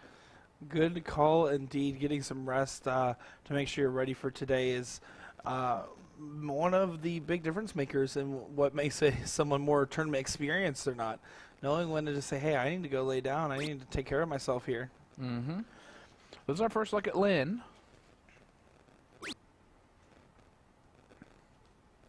Lynn Sampin.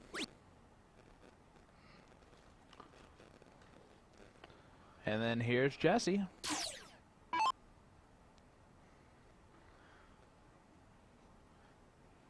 Needs to look right at that bull here. 2 round gets the money.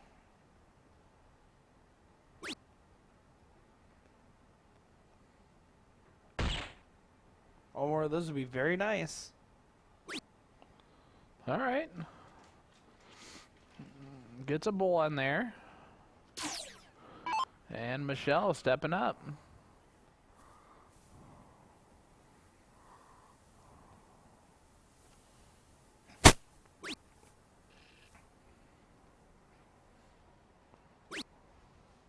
I feel like right now, you have to be thinking to yourself, wow, this is a crucial time to try to take the leg if you're Meredith. If you're able to steal the 0-1 game away, you know you are out shooting your opponents pretty well then. Well, Meredith, a chance to take control of this leg right here. I fully expect her to as well.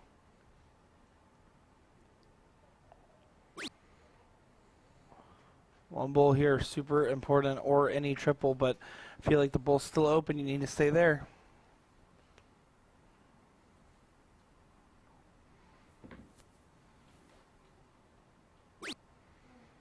Yeah, drags the third one over.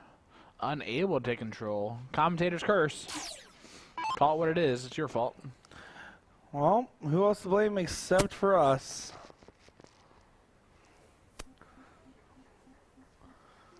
Sean, what is one of your favorite moments that we got to cover this week?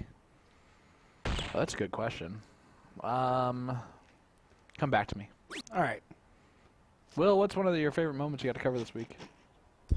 I mean, you can't beat the women's CSI, the men's CSI. That's fantastic. But this is pretty fun too. I mean, the luck of a draw for $10,000 a piece is just crazy to think of. So this is probably going to be a highlight for me at the end of the tournament. But so far for me, the men's and women's CSI, of course, has been a good one. I personally think doing the walk-ons with the players and that part of the stream was just such a cool moment, not only for them but for us and the viewers as well. Watching them all do their little celebrations and poses and getting the room pretty hyped up for what was some great events. And I mean, every one of you tuned in to see the men's CSI finale as we watched Leonard Gates and Jules Mondogan duke it out. Yeah, they went all the way. They went all the way. Something we didn't anticipate. You know, we didn't know what to think of beforehand, but after trying it out, it was pretty fun to do that walk on, and it worked out pretty nice. We hope everybody liked it. But look at the audience there. I see up to the left over there a Siege jersey, right over there. Oh yeah, I love to see Miss that. Jenny Higgs, sassy. A couple players wearing them from your area, I assume. Yeah. As the Siege is your show that you run every Tuesday, correct? Yeah, a little shameless plug. That's true. Have our show every Tuesday night. Not tonight. some random person's going to be there in a couple weeks, I think. Yeah, I believe he'll be on the Goodwill Hunting episode that we have.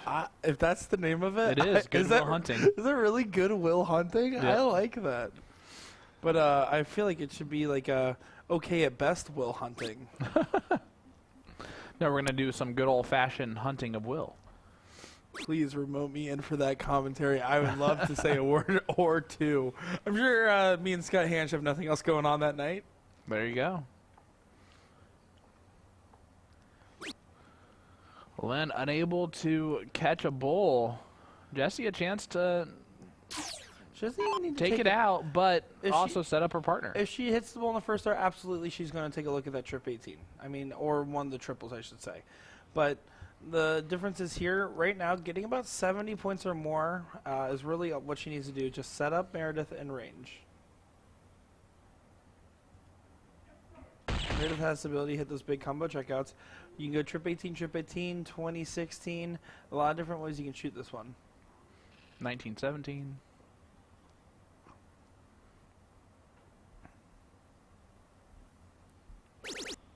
One more of those. Boy. This one might go. And gets it. my What a big goodness. 158 finish. Incredible stuff there And from that's the Jesse match. Hall to take that one 2 straight there and sneak away a leg. That was an incredible out. Actually, I think that might be our highest checkout in an 0-1 game we've seen this week. That was it, right? It would have had to have been. Yes, that is Yep. it. Mike Carter here Stepping up, one of our Arizona players plays out of Bull Shooters. Yeah, been having himself quite the weekend. Partnered with Jules. I mentioned to you this could be a deadly team, Carter and Cyril. I'm telling you, watch out.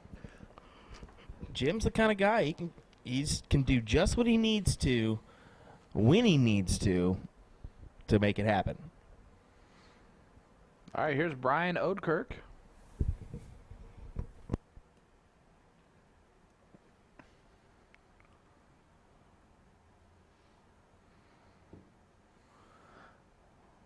I can't believe looking at how fast these brackets are flying by, because right now, looking at it, we're basically in the just about to be in the top 10 left in the men's elite finale. It's crazy. Insanity, even. All right, Keith Galloway. We saw him earlier yesterday. Keith Galloway. Texan. He wanted to go ahead and issue a correction to us. The Why Not hat is the hat that he made for Soldier, There you go. and not him wearing Soldier's hat. He wanted that distinction to be made known, as he plans on starting a darts podcast soon enough as well. I believe it's Well. going to be called 9 Round Out. 9 round out. And if you like darts podcasts, we also do have the bull shooting podcast going on. Rumor has it I will still not be on it. So it might still be good.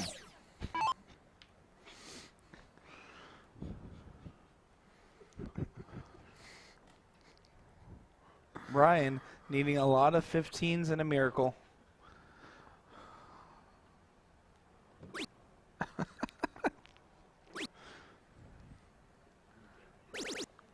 Good last there. Got a 5 mark on those 15s to Brian. Got a 5th mark was also correct. Here's Jim.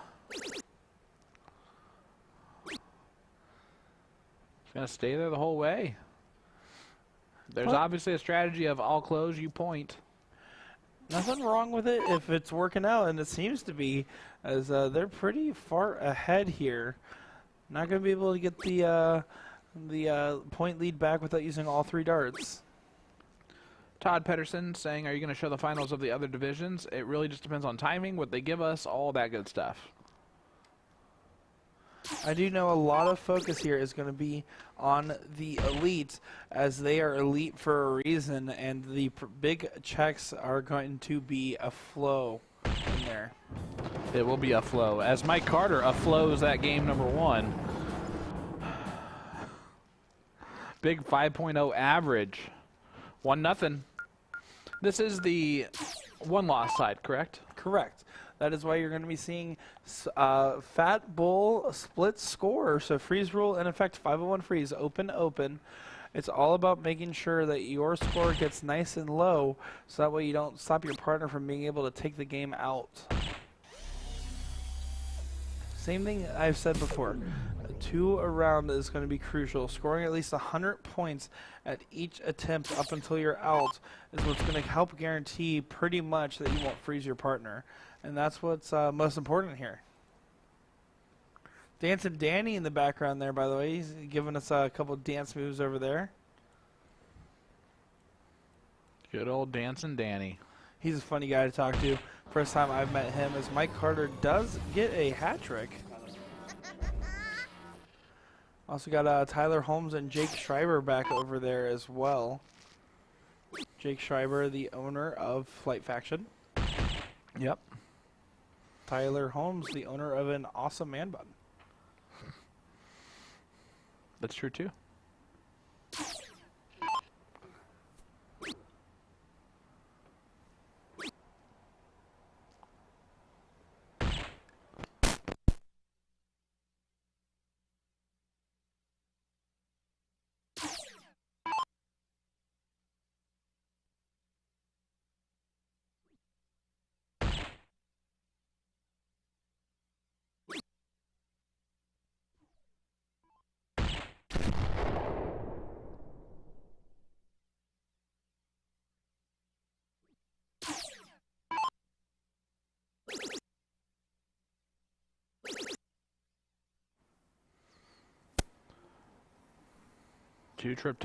20s there for Mike Carter. Stayed there, trying to go for the 9-dart finish. Can't do it now. I like the idea.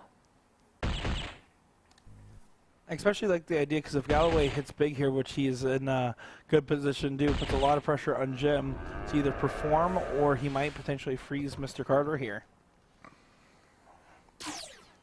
Jim's a pretty good player in his own right. Probably going to do just fine.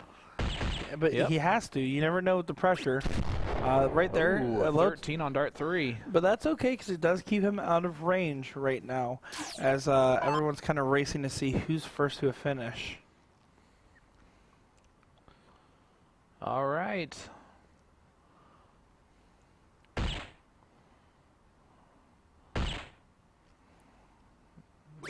Look at Brian. Leaves a finish. 174 is an out. No, he was going for the high ton here. Open out. Trip 20, trip 20, trip 18. Mike Carter leaves 61. In style as well. Much easier finish than the 174.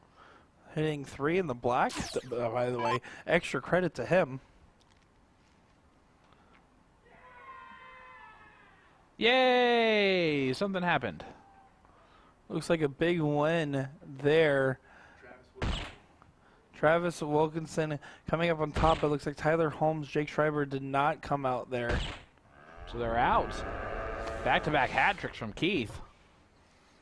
Really putting the pressure on Jim now.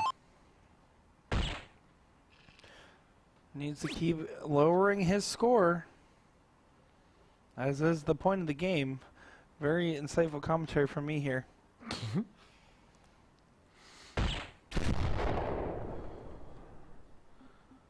All right. Their combined team score is 304.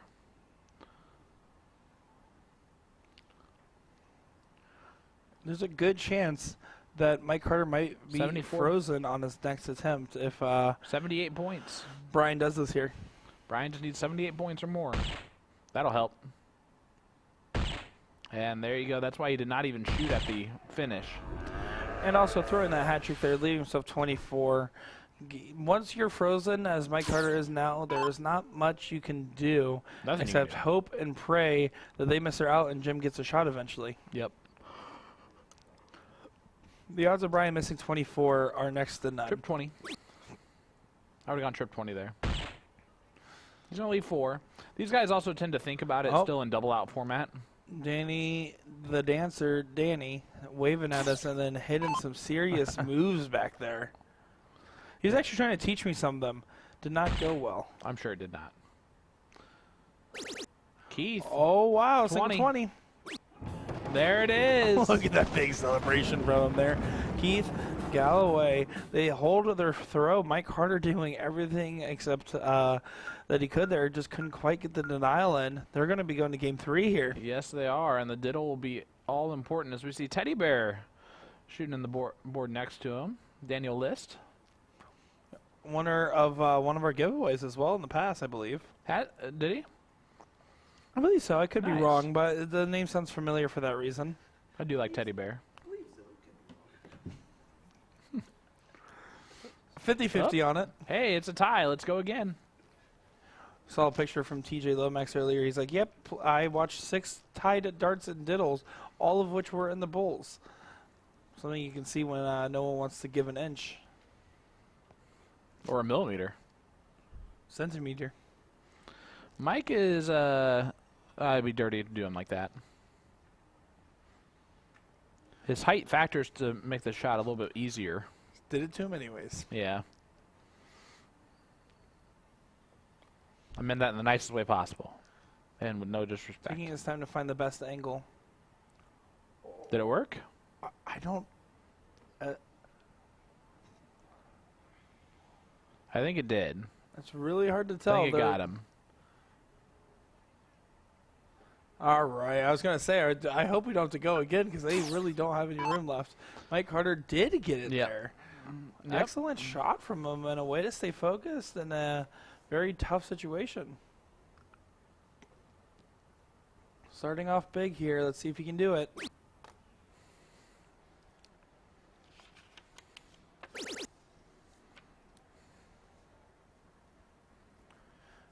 Four marks is not really what he had in mind.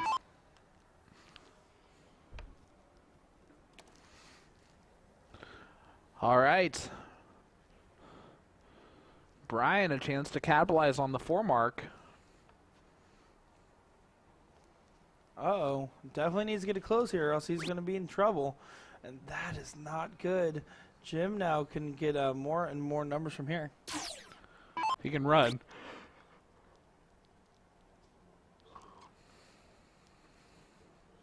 Only a 1 mark, though. Only a 1 mark from Jim. I feel like there's some Game 3 nerves going on over here. Not from Keith.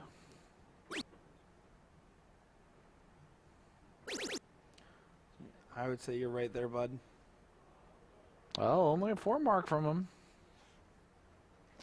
Mike Carter has a couple wins under his belt this week. As we get a hashtag Will Stewart is fired scenario. They just walk out.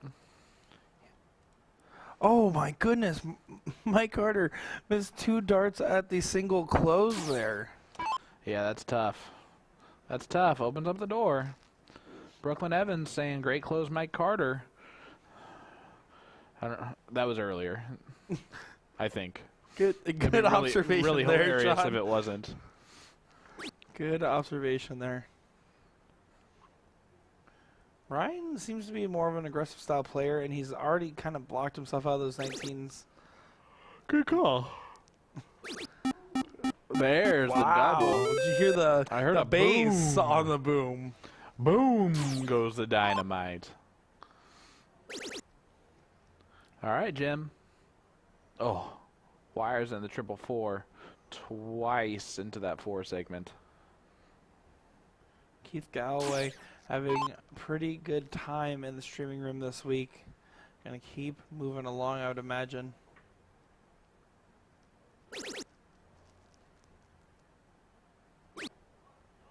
Keeps the game moving forward. Yep. As that point lead is starting to get pretty scary. 96-point difference. 94-point difference. Do you want to try again, or? No. Okay. Because it's 86, but that's fine. All right. I was wrong, too. It was 96. If I speak quieter, does it work? Okay. Ryan stepping up. See what he can do. This needs to close 17s. Now he needs to close 16s or 15s. After pointing.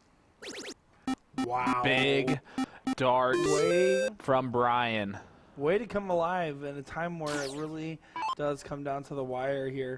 Those Game 3 scenarios, those high-pressure moments where you're not sure what's going to happen next, that's where you see the casuals become professionals.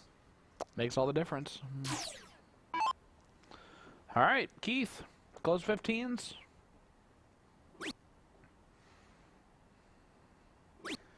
Jeremiah Millar and John Pilgrim are out in the 12th place position. Wow. So Jeremiah, John Pilgrim out. We got Soldier out. Jules is on the king seat. This is going an interesting direction, bud.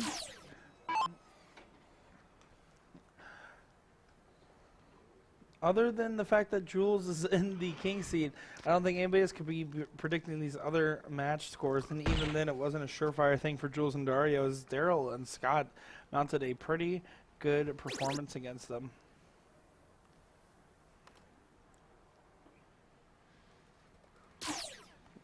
Kenny Doyle playing on board 1A with Ryan Anderson, going on against Eric Ludke and Travis Wilkinson. Fantastic matches going on all abouts. There's a nice hat trick from Jim, but it's not going to be enough. Keith, 2 bowls away from sealing this one. Mark the distance.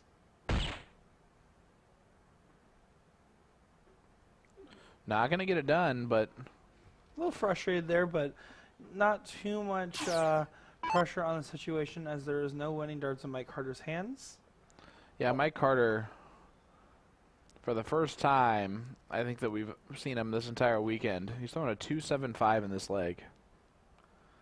This is definitely not his best performance we have seen. Worst. This is his worst performance right here, right now. And I do mean that in the best way possible. He's thrown so well throughout the entire weekend. The 2.75 is just going to frustrate him. Now down to 2.4.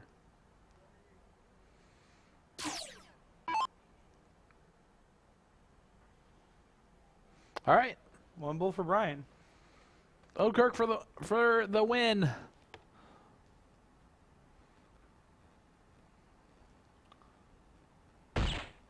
Got it. That'll do it. He is alive and well, moving along in the bracket here. See Mike Scarborough over there. Matt Graff as well. Scuba Steve. Bunch of different great shots and talented people in this room. Mm-hmm. All right, we're going to head over and check out the bracket. See where things stand. So you see there you got Eric and Travis, Kenny and Ryan playing on board number 1. They will play, the winner of that one will play the winner of, well, that one that just finished. So they'll play Brian and Keith as we scroll all the way down here so you can see the loser side of the bracket where we're standing. I mean, look at all this that's left. Jeremiah and Matt Graff still in this thing. Scuba Steve and Taylor, they're playing right now on board 1D. 1C is Jake Schreiber and Tyler Holmes taking on Daniel List and Mike Scarborough. Another good match going there. You can see Jeremiah and John Pilgrim out. Losing to Steve and Could Taylor. not have saw that one coming. Wow. Good darts, good teams left in this thing. Then let's scroll up finally to the very end here so you can see Dario and Jules. Never mind. And brought to you by Google. Well, one thing about that big Jeremiah Millar, John Pilgrim match is they had to take on Steve Diker. And Diker is on the 4-man team of Matt Graff. So that's kind of a John Pilgrim, I'm sorry. It's John Pilgrim, Matt Graff, and Bob Anderson, and Steve Diker that make up that team. So it's just kind of difficult when you got to play your teammates. Yep.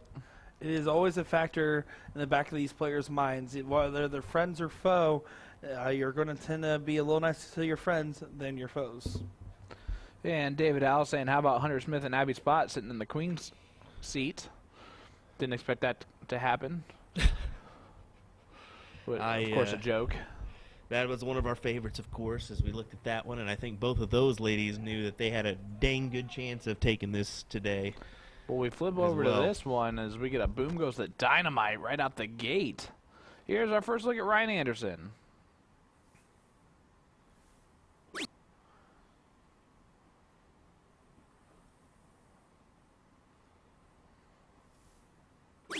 Does not find a triple on that attempt there. The last start was hugging the wire. Travis Wilkinson, of course, no stranger to the stream, whether it be the CSC or the TOC. Of course, a class act gentleman and my personal pick for the Sportsmanship Award. There you go. I'm not on right now. Like, my mic's turned off. Kenny Doyle, one of the only people to hand a loss over to Jules, as he is one of the no-cap doubles champions with Nick Selipek as his partner, while Jules won the other 2 of those no-cap doubles events. So it's you who keeps saying Selipek wrong. Well, I've been saying Selipek. You just said Selipek. I don't know what you're talking about. Why did you bring that up?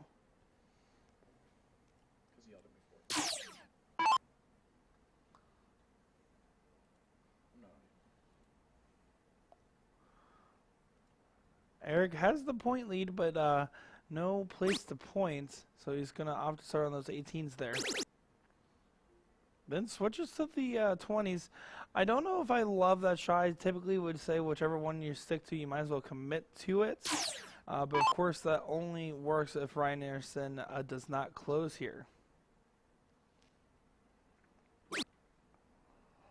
Good marker there.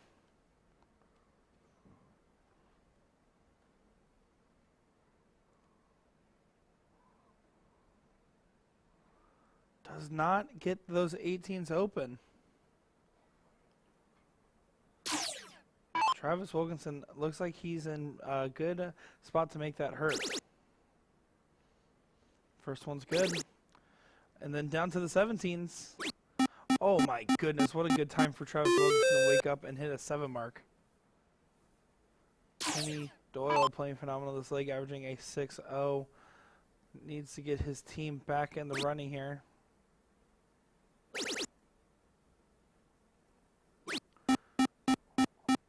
5 mark there, does not get the point lead though.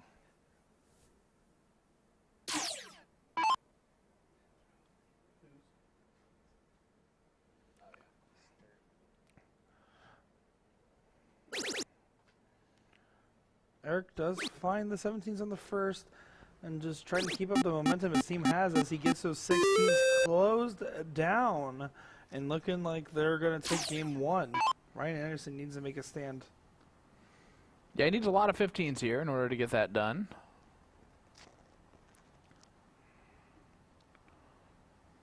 You can see him just on the other side of the wire. He has a great throw, though.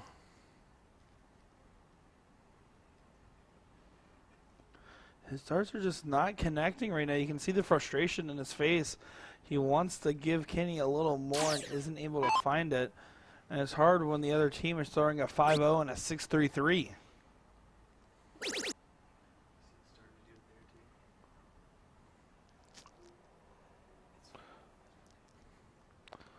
Yeah, Travis's throw, it's unique anyway, but starts to kind of walk towards the board. Almost in a lunge way as Kenny just doing Kenny Doyle stuff.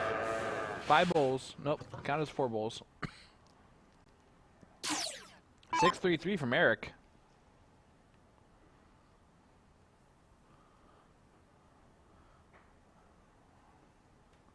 We're just going to get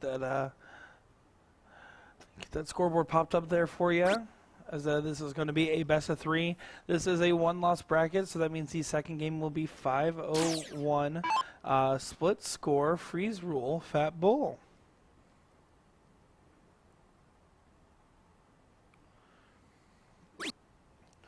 Jim Stansberry in chat saying Ryan Anderson is a regular 4 to 5 plus NPR shooter. Hard to watch him struggle here. That's I think that's a fair take. Pretty much any of these players in the elite finale had to qualify to be here. But when you're talking about this tough of a room, there's a lot of pressure. It's also been a long week for some of these players. As the fatigue is a serious factor. Well, I mean, they've been playing for as long as they possibly could at this point. They are on day 4 of TOC. Most of them got here 5 days ago.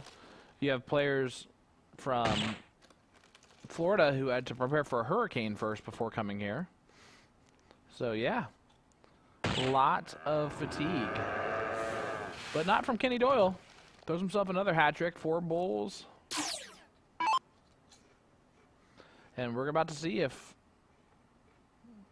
Ryan's going to get a look at the finish. Probably not. Definitely not, as Eric takes it out. Leg number 1 goes to Travis and Eric.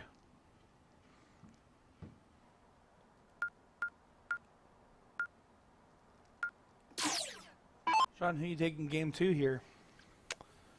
Well, I mean, Kenny and Ryan are going first in this 0-1 game, and every single time, it seems like it always goes to a last leg decider because it's really hard to break when you go first, or when you're going second in an 0-1 game. Well, I do agree with you.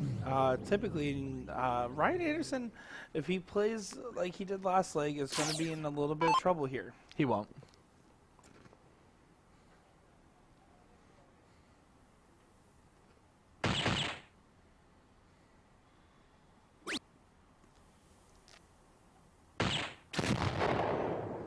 Eric with a nice 119. So here's where we're gonna find out. What is Anderson really made of? Yeah, you can tell he's a really solid shot just based on his throw. Oh, and I was not trying to discredit it, but if he's not Only, feeling it, one bowl there though. if he's not feeling it, this is the part of the bracket where perfection and 0-1 is going to be necessary. Very strange misstepping to see that none of our players opened with a hat trick here, considering the level of the room. Big darts there from Travis. 3 low tons. Kenny's going to hit a hat trick here. Yes, he did. 3 bowls from Kenny Doyle. I wouldn't be surprised if Eric follows with the same, as he has been showing why he is doing this well in the event and how they're making their deep run happen. And why he was invited to the CSC Challenger Series, Division 1. Yep, he's being very impressive right now. And this is why it was very strange to see that opening with these 4 players, knowing that this is the standard that we're expected to see. A lot of hat tricks, a lot of perfect rounds. Good mark there for Ryan Anderson. Just needs to keep up. One more of those would help out his team quite a lot. Didn't get it. Scott Hockey saying Rhino is struggling because he doesn't have his hat on. I don't think I've ever seen him without one. Might have to borrow Kenny's. Yeah, you're allowed to wear hats. I'm curious why he would not have one on if he always wears one. They do have to be a certain level of lack of wear on them. I know that if they have like open tears or threading on them, that could be a factor as well. Okay. Kenny's still hammering away on those bowls. Back to Kenny's- back. Kenny's still first to a finish by far. Back to back hat tricks. And Eric and Travis aren't running a whole lot to where Ryan has to worry at 319 yet. You say that, but you almost expect every player to hit a hat trick, so.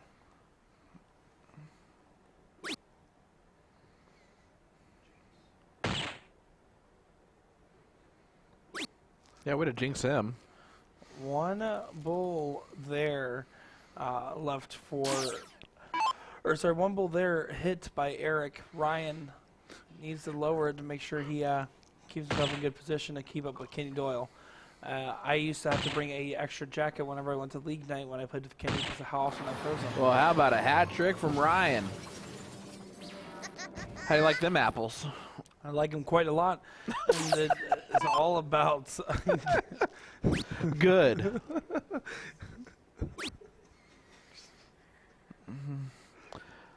All right, Kenny Doyle, 84 left. 2 darts, bullseye, double 17.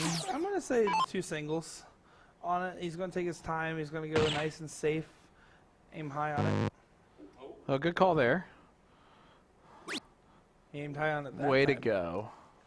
You ruined everything. Gosh. You blew it. Eric cannot take this out as he is froze. You must wonder if he throws the first or triple anyways just to see if he Nope. would have. Bullseye, bullseye, bullseye. Or ideally, bullseye, bullseye, bullseye. Last start's super important there on the off chance he gets a good setup, which is entirely dependent. If Ryan scores enough here, he can still make sure that Erica cannot shoot the outs.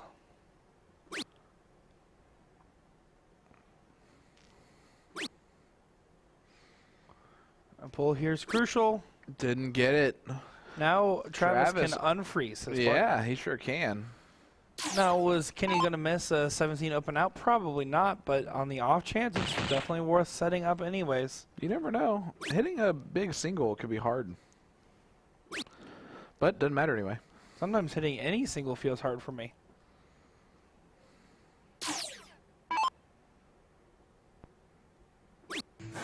There it is.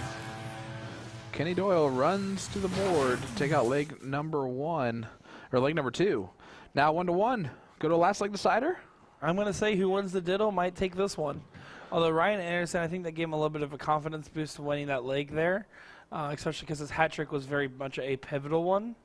So who knows? I want to say I'm going to take my Florida boy here, but I know Travis and Eric would say otherwise.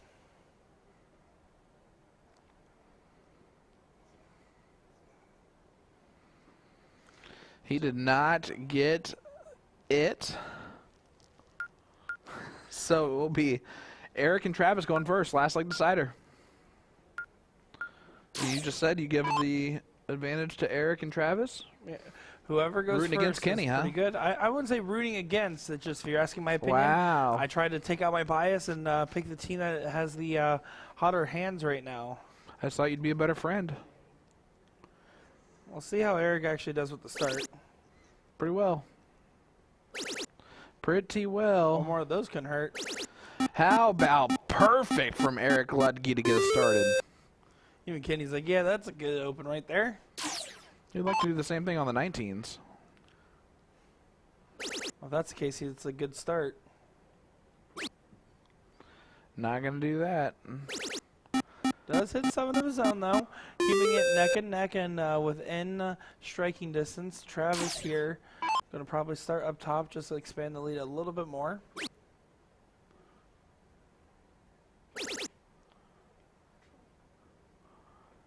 Looking down the last one, it was one hole out, but a 4 mark there is nothing to scoff at.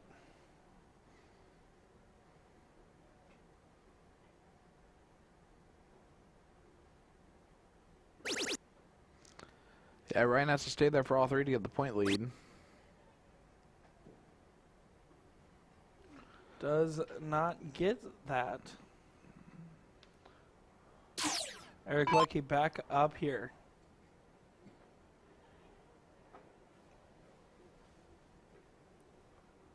Perfection last time.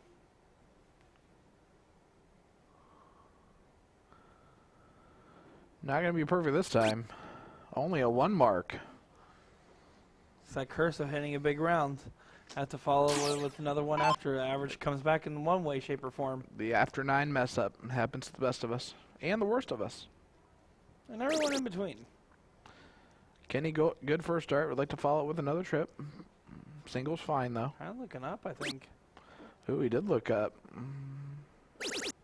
See, it's very subtle. It's hard to tell exactly what he's going for there because he has just such a simple movement. All right, Travis. Has options. He's going to have to stay there Staying. now, though. Gets 4 of them. See what Ryan can do. This is a little back and forth battle. Last leg decider. It's about the first one to make a major mistake. That's what we're waiting for. Who takes it, guys? Let us know in the comments.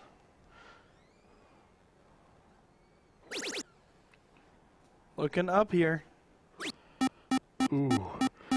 What I do like to see, though, is both of those last start closes on the 20 attempts have hit singles. Yep. They've been wall-thrown darts, just falling just short of what they were aiming at. But now the next time they go up with the mindset of closing, the 20s are for sure to fall. We got Orlando tuning in with us with Sheldon. You know Sheldon? Sheldon Lionel? Absolutely. He's a very much, when I first started playing darts, one of the best shots in the area, if not the best shot, and had to deal with playing with my dad sometimes.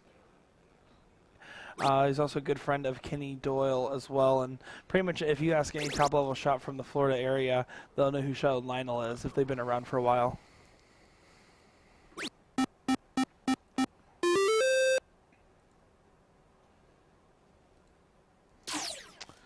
All right. Gary Bloom, Skittles himself, saying Kenny Doyle has this. Travis Wilkinson saying, no, no, no, not yet. But only 5. Rhino finds form in Game 3. That's exactly what we're seeing so far. Yeah, throwing a 5-5 right now. And then pair that with Kenny's 6-3-3, and it sounds like a recipe for success. Yeah, who needs a hat when you have a dart game like Ryan's? No hats, no tricks, just darts.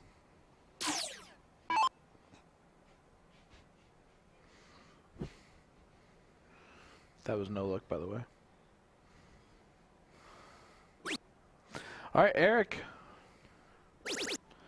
Another one There's of the point those. lead. Oh, boy. Kenny Doyle gets to take a look after getting just a single in points if he would like.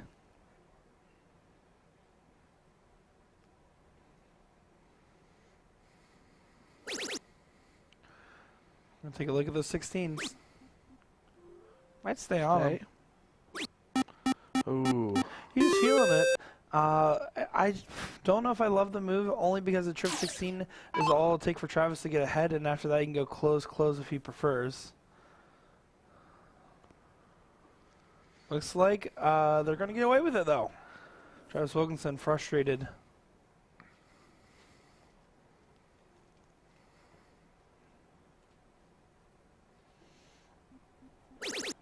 Good last start, but will it be enough to stave off the Rhino? No. Good talk.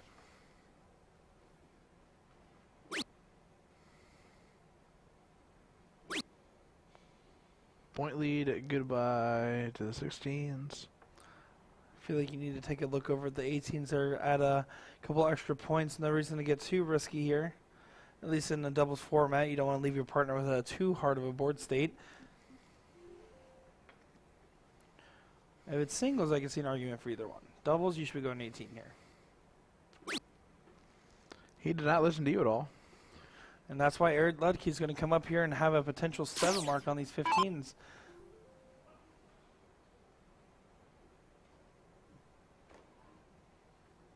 I see him hitting a lot right here. Like more than that? Like more than that? And it's almost like I said, he was going to come hit his 7 mark right behind. Thanks a lot, Eric. Gonna make his head bigger. Well, the difference is if they had an extra 18 points in their pocket, it would make the shot a little bit easier on Kenny.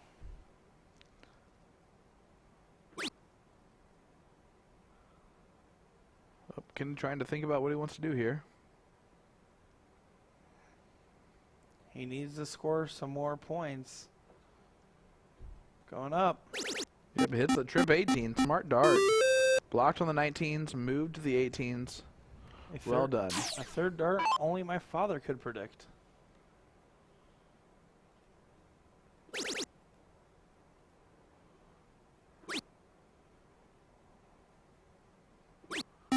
And a 5 mark from Travis. They're starting to Gets the warm point lead up. back. They're holding on.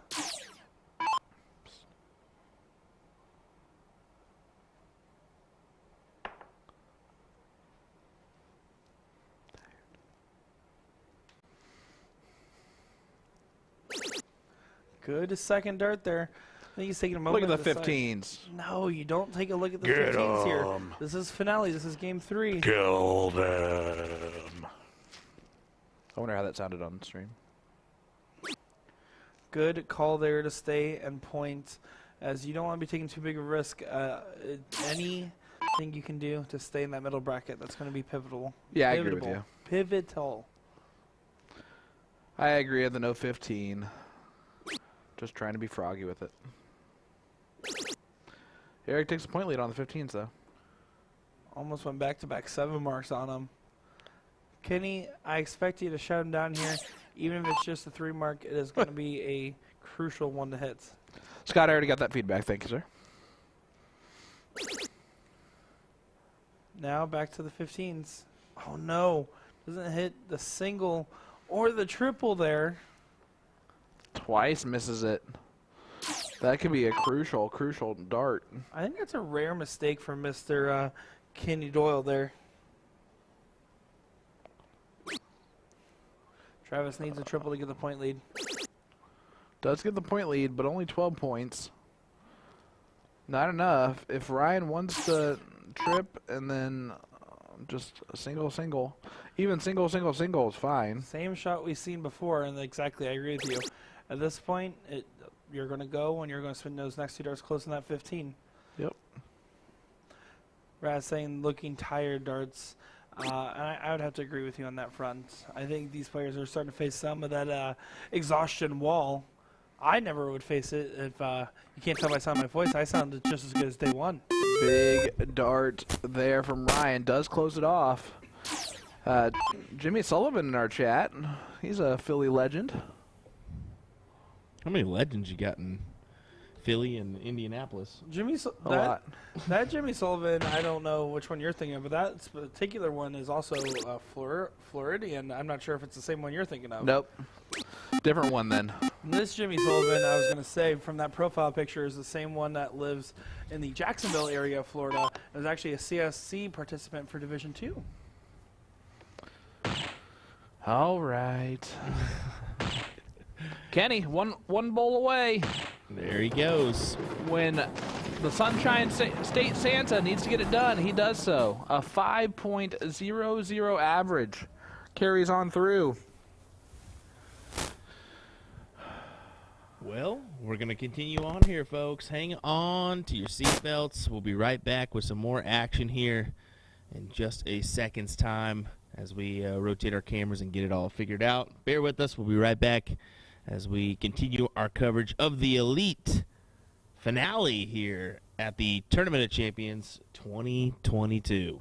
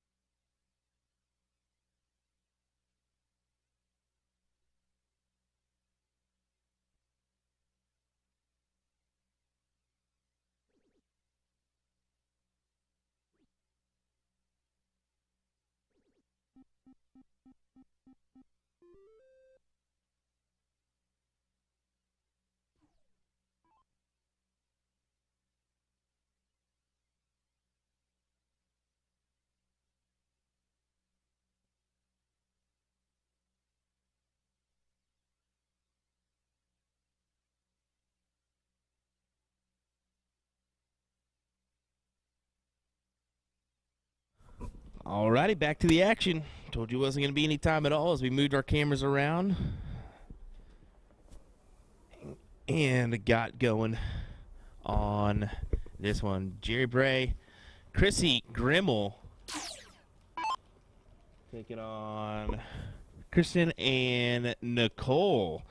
Kristen from the Wisconsin area, I believe. Actually, I know for a fact she is, as she was at the Father's Day Frenzy event there in Jefferson. Sorry for the little occasional static that's going on our mics right now. I'm trying to work on that in the background. Have not been successful at all, so do apologize.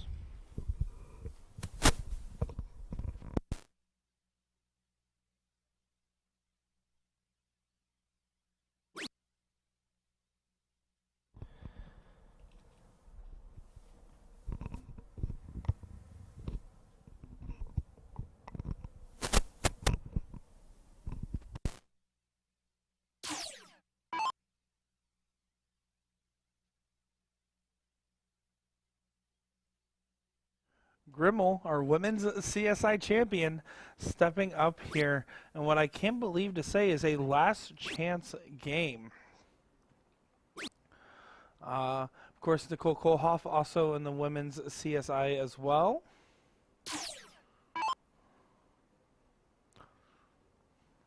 There's some great ladies left in this tournament. Some great ones have unfortunately been eliminated as well. Kind of looking up here as we're in our top 6 teams. Kaylee Morton, Marcy Kirby, the dark horse pick by Sean Green, unfortunately eliminated from this tournament. Of course, Abby and Hunter still in that seat match, and the queen seat. In the middle bracket finals, we have Heidi and Lori against Kelly and Lisa playing out on board 1H to the side. And what'd you say this was for right here? This one right here, this is going to be a last chance game. This is to get into the 5th place match. So this is a $500 match. It goes from $2,500 to $3,000 to go Wow. from 6th to 5th. So our ladies are moving right along, folks, as they're already in the Almost done. top 5 here. Our men a little bit further behind, but that's Twice quite the all right. size of a bracket, though. Yeah, exactly. Twice the size of the bracket, so a little bit more to deal with there. It is about 3 o'clock here, local time, here in Kansas City, Missouri. And also, I mean, with these ladies here, I feel like what we saw is the dominant teams be dominant, and we're seeing some other teams kind of fight to keep their names in the mix here. Of course, Jesse Hall, Meredith McGee, a team we watched earlier, sitting in that 5th place position, waiting on the winner of this match, as no one really wants to go home, as each win is literally this win right here. If they the winning team's getting an extra $500 in the pocket, then it's another extra $500, and an extra $1,500, an extra $5,000, then an extra $10,000 here. Prize money jumps up dramatically as we get to the very end of the Tournament of Champions for the Elite finale here.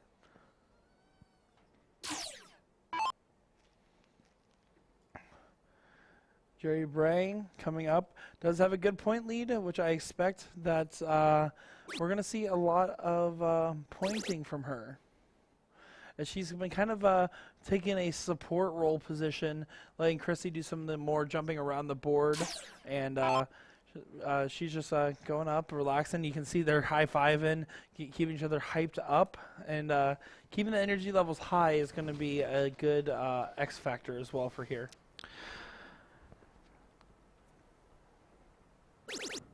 Big last, but is it enough? Chrissy Grimmel's put herself in a nice position. Her and her teammate has at least. 492, 370 here.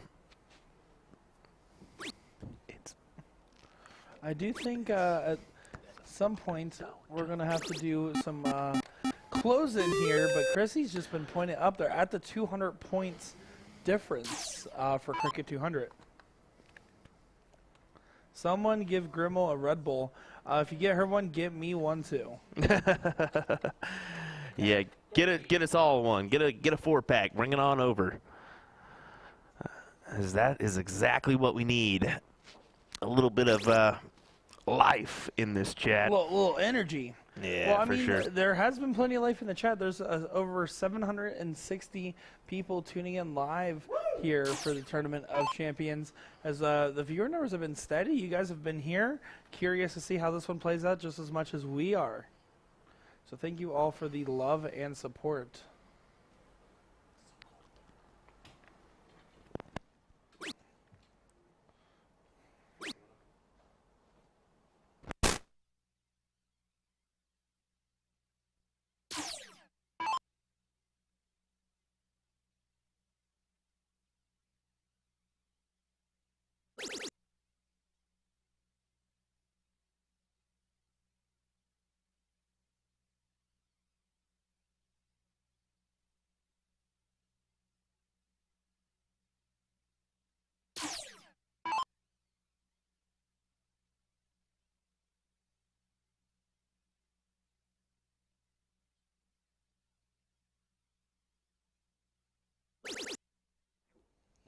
Michael Walters in chat saying, I've gotten 2 people into Dart just by keeping this live stream on here in North Carolina. Too bad there's not any soft tip in the area.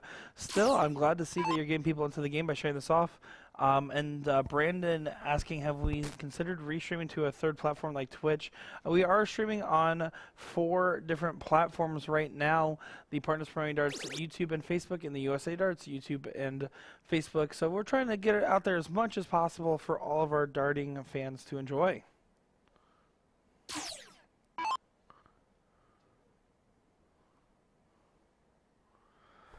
And then Mark Anderson here saying they're pointing a little extra because the games rounded out on them last time when they took the loss, and that is a great point. Maybe they're just preemptively playing the round out game. But right now, Jerry just went up there and immediately took a huge close. And Nicole Kohlhoff needs to find a new number for her team to play on. So let's see what she elects to do. 16s, 15s here. She's going to go 16s, opens it up. Use one more of those. A little bit out of reach with Chrissy Grimmel coming up. She just needs 2 single 16s here to go ahead and close the 16s out and move along to the next number. Looking promising for Chrissy and Jerry to advance.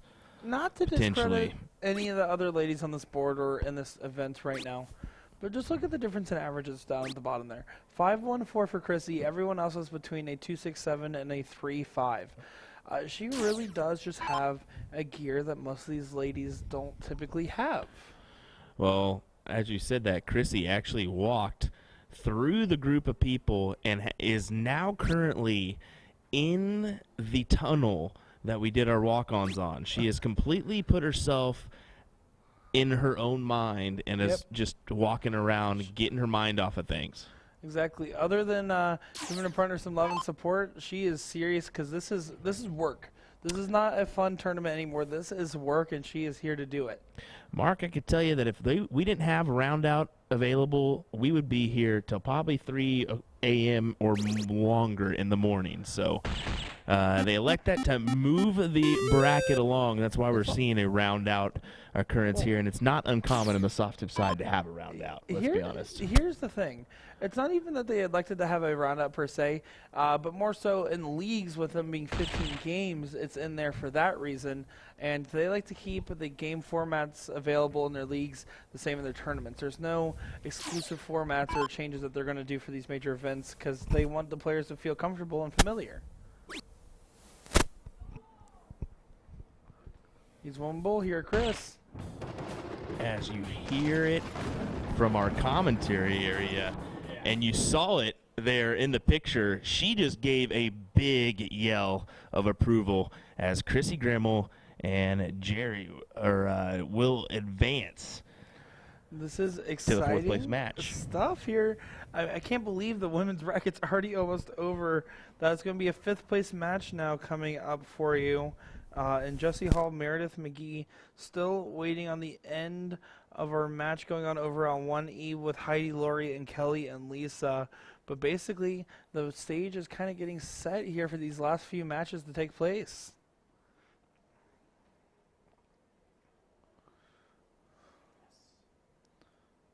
On the men's elite finale side, we're at the top 7 teams over on the other end here. So these brackets really do just keep moving along as we got a good match going on board 1D. So not in our streaming area, but that's going to be Kenny and Ryan taking on Brian and Keith to get to Daryl and Scott next. Looks like we have a nice little wide angle view of it there, thanks to the production legend, Will Stewart. On the bottom, last chance side of the bracket, currently battling out Eric and Travis versus Jim and Mike. Winner gets Steve and Taylor.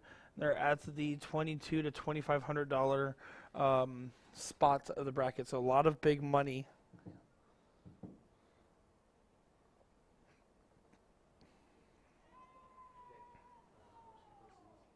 All right.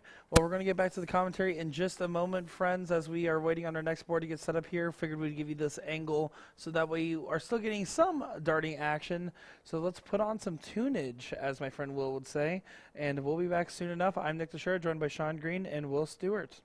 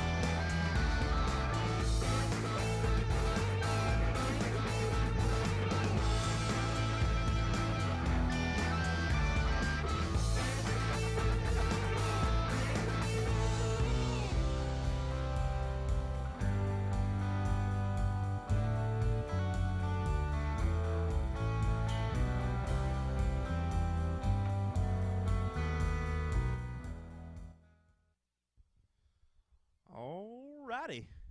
Here we go, here we go. We actually got a little match going on the women's side of things, but our camera's been kind of fidgeting on us on that side, so I had to go out there real quick and adjust things before we could feature that match. So we're going to go ahead and pull that up now. Our apologies for not giving it a little bit sooner, but like I said, had to figure a couple things out before we were able to give it to you. So here we go. Lisa Yee and her partner, let me get a little closer look, Kelly, taking on Heidi Nelson and Lori Murphy. So here we go, fellas. Better late than never. I think this is the best 2 out of 3. It is going to be 2 out of 3 with 0-1 as the second game stack score. Fat Bull. Lisa Yee coming up to the line here. A little bit behind in position, but not out of the running by any means, as there's only a 70-point difference. Pretty sure we found the static that I've been searching for this whole weekend. Well, that's good. Yeah, just a wireless mic issue that I finally decided, nope, we're not doing this no more. Better late than never once again. All right, we've seen these two teams a couple times battling it out at different points. Lori had to hit a big round of 5 just to get us to this. Kelly Schwinn's been having a pretty solid day for herself. You can see how full this room is. It's been this full the entire time. Persons and people are standing shoulder to shoulder, some standing on the rafters to be able to see everything. Yeah, the room is pretty packed, more so than it's ever been. Oh, yeah. You could say really packed. Is going out there to try to adjust a camera was like trying to work my way around a sardine can. You ain't a wolfin'. Those pesky sardine cans. Heidi needs to find something here. Is kind of struggling this turn as she doesn't secure anything. Lisa Yee needs to capitalize on this opportunity. Right when you think it's gone, it's still there. Oh, it's you. Wait, what am I doing? Oh, nothing. You're good. You are good, buddy. I don't know about all Another that. one of those 17s would help. Does find it, though.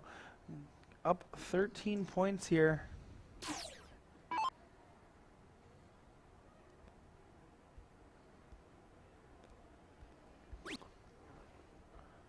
Sky Hater saying we call it full bull. Fat bull is something that I find offensive. Don't worry, I identify as a fat bull.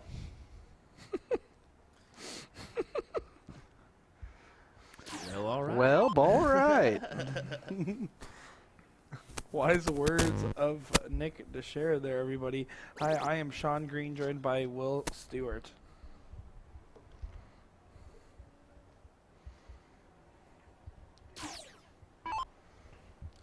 This has just been going back and forth still. It's about the first one to really capitalize on the opportunity. Great first start there for Heidi Nelson. Oh my gosh, get another one of those. The beautiful 6 mark there from her.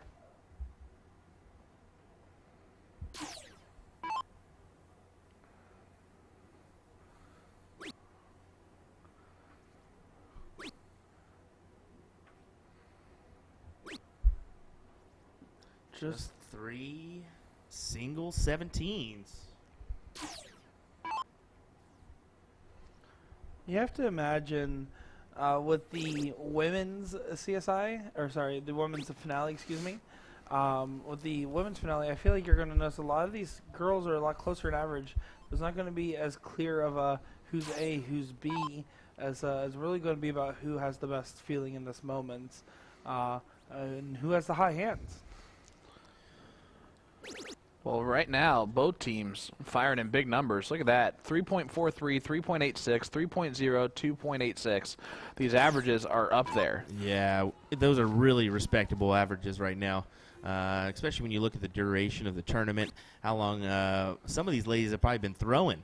Lisa Yee was in our CSI, women's CSI, so she's been through 4 days of action now.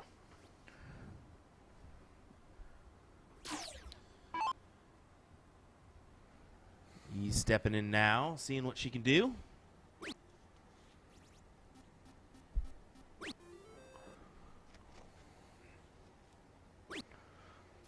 Another round of 3 there for Lisa Yee. Laura Murphy, they have the point lead. They have the 2 numbers. At some point, you're going to need to take a look at those 17s. All right. Opting to stay upstairs. Finds a triple 20 on the last start there. Kelly Schwinn, on the other hand, still trapped in the 17 island.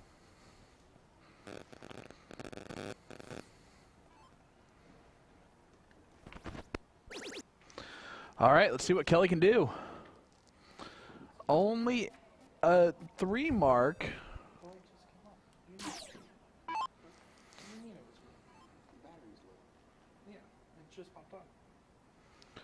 All right, Heidi. I'm saying I checked when Sean changed his. Was it on before?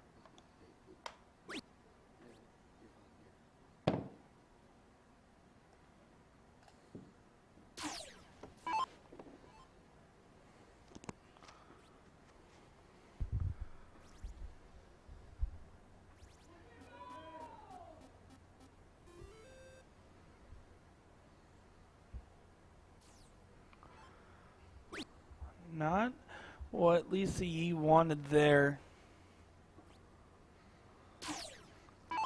All right, Lori stepping up. Can close the 17s if she wants to. Nope. Yep. Oof. She almost got there. This is getting in.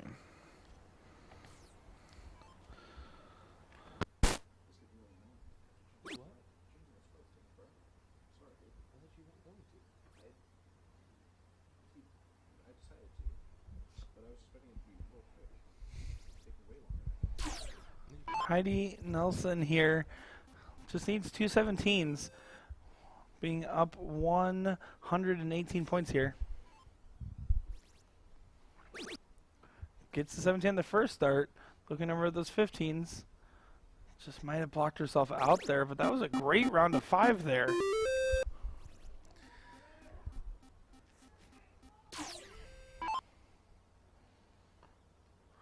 Looks like this game is just about over, and they're about to move on to the second one. Same score, Fat Bull 0-1, open in, open out. As this is the last turn now. Lori going up here. All she needs to do is she closes the 15s or scores another triple. It does mathematically eliminate Kelly Schwinn and Lisa Yee from this leg. And the 15s are closed, mathematically eliminated, so this is a win for leg 1 of Lori Murphy and Heidi Nelson.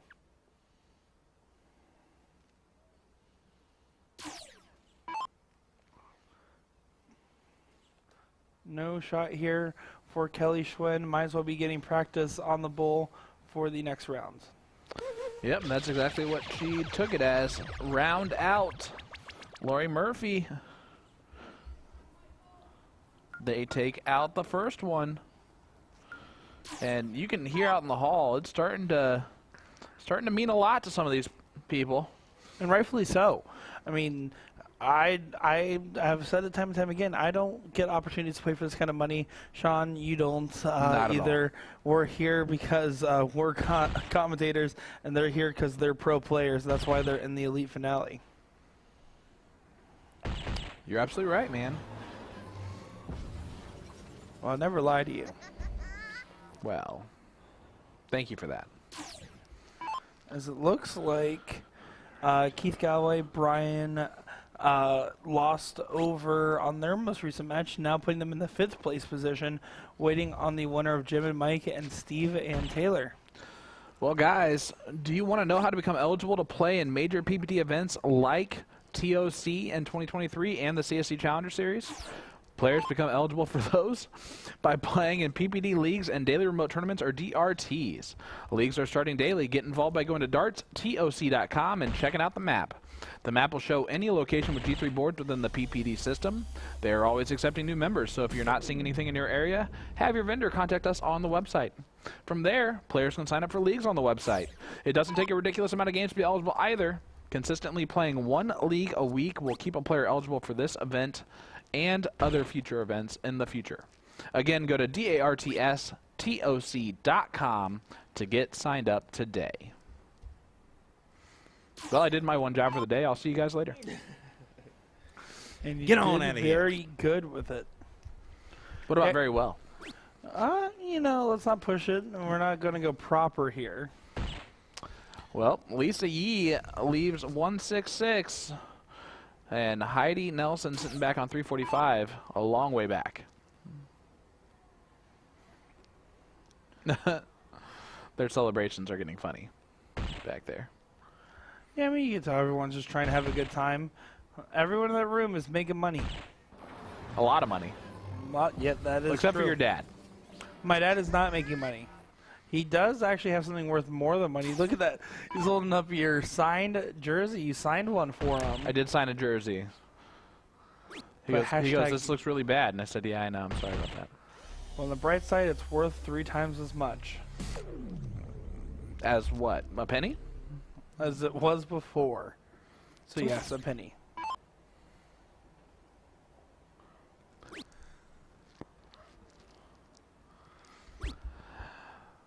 Needs a good dart here from Lori. Does find a bull in the last dart. 106 lead for her partner on the off chance. Lisa Yee does not take out 64 here.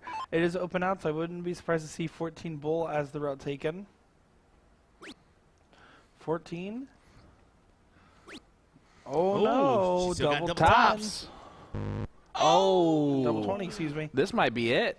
This very well could be it, and Heidi Nelson is very capable of taking this 106 out. Yeah. Let's see how she goes about this here. Yeah, to say the least. She is more than talented enough to do this.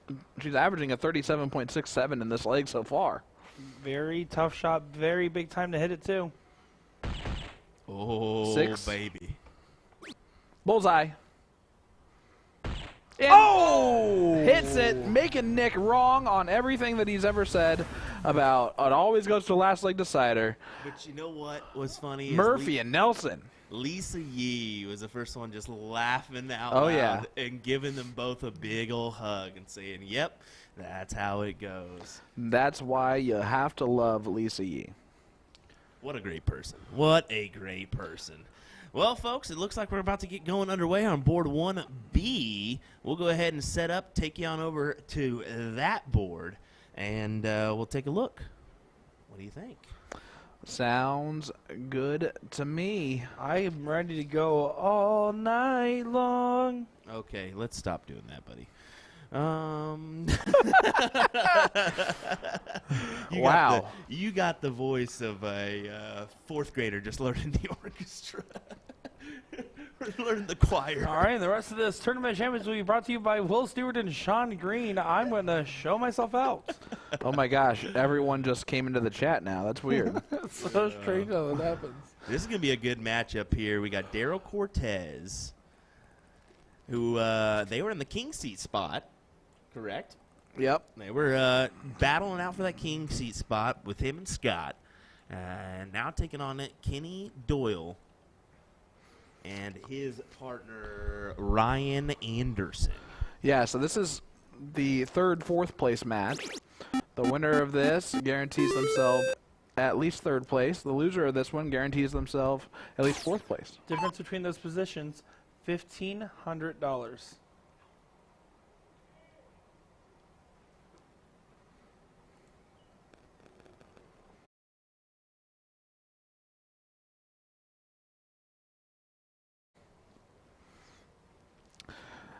Yeah, you can see the brilliance of this tournament staff as the ladies are almost in the exact same spot as the men's now. Yeah, that's almost concerning, is what it is. We hope to get both finales featured here. We'll make sure that happens, of course. Kenny looking at the 18s, looking to open those up, does so. And he looking for another triple here, grabs it. Ed Richard's been with us a lot throughout the total event. We cannot tell you how much we appreciate that. And bonjour to you, sir. All the love and support has been phenomenal from everybody. So many different people tuning into our chat, saying kind words, sending their love and support, and enjoying the great dart players. They've been telling us where they're from, who they're cheering for, and it's been great to see. Guys, let us know where you are tuning in from. Hit that like button. Hit the share button. We're getting down to the nitty-gritty here. TOC finale, where $20,000 will go to our first place blind draw team, $10,000 to our second place blind draw team, and $5,000 to our third place blind draw team. Wow, what a shot there from Daryl Cortez. Perfection needed, perfection acquired. Boom goes the dynamite. That's just what I was thinking. Daryl Cortez. Let's see what Sunshine State Santa can do. Steve Hilger saying, I'm already excited for next year. Signed up for 2 leagues with Garrett. There you go. Good to see. The camera does miss some Steve Hilger. You mean some Wish version of Devin Peterson? I'm going to be honest, I think we miss Garrett more than Steve. Yeah, I was just thinking back about how you got called a Wish version of Paul Walker when I posted did. your profile picture the other day. I did do that. Well deserved, too. By the way, my head's not that long. It's not how that works. It was the Kudos to camera angle. Amazing Megan Green for the photo. Thank you very much. Yeah, Shout thanks, out Meg. to Megan Green in chat. Love my wife most of the time. Sometimes she does things like that, though. Daryl taking it down, 4.91. Leg 1 goes to Texas and wherever Scott's from. It's a good question. If you know where Scott Dunaway's from, let us know in the chat if you would. I'm sure we can figure that information out. But it's easier if you just tell us. So go ahead and let us know, folks. Yeah, I'm sure he has plenty of friends in chat, as there is a lot of people tuning in with us. Kenny getting a little annoyed there as he has to walk up there and remark. Omaha. Omaha back-to-back. Omaha, Omaha. 3 back-to-backs.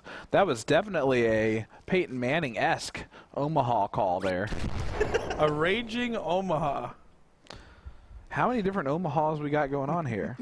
Are you just trying to make me say Omaha a lot? Did you, like, type that in there or something? Oh.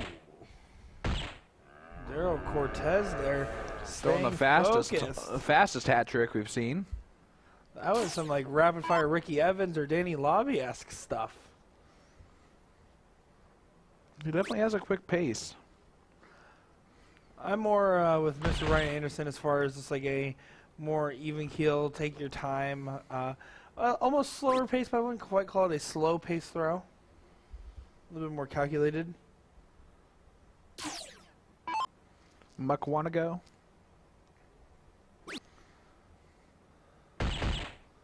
Another bowl would be helpful. Another bowl achieved. Slingshot engaged. If Daryl Cortez and Scott Dunaway steal this leg here, you'd have to imagine they'd be feeling pretty happy. Ooh, deflection for Kenny on that last start there. I'd say this right now. Daryl and Scott are in the driver's seat of this leg already. I would agree with you. There's no way to look at it otherwise, especially if Daryl can keep this up right here. Oh. He tried. Obviously. He's obviously going to try. Rhino needs to make sure he stays in this as much as possible. If he freezes Kenny Doyle, there's going to be bad things in his Christmas presents. You see Cassie Curry saying we had league last night, and if they hit a 9 mark, we'd yell out, boom goes the dynamite. I love it. Love it. Name Sean Green. It's become a thing. It's weird, but it is our thing. No start players. The whole community. Yep. game's all even up pretty much. Kenny Doyle going to be the first one to set himself up on the outs, followed quickly by Daryl Cortez.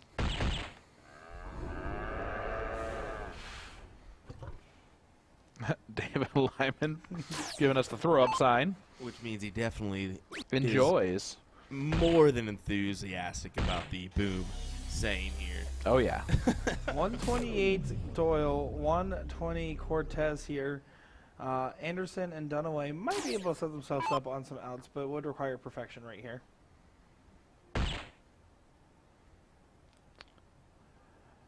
Yeah, Ryan would love to throw in another bowl. Not going to. Let me do the maths in my head. Nope, 181 points. That is correct. So right now, Scott Dunaway just needs to keep bringing it down. Make sure he stays in the leg. Beautiful there you time to go. hit a hat trick for the gentleman. Hey, Kenny, you got to hit this 128 or else you might be out of this match. I'm going to say this goes here every time. I'd say it goes about 90% of the time.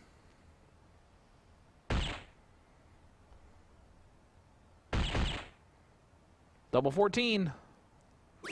No. Oh, wow. This is Good one of this is that 5%. So now Daryl Cortez with the 120. Shanghai left. Not going to go about it Shanghai, but I was going to say, typically, bullseye most people 20 shoot the bull bull there. No, Daryl missed a take big your number. time. Take your time, Mr. Cortez. And now this Oh, becomes wow. a different style of game. This becomes is the freeze. The 80-point advantage, huge. Rhino needs a hit now. Ryan needs at least a hat trick. He's not going to get it. One more bull does make a big difference. Scott just, I mean, he's 29 points away from freezing. Well, 41 points away from freezing. Anything can happen. He has to stay focused. There's the freeze. Yep, just stay there the whole way. Big darts from Scott Dunaway. This is another case of why the freeze rule changes up a lot with 0-1. Yep, Kenny missing leaves a one. Kenny leaves a 1, but you can tell he's a little frustrated. There's no version or focus in Kenny misses a single 13. Well, here's single 12. There it is. To steal That'll it. do it. To steal it. The match there is over. Daryl Cortez, Scott Dunaway guarantees themselves third spot. And now they sit atop the one-loss column. Kenny Doyle and Rhino will play the winner of the match going on board 1C, Brian and Keith, or Jim and Mike. So we're going to have to see how that pans out as these brackets are starting to wind down ever so slightly. Yes, they are. Michael's girlfriend's out there. She makes some loud noises, and it's wonderful. As Mike Carter does take that one out. Chris Grimmel eliminated in 5th place, Wow. winning $3,000 for a team, $1,500 apiece for 5th place. Jesse Meredith, move on. Lisa Kelly. That would be the next match for the ladies. I'm pretty sure Kenny just said, Mike, we're up on this board if you want to get going. Yep. Oh, they're ready to get to They're work ready right to now. get going here. I did want to go ahead and head on over to this one as it looks like our competitors Meredith McGee Hale and Jesse Hall are going to be taking on Lisa Yee and Laura. Yep. Is that right? No, that's not right. Yeah, Kelly. Lisa and Kelly Schwinn, no matter what. And That's right. get this. They're literally at the exact same spot in the bracket. Men's and women's now. Really? They're at Yeah. the fourth place spot. They're both playing one game of cricket. Yep. That is incredible. And they are diddling for this one leg of cricket. The difference between this win and loss is $1,500. $5,000 Wow. versus $3,500. I mean, that's $750 a piece. That is how the math checks out there. Sean, who do you got here? That's a great question, and it's a tough question. I think there's players on both teams that I know very well now in Meredith and Lisa, But there's also players on both these teams that I don't know very well. Kelly Schwinn and Jesse. Kelly and Jesse. Jesse, Jesse I've Hall. heard, has a very interesting cricket strategy, and we're going to see if that's what's being used. If it is, I'll be interested to see kind of how that's handled. But Let me tell you why I think Meredith and Jesse come out on top here. okay, As much as I picked Lisa's team as one of my top 3 picks, and granted they are playing the 4th place match, so I'm not too upset by how well they are doing. But Lisa Yee has not been the dominant force that is atypical of her, and Meredith has been pretty consistent. So I think that's going to be the difference maker in a singular game here. And I do expect Heidi and Lori to be either one of these teams in the 3rd place match with the way they're playing, though. see, going first might make all the difference here for Meredith and Jesse. But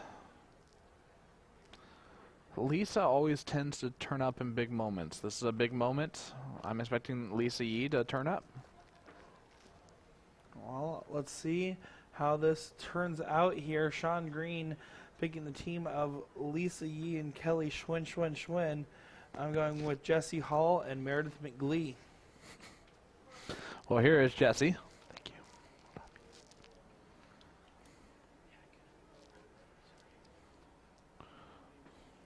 All right. Taking her time to get dialed in here, knowing how important this leg is.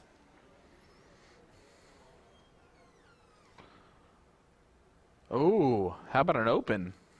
Jesse being somewhat of a local from St. Joe, Missouri. And Kelly is, of course, from the Washington area, Tacoma. She plays out of all seasons. Sports pub. Meredith McGee wearing the C&M shirt for the Central Florida Oviedo, to be specific.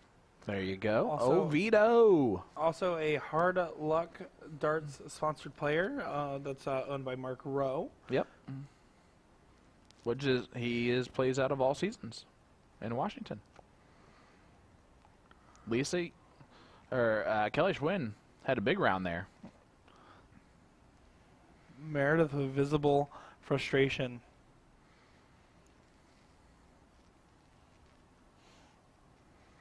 Sean Rosner says, I think she said fudge. Definitely. There is no cursing in that room allowed. Exactly. So don't you even go looking for it. Have to be hashtag safe for the little ears.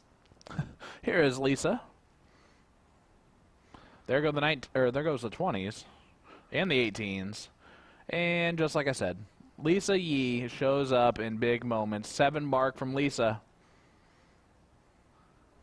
Dirty, dirty darts from Miss Lisa Yee. So now Jesse has to look at the 17s.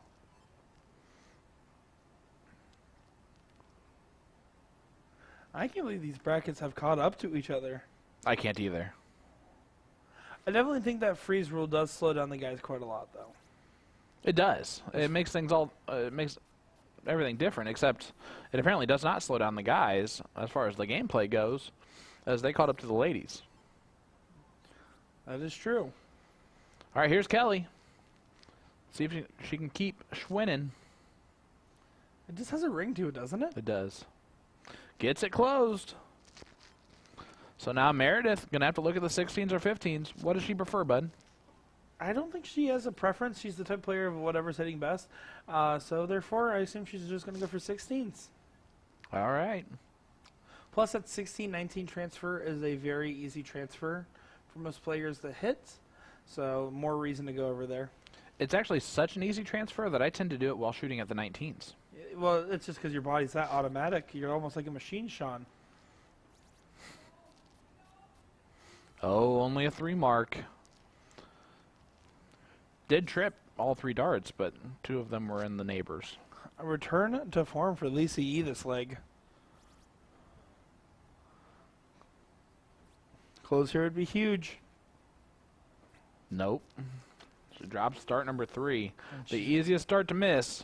She was whooshing. I didn't open my mouth there. That's what it was. True commentator's curse there. You're quite the jinx. You know, I get that a lot.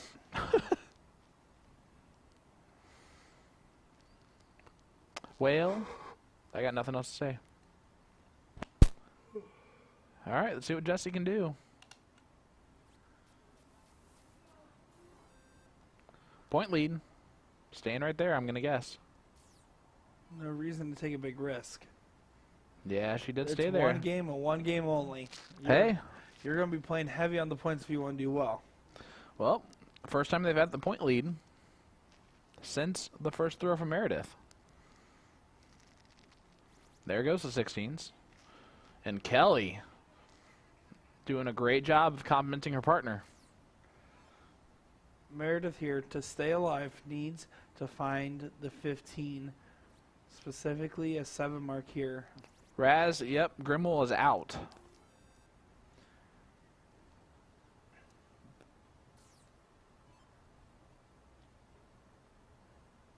Good marker there. One more of those. Won't get the point lead, but it would help her case. Bring it within 4 points. Not going to do it. Lisa E just needs to close those 15s. It can feel pretty comfortable going into these bulls.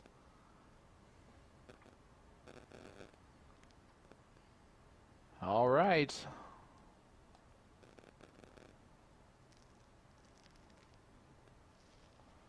They're gone. Did take a dart at the bull here. Looks like both of them are going there. Yep, they were. It was a 49-point lead, so one of the 19 or 18 does not actually help there. So it's smart to stay at the bull in the last dart.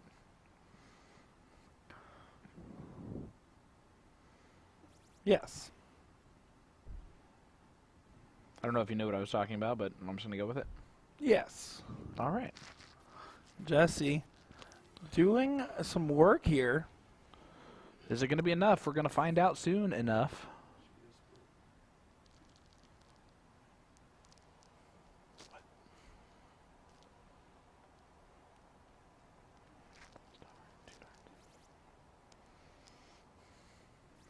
All right, Kelly, for the win of the leg.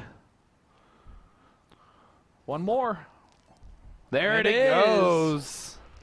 So Meredith and Jesse are out. And Sean's right again. Lisa Yee and Schwinn fighting along. Look here. Wow. Men's side, 4th place match. Kenny Doyle, Mike Carter doing battle. And it looks like Doyle is doing well. They're up 3 numbers and points. Mike Carter relegated down to just throwing at the 15s. Yep, and just not as solid today as he has been all weekend long. That's got to be a little bit frustrating.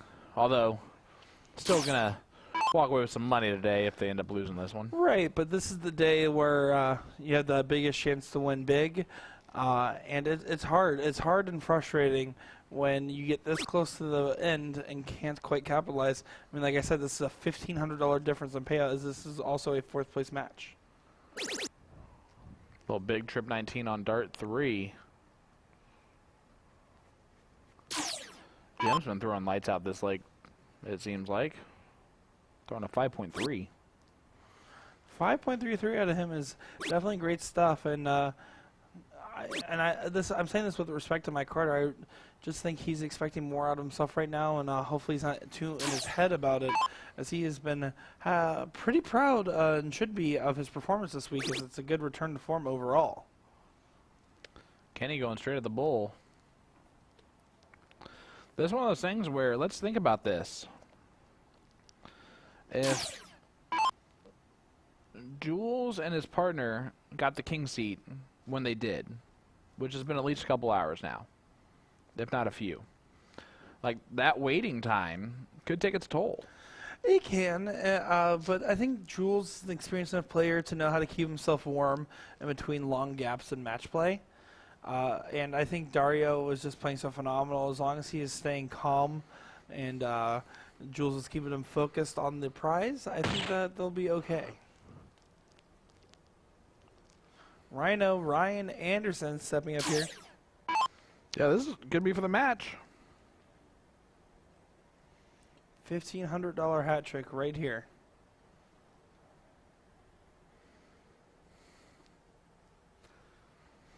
Single double. Now he's debating if he wants to point a little bit more, or maybe he's just trying to regroup himself. It's a 76-point lead. He would need 2 points in order to make the pointing count. That'll work, though. And now he goes back to the bowl. You need to build a little bit of confidence, too. Sometimes it's less about the math and a little bit more about the confidence building. And just making sure that you're setting your partner up for in the best position possible. Yep, this one about over. Kenny Doyle, 2 bowls for the match.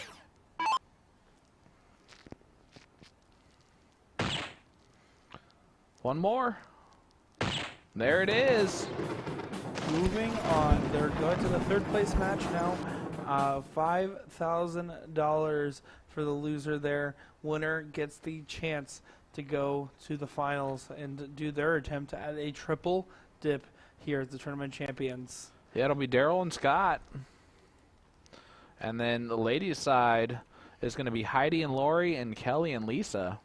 But I believe they're not on a streaming board, are they?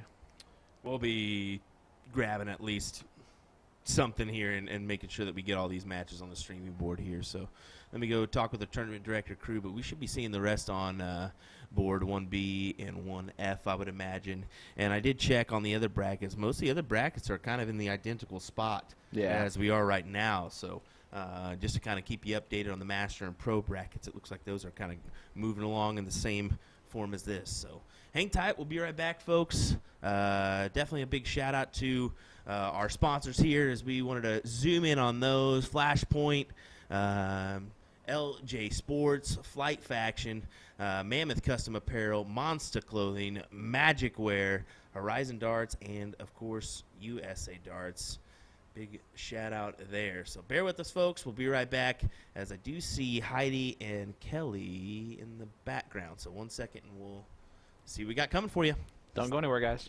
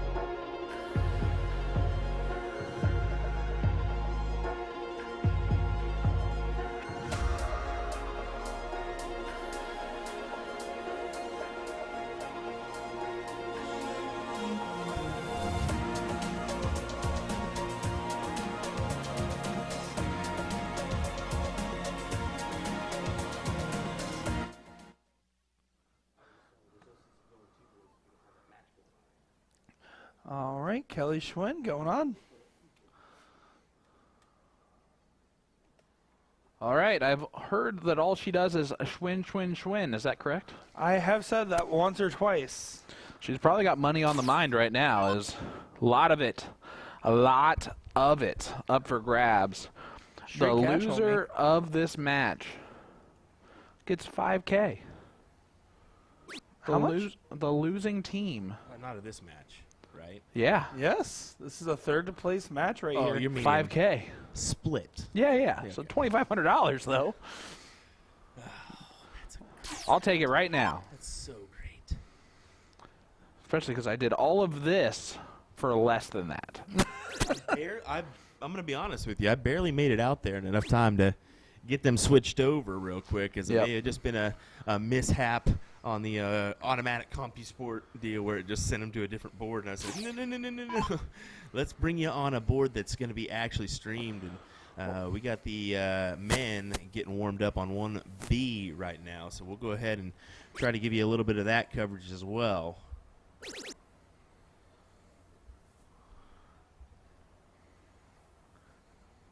All right, here's Kelly.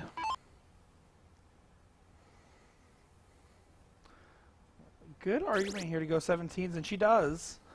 Now has 3 numbers up. Now this is definitely a little bit more of a thermonuclear approach. I was going to say, if she would have gone 16s there, that would have been really thermonuclear, right? Absolutely. Starting to learn. About this. Lori Murphy, on the other hand, here, I think they, after getting some 18s here, might want to close one of those numbers, just get an insurance policy taken out here.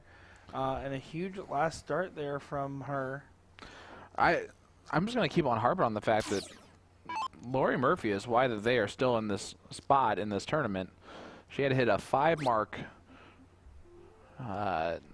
earlier in order to get it done, or else they would have lost the match, and she gets it done. That's something that most people would not be able to accomplish. Lori and Heidi are one of those teams where we saw them and they just sound like about as average and as good as the rest of them, and yet here they step up and they're doing something special and keeping themselves going in a good run on this tournament. All right, here's Kelly. See what she does. 19, that'll work. That's not as much of a work. Gets the point lead back. With the other numbers available there, I wonder if after the secondary you should consider moving on to something a little less blocked, a little bit more open for you. But does get the point lead. You are right there, my friend. Lori's got a lot of support in the chat. Looks like she's got a nickname that I can't say out loud. Lori MF. Making friends. Yeah, making friends is right. As you look over, second match going on, also for third place. Some dual screen action here, as we don't want to miss anything. Both of them are in the first game. It is a race to 2. And since the scoreboard situation is probably not going to be affected very much, we'll just go ahead and keep that for you. We'll do a little splashy splash from time to time. Rhino needs a lot of points to get him and Kenny back in this leg.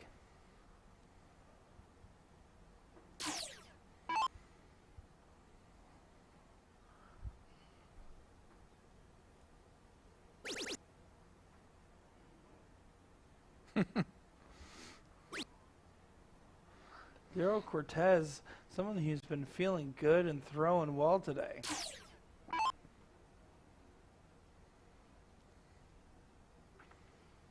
All right. What's the score of the women's match? Both of these are on game 1 in a best-of-3 style format. Yep. Kenny Doyle to throw a round of 9. Just a little short on that last one. Not quite. Yeah, it's funny when you went out there and asked Kenny, "Hey Kenny, I know you're on 1D. Is there any way you guys can play on 1B?" And he goes, "That's fine." And he looks at me, he goes, "I'm tired, but that's only 20 feet."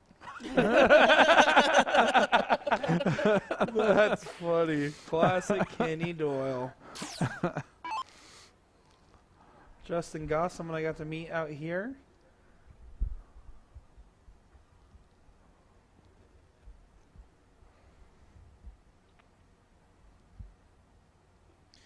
For those of you that have a mobile device, if you got a TV available, definitely throw it up on there. It'll be pretty legible to see both of these boards with easy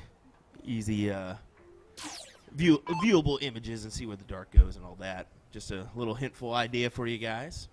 We're going to kind of splash in between both. If we see a potential leg winner happen, we'll go to that match. But with these both being in the same exact spot in the bracket, it's kind of important to show off both. I mean, the fact that, like, to say we didn't show a match where there's a $1,500 difference in prizes, it sounds ludicrous. So we're just trying to make sure we give some equal love to those ladies and gentlemen and darters alike. Lisa Yee showing no love here, though, on the board, as they are in pretty hefty control.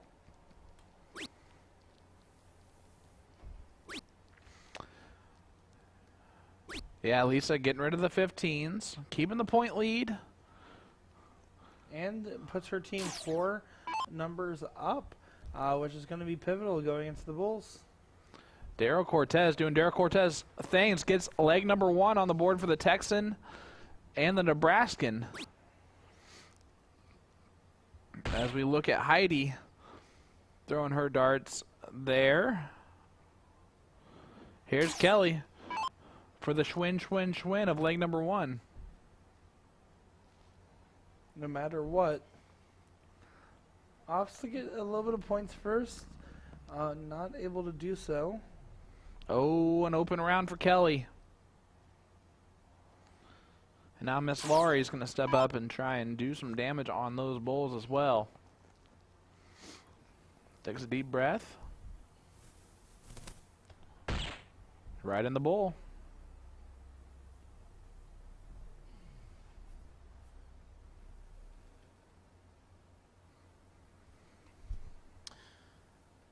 And we'll step Lisa Yee, needing those 3.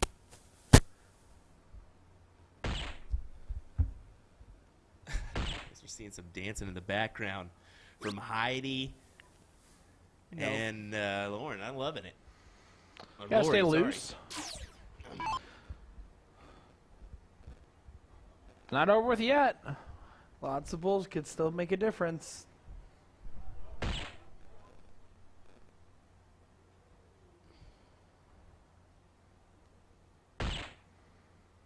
Gets 2 of them.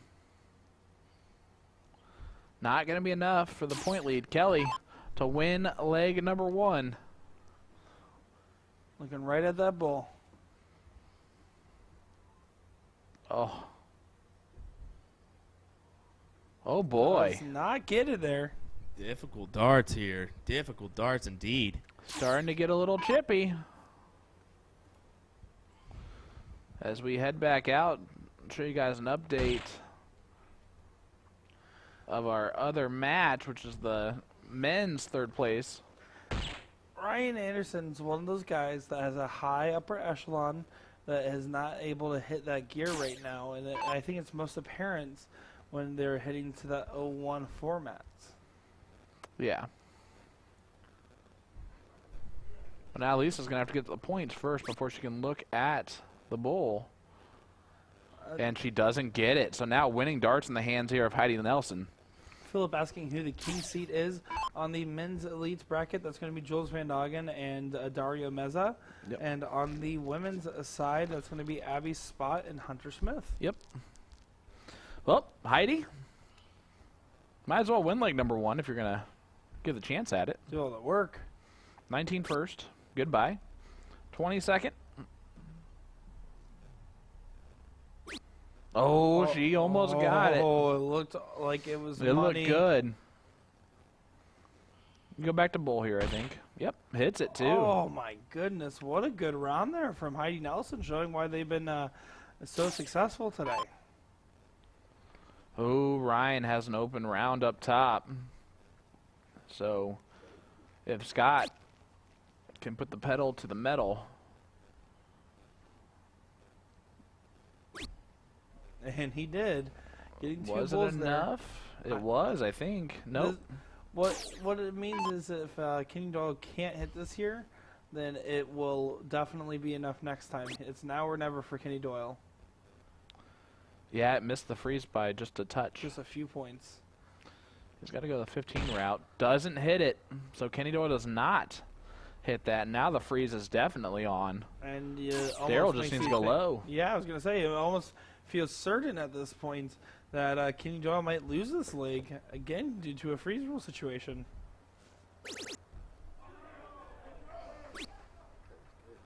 All right, Lisa. Did not get it. And Heidi Nelson with a good chance to potentially win it right here.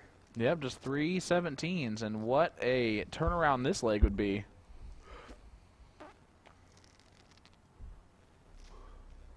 And speaking of turnarounds, definitely frozen is going to be Kenny Doyle. Heidi needs one more 17. Got adrenaline pumped on the first 2, but still got him in the 17 segment. Oh, look at that. Trip 20, not close, but got the first 2. And Heidi... I'm pretty sure all 3 of those darts are at the bull there, Sean. Why? It's hard for Are they us at to see Are her. they at 374? It's hard for us to see the score just because of our... Oh, they're at 374. Our screen slightly obscures the number there, so I was wondering the same thing you were, Sean. Sorry, we thought it was 274, not 374.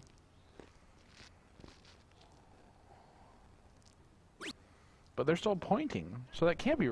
Is that right? It's 391, 333 right now for that for Kelly. Daryl Cortez, they have won the match and take out Kenny Doyle and Ryan Anderson. They're out. That's it. It's over for Santa Claus. That was our 3rd place match. Just finish up there for the men's elite finale. So let's chalk that up real quick, okay? As Lisa looking to win this first leg does so. Daryl Now Daryl and Scott have to be beat twice by Jules and Correct. Dario. If you see it as lives, they have 2 lives versus the 3 lives that Jules and Dario have in first place.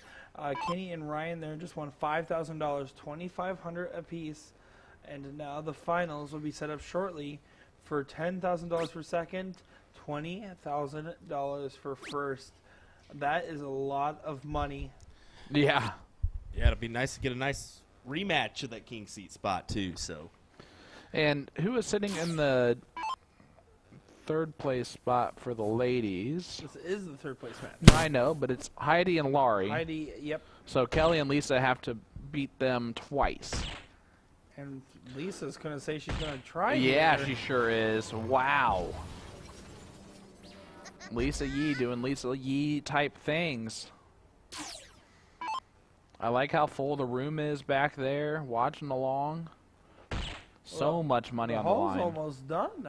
You have to remember, as all the other finale brackets are also in their basically last 4 or 5 teams at most. Yep. Yeah, this has been a fantastic finale. Hopefully you all have enjoyed it alongside of us. I'm Sean Green, Nick Dichiria, Will Stuart, USA Darts Productions, bringing you TOC 2022, brought to you by Partners Promoting Darts. Daryl and Scott beat Kenny all 3 times. Is that true? I think it might be. Wow. Well, some days, some team just has your number, you know? Oh, Heidi don't you know? getting back into this league. Another one would be great. Heidi trying to make up for that opening round where she threw Sean darts. She got herself 31 points. Sean darts were enough to beat Will in 01 earlier. And Nick and everything. Except in doubles. Because you had a partner. Lisa almost threw in another hat trick. But slight advantage for that second team. You can see those girls are still having fun out there, though. Laughing and smiling this whole time. Here's Lori making friends Murphy. Made some Good friends with last. the bull. Leaves a 2-bull out. 2 bulls and a trip 15 will be enough there. Kelly needs to make sure she sets up her partner. Yeah, Kelly having a bit of an off leg here. Needs a bull. Oh, the bull would have been huge. Does not get it. No out for Lisa Yee, meaning they get 6 added, starting with Heidi Nelson attempting 145.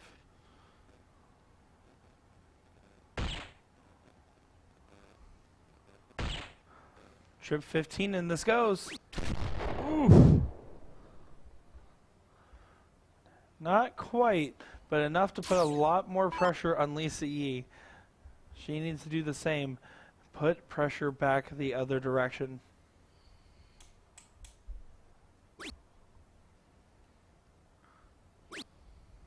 Lisa really needs 1 bull here.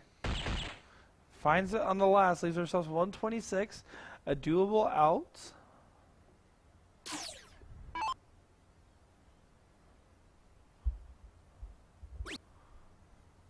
Double 15 needed. So double 14 needed. Oh no, Murphy has to hit this. She doesn't. And now all of a sudden, Kelly Schwinn. Now's the time to come alive.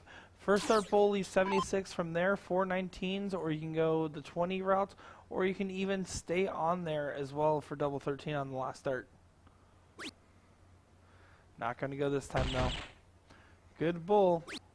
And it hits a single 19 last start to leave 50 for her partner. But Heidi Nelson, I don't see missing 28.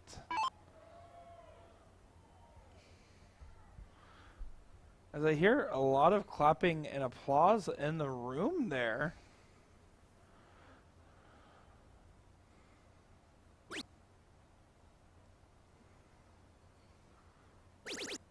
Heidi busted it. Heidi busted it. She hit the single 14 and then missed the second single 14. Lisa Yee, 50 points. 1 bull here to bring it to a last leg decider. Can she do it? She has to, right? And she does. Yeah, and that'll do it. Now They got a one game. final leg of cricket. Let's see who gets in the finals here. The audience is getting into it. A lot of clapping, a lot of cheering, a lot of hugging. This is getting to be exciting, folks. Let us know where you're tuning in from. Let us know who you're cheering for. There's over 800 of you watching along, and we're having fun bringing you coverage of the Tournament of Champions Elite Finale, men's and women's, live from Kansas City, Missouri.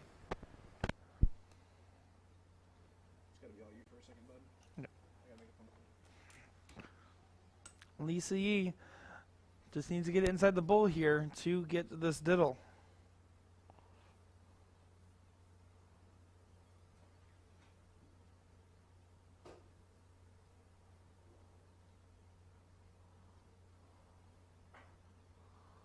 They're counting the holes there.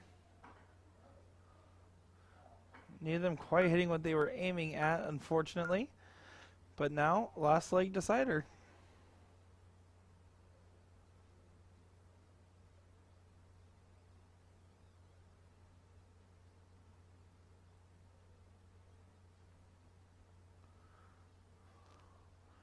I got Todd Pedersen in chat saying all seasons. Julia Scott saying watching from Rockford, Illinois, Washington State, Columbia, Tennessee, watching this and the PDC. AJ Moore saying Omaha, Nebraska. Let's go Scott Donaway. Heather Shoemaker saying go Lisa Yee. I'm watching at work in Phoenix, Arizona. So a lot of support going on all around here, but especially a lot of fans of Lisa, it seems. Let's see how this turns out in this sudden death scenario.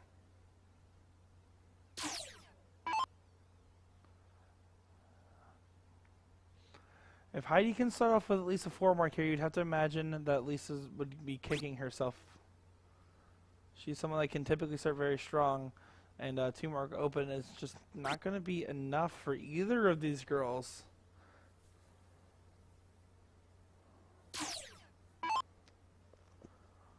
Kelly Schwinn needs to find the 20.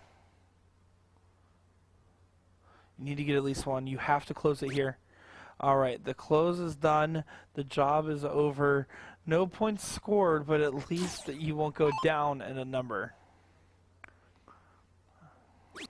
I do like Lori's close there. Just get it right out of the way. After that's a new game. You're going second. Triple 19 would be huge. Does get it on the third dart there. Good round from Lori Murphy.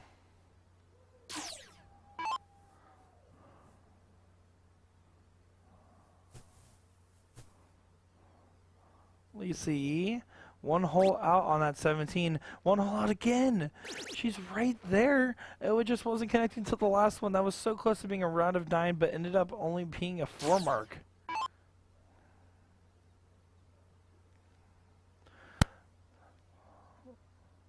Larry Mason saying, "Let's go, Heidi." Kelly, met her in Montana at the Wild West Shootout. She is really nice.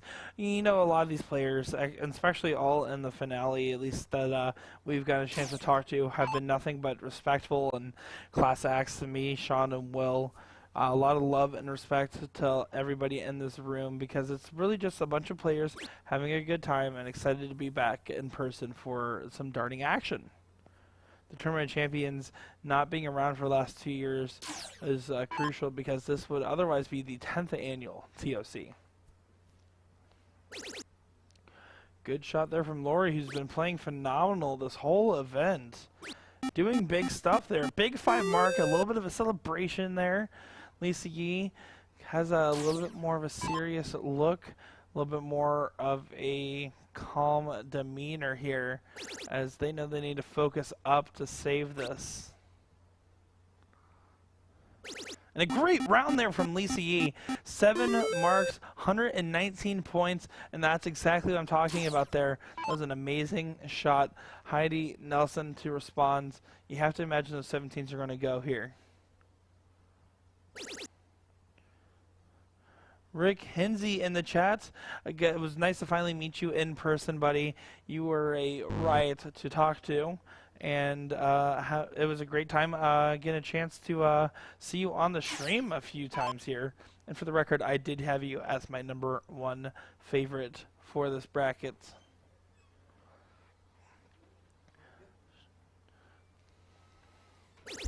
Schwinn, Schwinn, Schwinn. Doing work on the 17s once again, does regain that point lead, but this sudden death leg is getting hairy.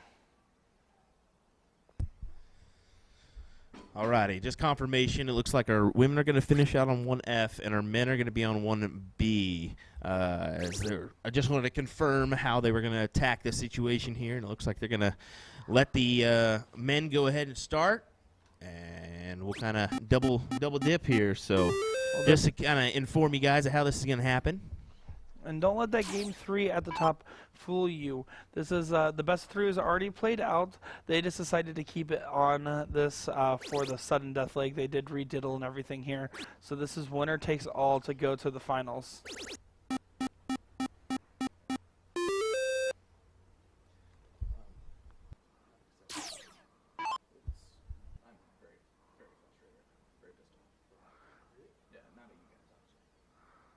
Heidi Nelson finds the 19 as she's been finding it all day. Good time to be hitting it. It's a little bit more back and forth that we've seen in this matchup between these 4. No one really wanting to go home. Everyone playing well and hitting those strategically crucial darts. Abby Spots and Hunter Smith are going to be on the seat for the ladies here.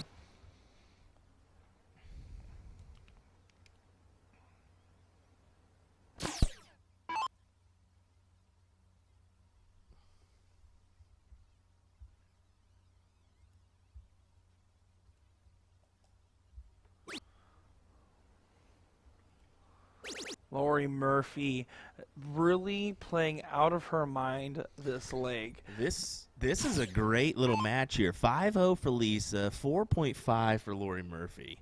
You got a 3 on a 1.5. Of course, the 1.5 you'd like to be a little bit more, but That's part of a doubles kind of deal. You got to have both sides of the street rolling for you. Well, what's nice about seeing Lori Murphy perform so well is it's like Heidi Nelson, when she cooled off after her earlier games, Lori picked it up, and that's what really shows the good signs of a good doubles team. Don't worry, partner. If you're not hitting, I will. Tool Kahoma in chat saying Lisa Yee seems to excel under pressure. Absolutely. I don't see how she doesn't. She just is some player used to those big situations and capitalizing on them. Room goes wild there as Kelly Schwinn does hit a 6 mark on those 18s.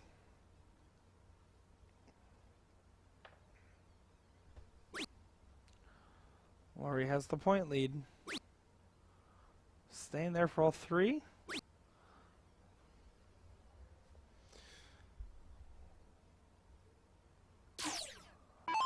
Well, it looks like our men's final is about to get underway, folks, as they are pushing the buttons they need to make it happen.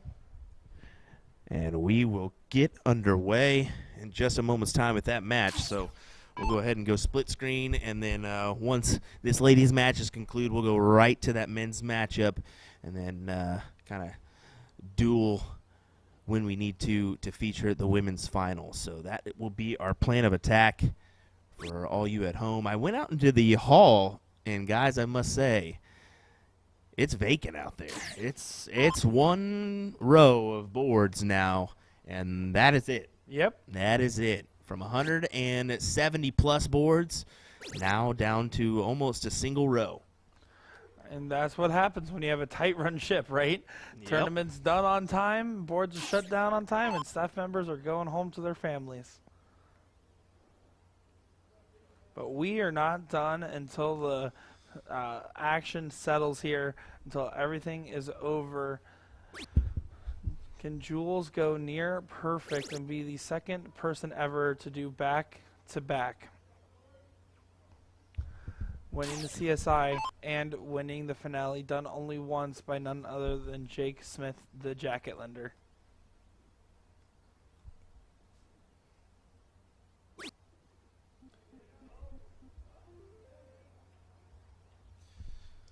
Go ahead and turn off our board sounds to both these boards so we're not in confusion here.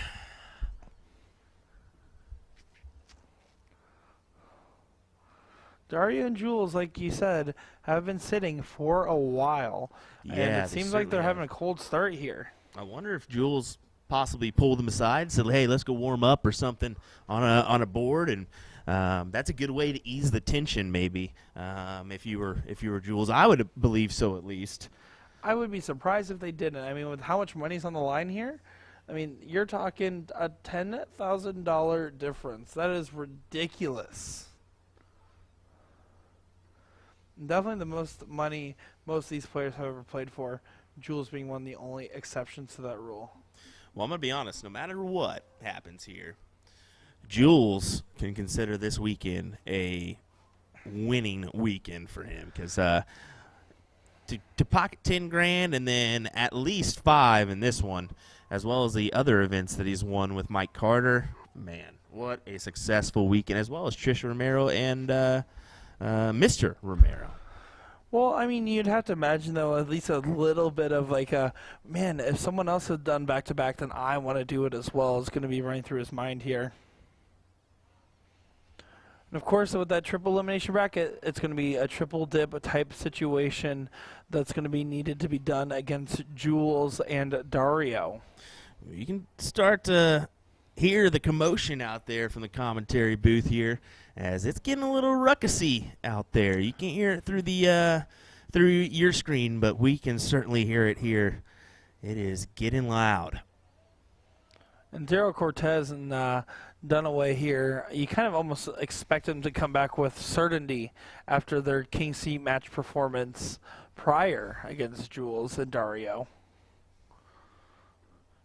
A lot of DZLs in chat for Daryl Cortez.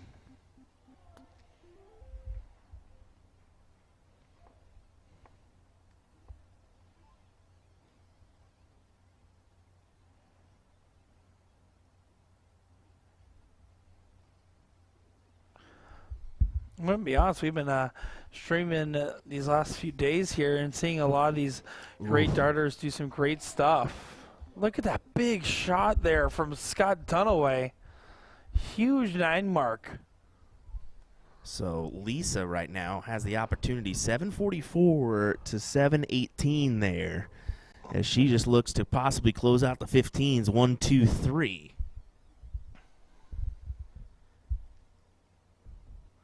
Oh, she misses it on the last dart, just 2, as Daryl Cortez takes the first leg of our men's finale.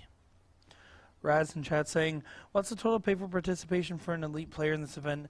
If you include league fees, I have no idea, my friend, as obviously each match costs about $13 to $15 a player. Of course, you do win some of that money back in your Dart League as well. So, unfortunately, it's a little too hard to calculate the cost to get here, but the payouts are more than worth it at this point for these players.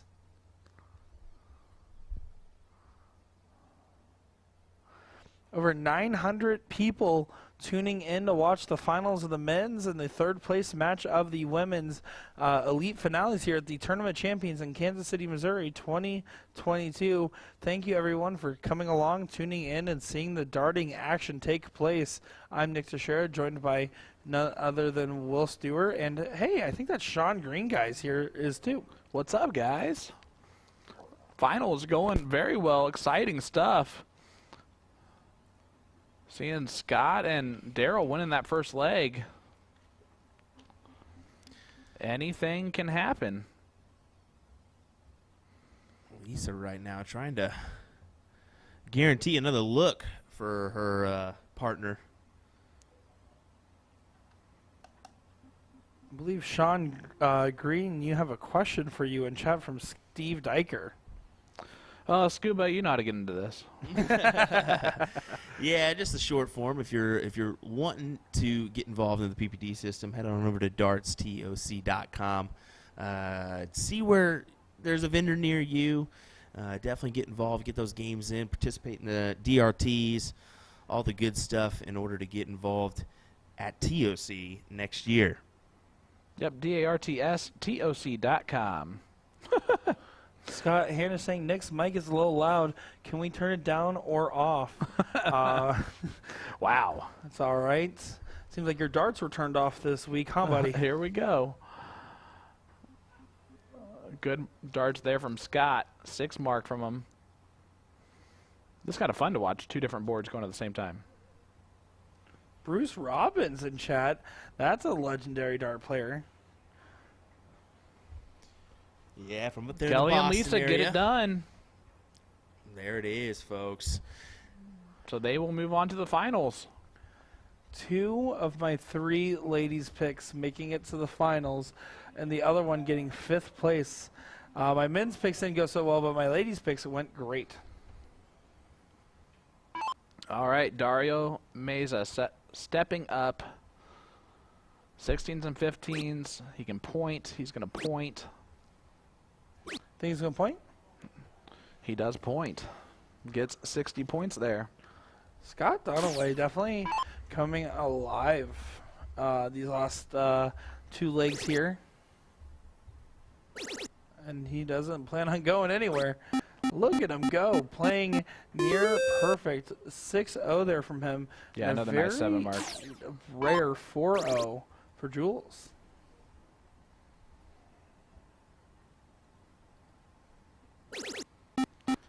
And he gets a 101-point lead now.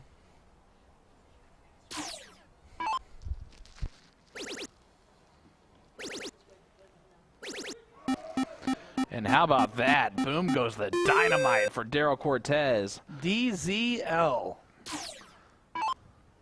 Dario needs to do something here to regain that point lead.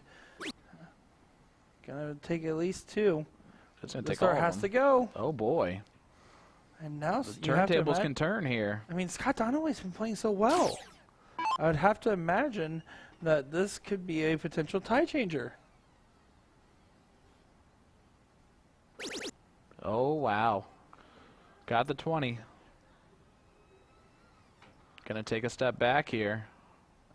Look over at the 18s. Staying up. Oh boy. You see Jules ready to pounce on that. Yeah, he fired himself up here knowing he got lucky with that opportunity. And there's the trip. He's about to show him why it's 16s. also a little bit of skill here. Going back up. Only a Didn't hurt 5. that bad. Nope. Daniel Thomas, I'm going to have to agree with you there. It is tough to be sitting and then go right back in. Look at Daryl there. Just smooth stroking everything. But Dario has a chance to close and still hold the point lead. Jamie asking about her daughter, Jessie.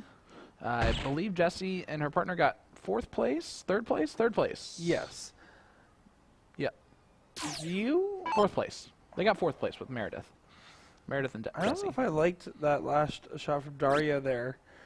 Being up in points, he took his first start at the bowl, then went single 15 when he already had a single on the 16s. I just don't know if I would have shot it in the same order there. Jules not winning darts, but has an opportunity to switch the tides of battle. Nope. Just not hitting the trips the way he would like to. Daryl go for the win here? You have to take at least your first start at it. At this level, you have to. Look at him. There He's you going to... go. Oh! That's the first time he has not hit a game-winning hat trick that Well, we've seen. that could come back to bite him pretty hard here. Now there's winning darts in the hands of It's only Dario Meza. And it's only a 4 mark.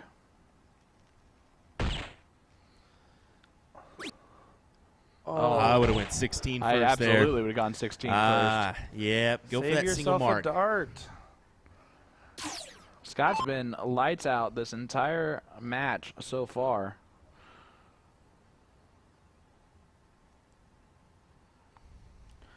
Oleg watching from Ukraine. Thank you for tuning Big in. dart there. Big dart there. Sorry to interrupt you, buddy. Yep, takes all the pressure off.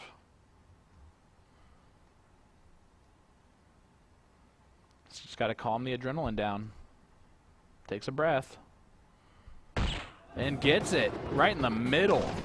Huge round there, as it is now 1-1. 1-1. So we're going to go to our... Both teams have 1 loss now. That is correct. So it's going to go to our middle bracket format. Cricket 01 Cricket. Mike Molly saying, you guys got to get that easy dart first out of your head. I mean, you can say what you will, but right there, having the option to shoot a big single 16 to close over a what you needed 2 singles for on the 15 there, on the off chance that it came back around, would have at least saved a dart in hand there. And 16 is also worth more points. So now they're going to play Cricket 501 Cricket Correct. as their format for the next 2 legs. Or next 2 rounds, no matter what. Exactly. Next 2 rounds, that's what we're going to see. Now that the little resets in place, we're guaranteed. If it goes 1 each direction here, then we will see this, as we saw in the men's CSI, a sudden death leg pop up. Well, Jules got it there, so they will go first.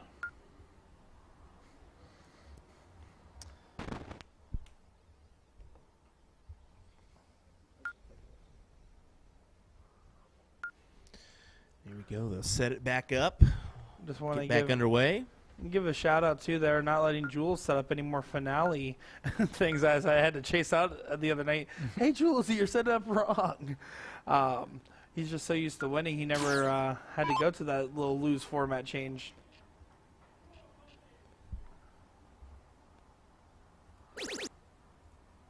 Starting off right, finding the 20 right away.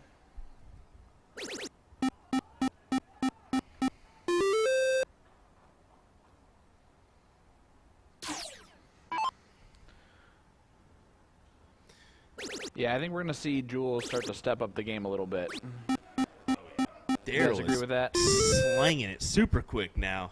7 mark there, and yeah, I would have to imagine he did the same thing in the men's CSI, where he kind of started off a little bit slow, and then kicked it into high gear afterwards. Look Well, at how that. about that from his partner Dario? Boom goes the dynamite, getting us going.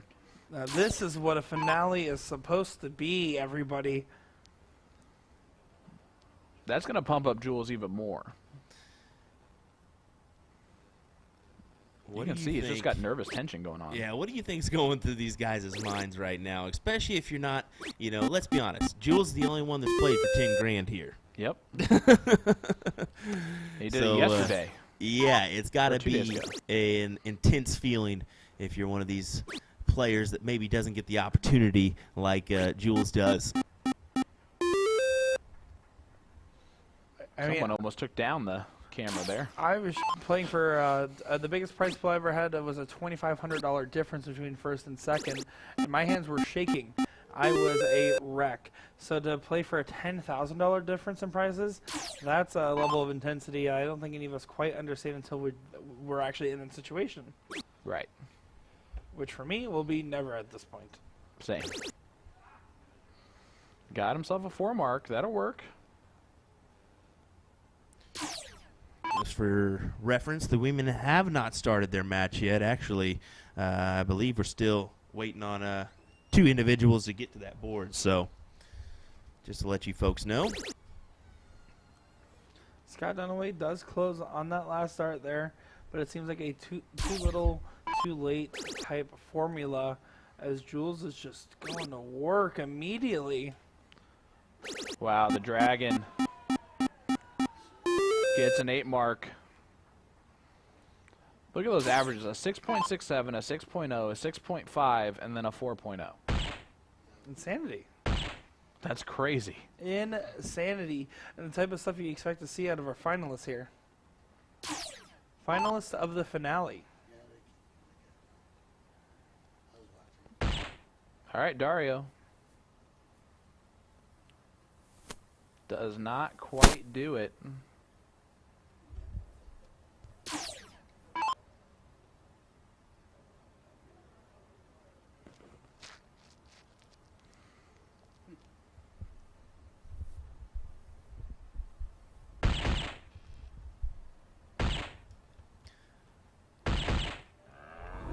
Scott goes double bull, single bull, double bull. You can hear the crowd really getting into it. You love to see something like that. Oh, definitely. They're getting into it all right. As Jules, double bowl for a 6.60 MPR, makes this 1-0. I'd say he stepped up. I'd say he stepped up a little bit. A little bit or a lot of it.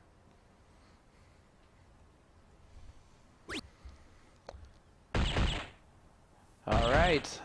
Now we get a little bit of that freeze format. Puts a little slight cog into the automatic going to game 3. Still obviously favors the players going first, but not as much as it would if it was just 501 stacked. Jules starts off perfect there.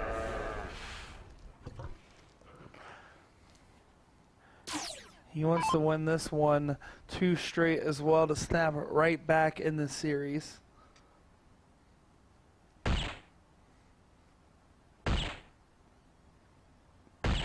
And Scott just keeping it up as well. Scott Dunaway. So here we go, Dario Meza.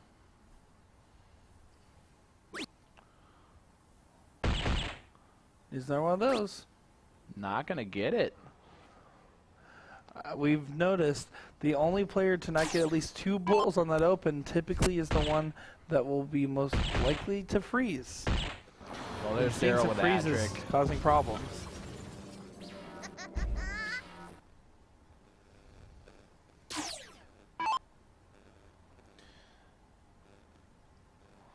Jules to remain perfect. Yeah, he had to go for something different. Yeah, you could see that he was thinking already ahead. He was thinking, all righty, I've got to do something here to set something up for myself. Not going to get that opportunity now, I think. We'll see. Well, here's the thing. You can really miss 2 darts and still be able to hit 12 darter pretty consistently.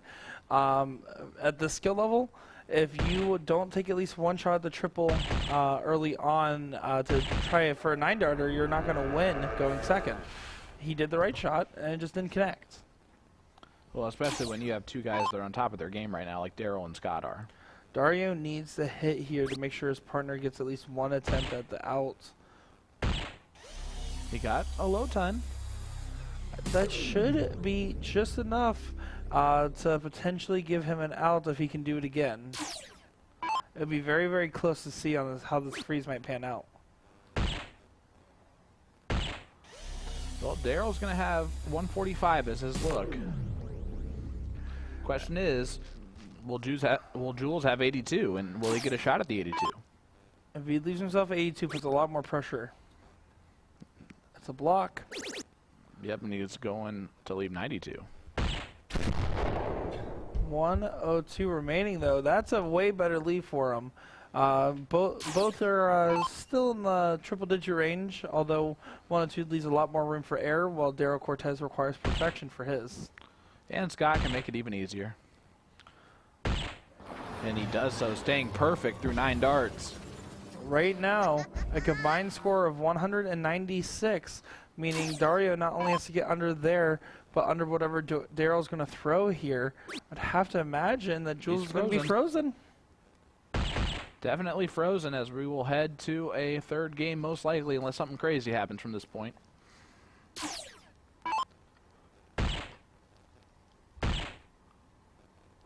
There it is. Hits the 145 anyway.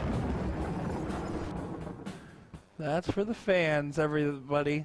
Diesel doing what he wants to do. Eric Ludke in chat joining in saying, shoot well, fellas. Pleasure calling your games just a few minutes ago. Chat great. Good to see you. Hey. Pleasure, buddy.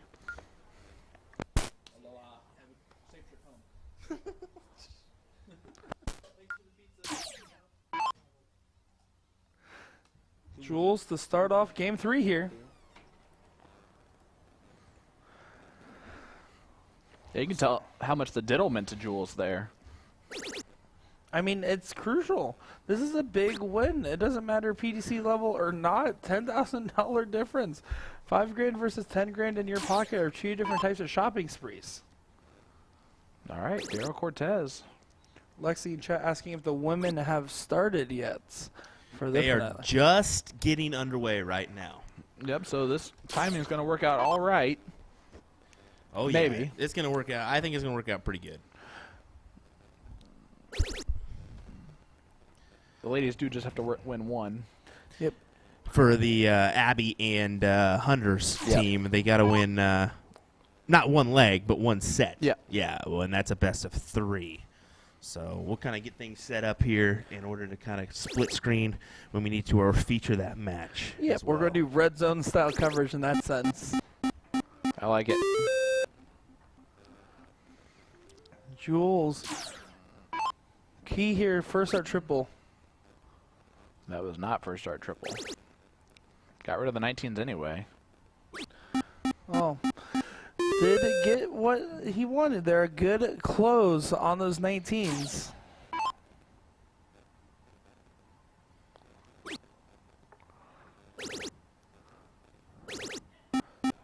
Daryl Cortez, not only hitting great, but I love the assertive Texan yes sir coming right through the doorway. We can hear it every time he's been hitting pretty good.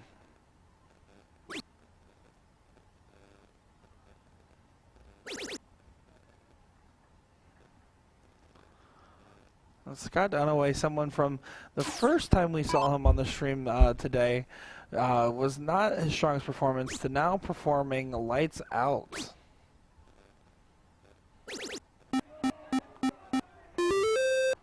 Beautiful 5 mark there. Beautiful momentum swings back and forth. Tug of war, teeter totter. And a big 4 mark there for Jules.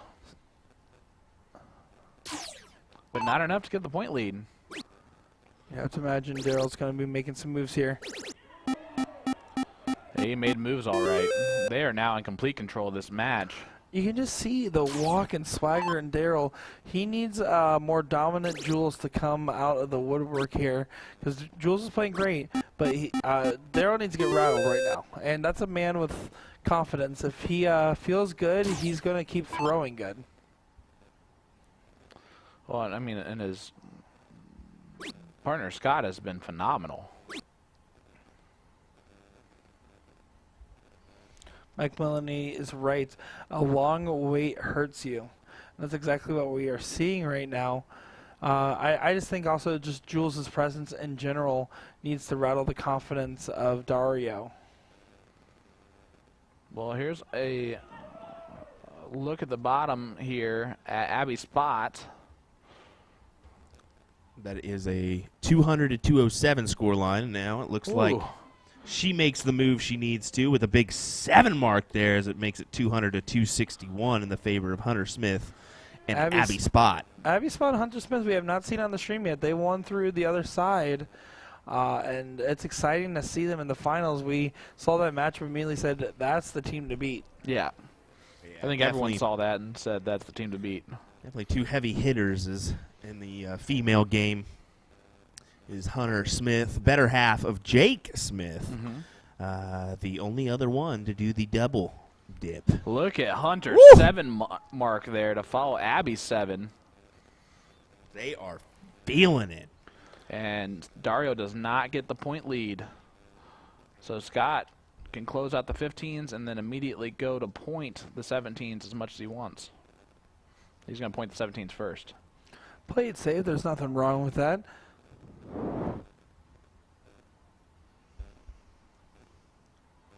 Goes back to 17s on this third dart here. Yep, walked it in.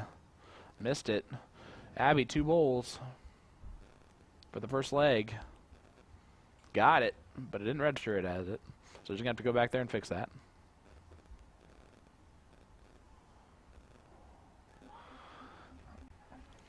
You can hear a lot There of it yelling in is. the hall. Abby Spot and Hunter Smith 1 leg away from becoming the women's champions here. Wow, Daryl.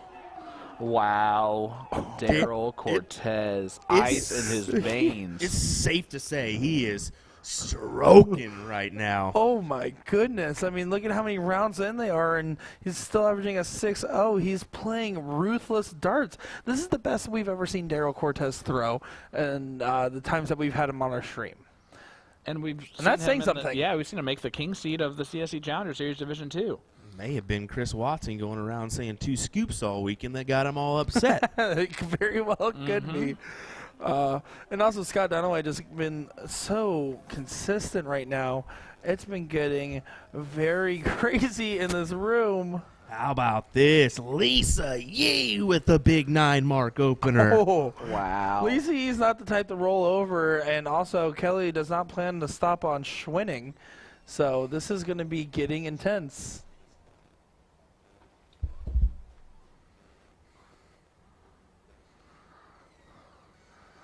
Jules a little frustrated here. Yeah. I think this is exactly how you said it earlier. We've seen him kind of get a little cold at the beginning, especially after sitting in that king seat for so long. And then just like in the CSI, he puts on the real game face and kind of gets into gear. And that's what's going to be needed out of him.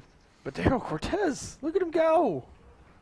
I mean, they just won the second match. So now they'll play the same exact format, only now, for the first time in this entire tournament, Daryl and Scott have the advantage. They now need to be double dipped, and Jules and Dario just need one more loss and they're out. Again, I hate to hammer on this, but Jules had this position once already and shows that he will kick it into that final gear. Yep. And it's going to be now or never. He needs to become alive. He needs to play strong and break the stride of Daryl Cortez. Dario is doing a great job of keeping him with Dunaway, but right now Cortez is just outclassing Jules. You're absolutely right. All right. And looking down at the bottom screen, Miss Kelly Schwinn, they're at 180 to the 95 of Hunter and Abby.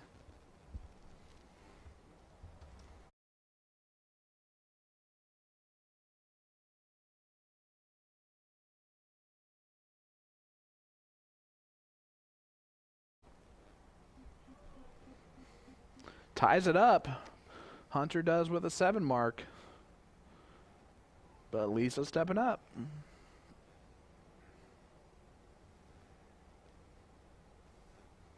Again, Abby and Hunter are the queen seat.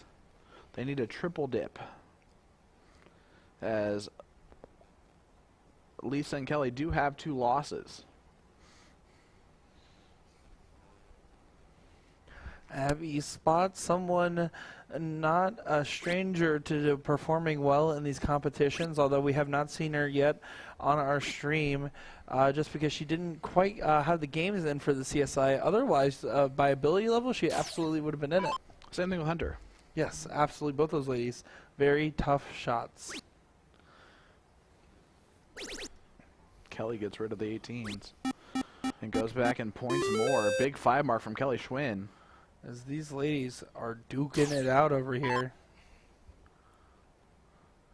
Thomas Young, bold prediction chat. Jules won't win another game here. I'm sure Daryl Cortez would want you to be right there, but it's really hard to ever rule Jules out after how well he's been playing. Yeah, it's hard to rule out a 9 mark, too, because that's what he just opened with on that one. He must have heard ya.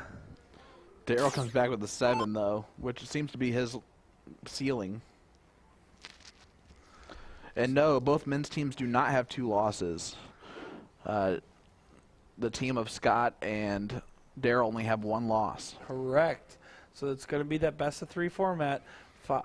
Cricket 501. Cricket. After this point, if Jules loses here, it is over for Jules and Dario.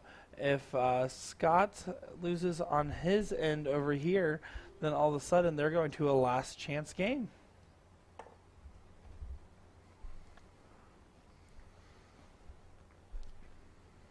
Solid round there from Abby's spot, trying to climb back in on the 16s over here. Kelly Schwinn trying to put the denial on it. And Jules with a big 6 mark there.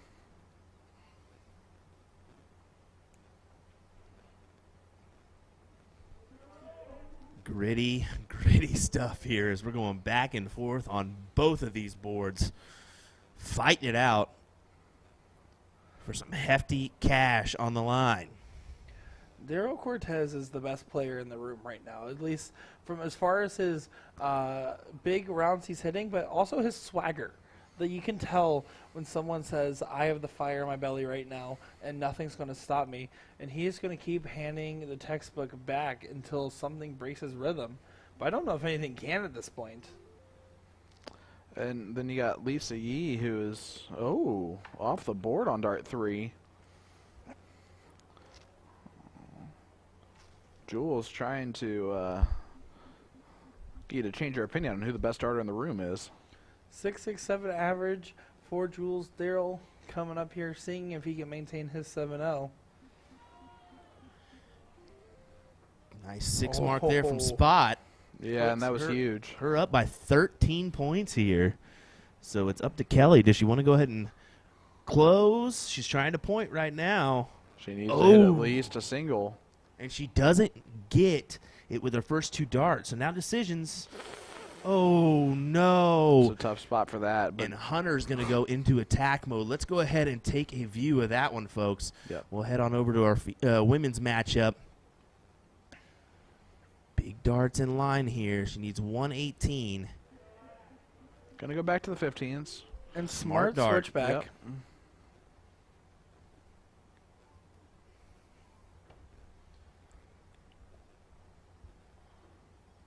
Jules going for a very aggressive close there. Lisa gets the point lead back and does not get rid of the 15 again. A good celebration there from the Dutch Dragon, Jules van Dagen, as well.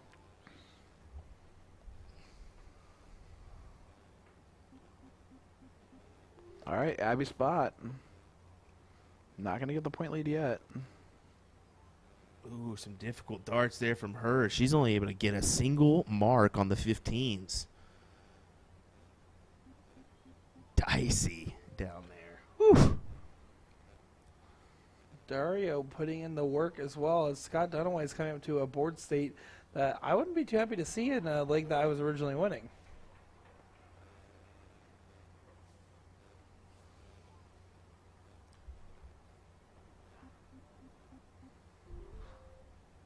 If Jules closes those 16s here, he's for sure taking a look at the 15s as well.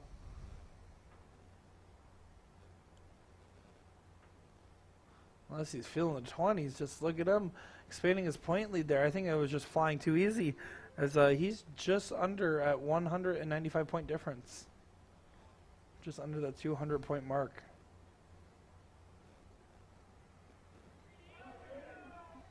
You see pounding away at the 20s as well. Yeah, Lisa's almost put this out of Abby Spot's reach down there as it's 540 to 428. Well, Abby's still chucking away at the Bulls. Doesn't seem to be shaken too much by the circumstance. And falls out into the 18. That's one of those happy accidents in the Bob Ross School of Darts. So is that 440 you said? Or is Yeah, that 540.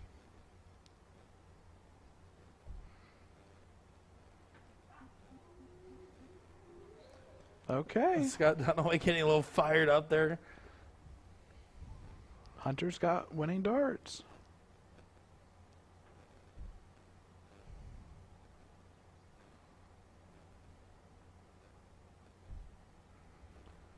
Not quite. Couple Oh, bulls. Jules. He had to let out a little sigh there. He does get the close. Only scoring 20 points, though, means Daryl Cortez, this could be huge. No. Daryl Cortez shot at the 16s there. It was closed. Oh, no. That was a huge mistake. Oh, that's a big one. Abby Spot winning darts. Just needs 2 bulls to take a shot at it. There's There a they big are. bubble bull. Why is she not looking at the 20s? Oh, because it wasn't enough. My math was wrong. I didn't see the extra point there But from. that 4 bowls there was huge. Ooh. All right, Kelly Schwinn needs a double or a triple 20. Not going to get it. Hunter Smith 2 bowls for the or 2 20s. To win $20,000. Yeah. Don't think about that right now. One more. There it is. Your champs. The women's TOC finale champions. Hunter Smith and Abby Spot. Hunter and Abby going flawless. Amazing stuff over there. See a quick replay from yesterday into today. Sorry Nice little about fist that. bump. But there is your champions, folks. Wow. Wow. Wow. You see what it means to them right there. Let's head back on over to the men's finale for our conclusion of this one. Congratulations to both those ladies once again, and all 4 of them, really, as there was a total of $30,000 in that final. Jules and Dario take out leg number 1. Find himself in the same position they just were in. Going second. So Jules and Dario need to win this best of 3 to bring it to a last chance.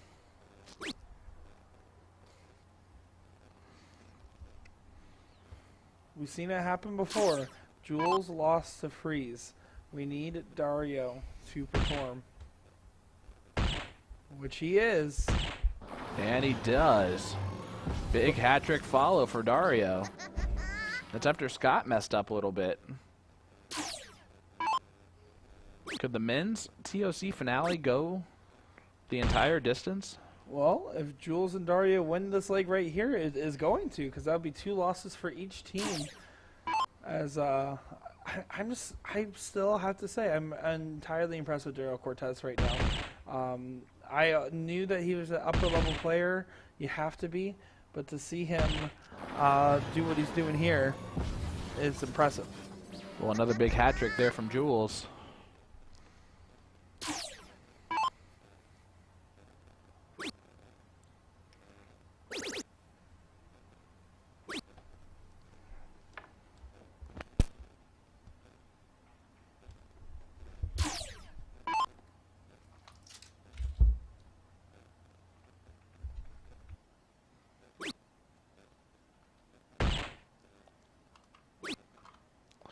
Dario only gets 73 points there, but it is enough as he is second lowest in score, and his partner's the lowest. Daryl, though, just nonchalantly throws in another hat trick. But does not have the point lead, meaning Jules is going to set himself up on the out first and is unlikely to get frozen here, meaning Jules will be the first one at an out. And a chance for a perfect leg of darts for Jules Van Dongen. What a time to do it, right? I mean, this will bring you to a last chance scenario. We're going to see literally what's happened in the CSI happen here if Daryl and Scott don't either win this leg or win the sudden death. Yep. I can't believe this. I actually can't believe this. Here, Dario just going to try and get low.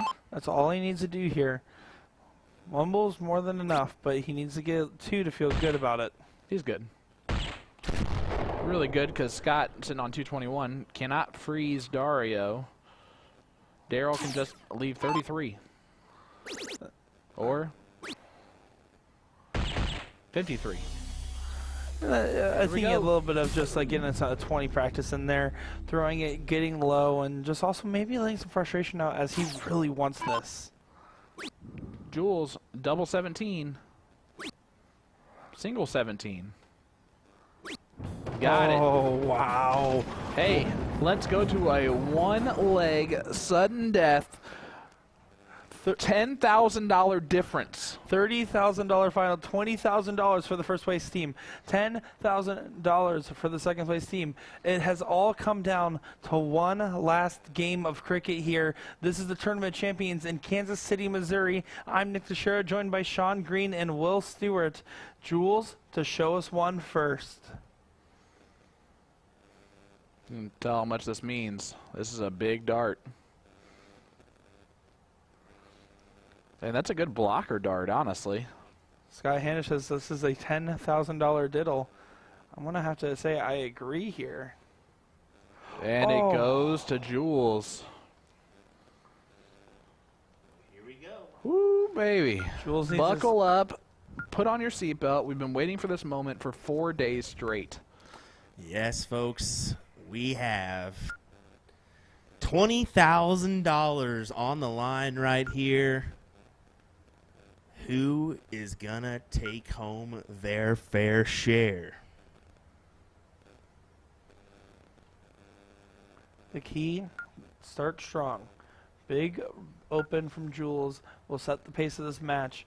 He needs Daryl answering to him because when Daryl starts going on that run, he goes on them fast. So you don't want him to have an opportunity to take the lead early. You want to control the leg. Jules is the highest individual average player in across all of the PPD.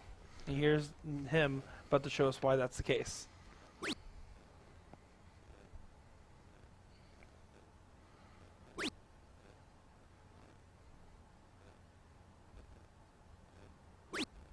Only a 3-mark start for Jules. Daryl Cortez, time to capitalize. Hopefully not feeling the heat. Wow.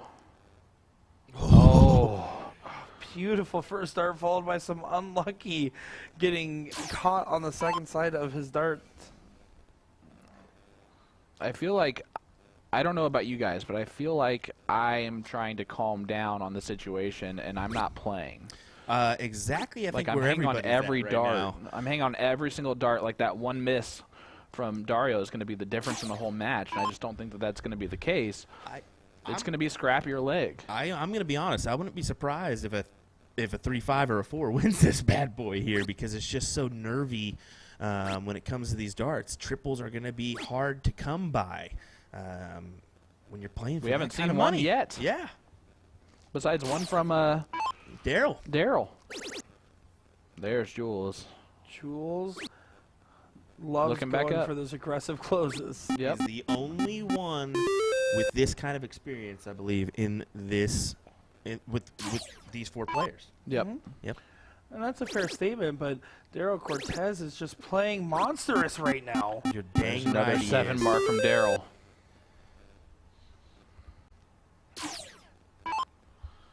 Scott and Dario have kind of been neck and neck as far as what one's doing, the other's doing as well. So this really does come down to how long can Daryl stay in the ring against Jules. Well, that was a big miss there from Dario. Can Scott capitalize on it? See Jules there giving his partner like a little pump up there. Saying, come on, we got it. Come on. Get that energy up. Don't be shaking your head. Scott, every time he hits a big dart, he's taking a step back, and I love the way that he does that.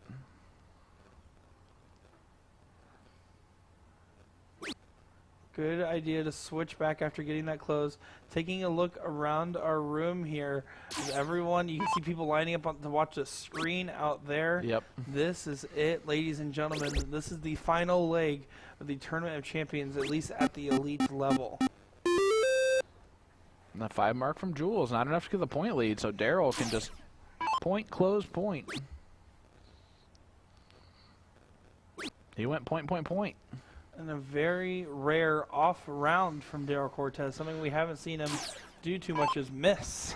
Chris, we've said this many times, but we will repeat it as often as we possibly can. First place is $20,000 to be split between the two players. Second place is $10,000 to be split between the two players. And what a round from Dario. Big 6 mark. Scott Dunaway needs to do the same. Keep that momentum that the Dario just took away. Not going to do it. Needs to find a point lead or else he's in trouble. They are in trouble. You see how quick Jules came up to the line there? Yep, he knows now's the time. He was about to sprint up there. That is the prime opportunity. The best one he's going to get this leg right now. He knows it. Look at him go. Goodbye 19s. 18s again. Nice 6 mark from Jules. He saw that opportunity. He pounced on that one. Daryl and Scott having back-to-back week rounds. Oh, Joe. Daryl, another 7 mark. As Dario, 6 rounds that he hits on his last attempt. If he does another one of those, I'm going to say would be all done priming Jules up. Oh, big 7 mark. You can see Jules is fired up back Look at there. him go back there. What a time to come alive for Dario. As Scott Dunaway kind of needs to have all 3 hit that triple bed, and they'll still be behind if that happens. This is incredible. Just give him a little pat on the side there. Hit of the hip. 17s need to go away. There they go. 16s. 15s. Oh, wow. Door is starting to close on Daryl and Scott. And this is really just that one turn where Scott and Daryl weren't as strong as they have been. But Daryl Cortez doing such an immaculate finals performance here. I mean, truly impressive stuff as he has been lethal every single leg. But Jules and Dario are right now wide awake and running through this. Wow, great darts there from Dario, who's been a fantastic partner for Jules all day long. And that cannot go without saying that. Scott Dunaway has been fantastic at times. Daryl Cortez has shot the darts of his life today. It's been so much fun to watch. And then, of course, Jules is just showing why he is the best in the entire building all week long. And that's fair to say. I mean, this will be the second time ever a person's won the CSI. Here we go, one bowl. And then won the finale right here. Gets it done.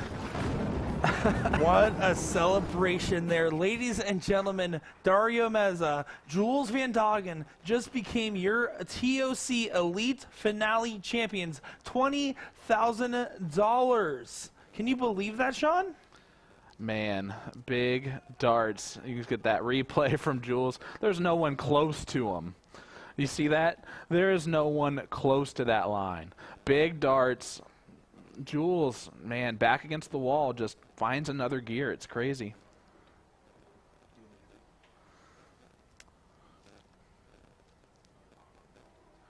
All right, so we're just going to take a little look around the room here. You see all these players running up to congratulate all the people around, as that was an incredible final. Daryl Cortez, Scott Dunaway, $10,000. You can see Jules' dad come up there giving him some love. What incredible stuff. What fantastic darts. Just give us a brief moment here. We're going to have a quick chat with the players, and we'll be back over shortly.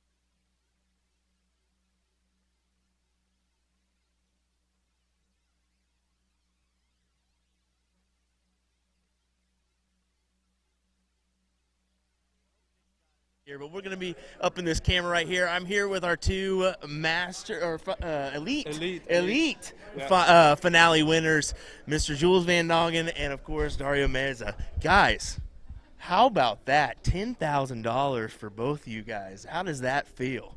Not bad. Not bad at all. I bet you. What do you think, Jules?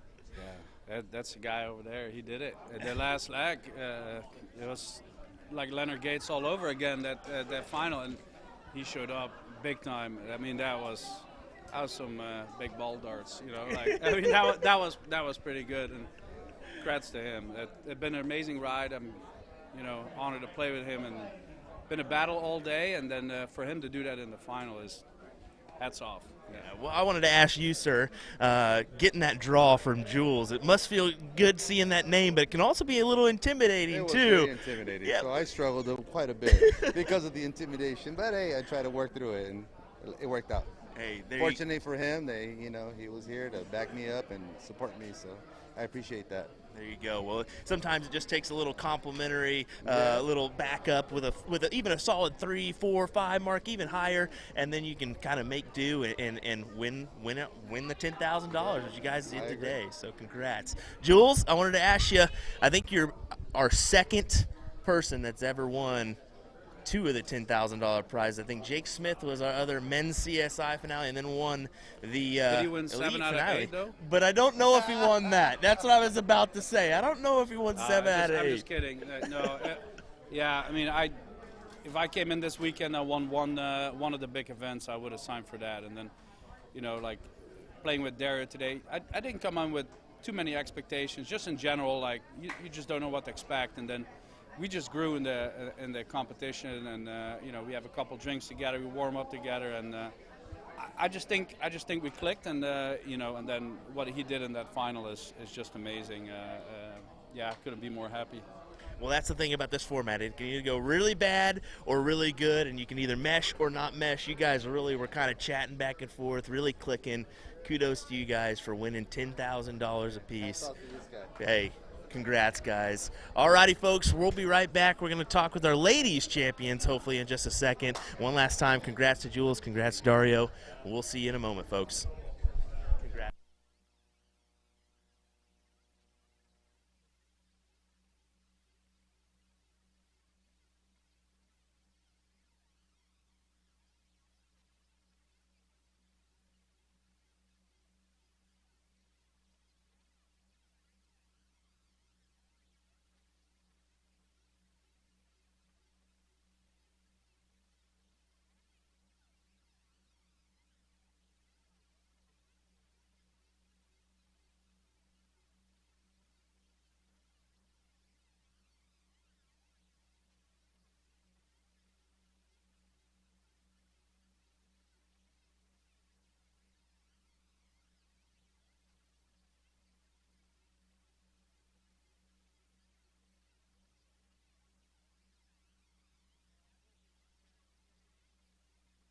Well, ladies, I think you were probably pretty happy with your draw today. What do you say? Absolutely. Yeah, we've got Hunter Smith and Abby Spot here, our elite finale. I did it with the guys too. Elite finale women's champions. That must be a nice feeling to pocket a nice hefty paycheck for both of you as well, huh? Yeah. Yeah. When I saw my draw, I was more than happy. I love this girl more than anything, and I knew that we would click and we would be just fine. We have fun, and Absolutely. it was going to be a good day, regardless. I have never felt so comfortable throwing darts in my life as today. Like, it was just easy to walk up and just throw darts. Yeah. Well, I'm going to state something, and I don't know if it's true or not, but you and your husband may be the only husband-wife duo on the trophies over there. Did you know that? I did not know that. Make you maybe tear up here just a second here. I did not know that, but it's pretty awesome. Yeah, I imagine that it's a great feeling just to pocket that money, but not only that, just to have kind of a friend along with you for the ride. Must feel nice. Well, kudos to you ladies. I won't keep you.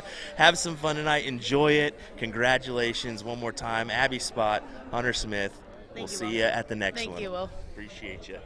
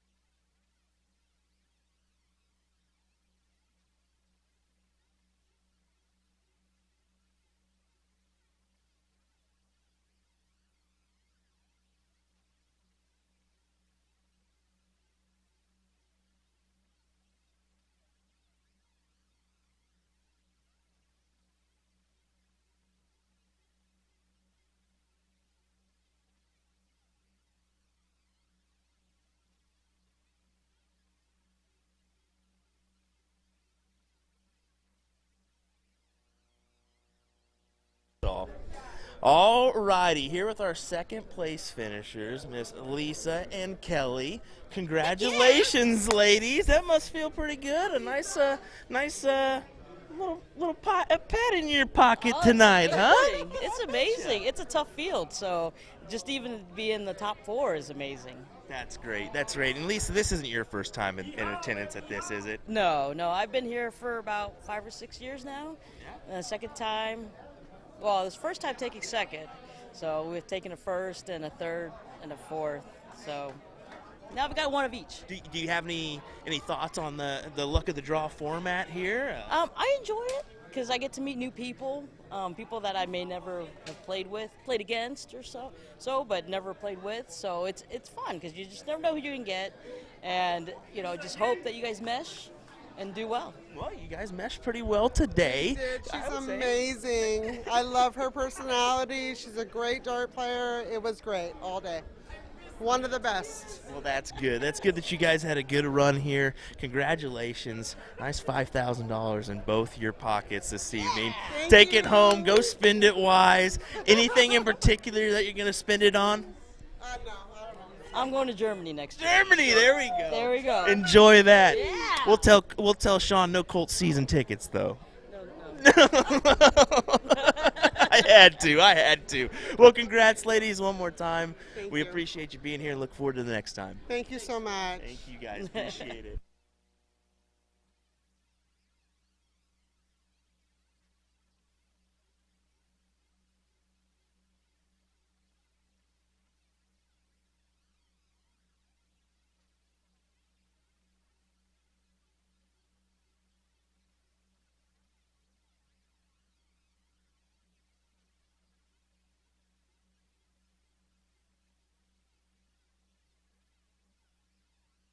Alrighty, here we are with Daryl Cortez and Scott Dunaway.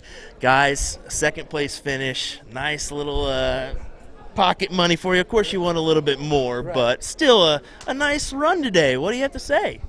Hey, it was a good experience. I mean, coming all the way to the final game, I mean, couldn't ask for anything different than the way it went. I mean, I missed some key darts. I missed that. I mean, I didn't see that 16 close earlier. I mean, that could have been different. It could have been a different outcome, but it happened. And, It happens, but, it relies on both you guys to make it to the finale, or the final, per se, and you guys did that. You guys complimented each other when you needed to. You had some big hits and then some, not so big hits, but that's the nature of the beast. We all been there before, but to be in this spot, it must feel nice after a long, hard week of darts to finish right here. Exactly. Long road.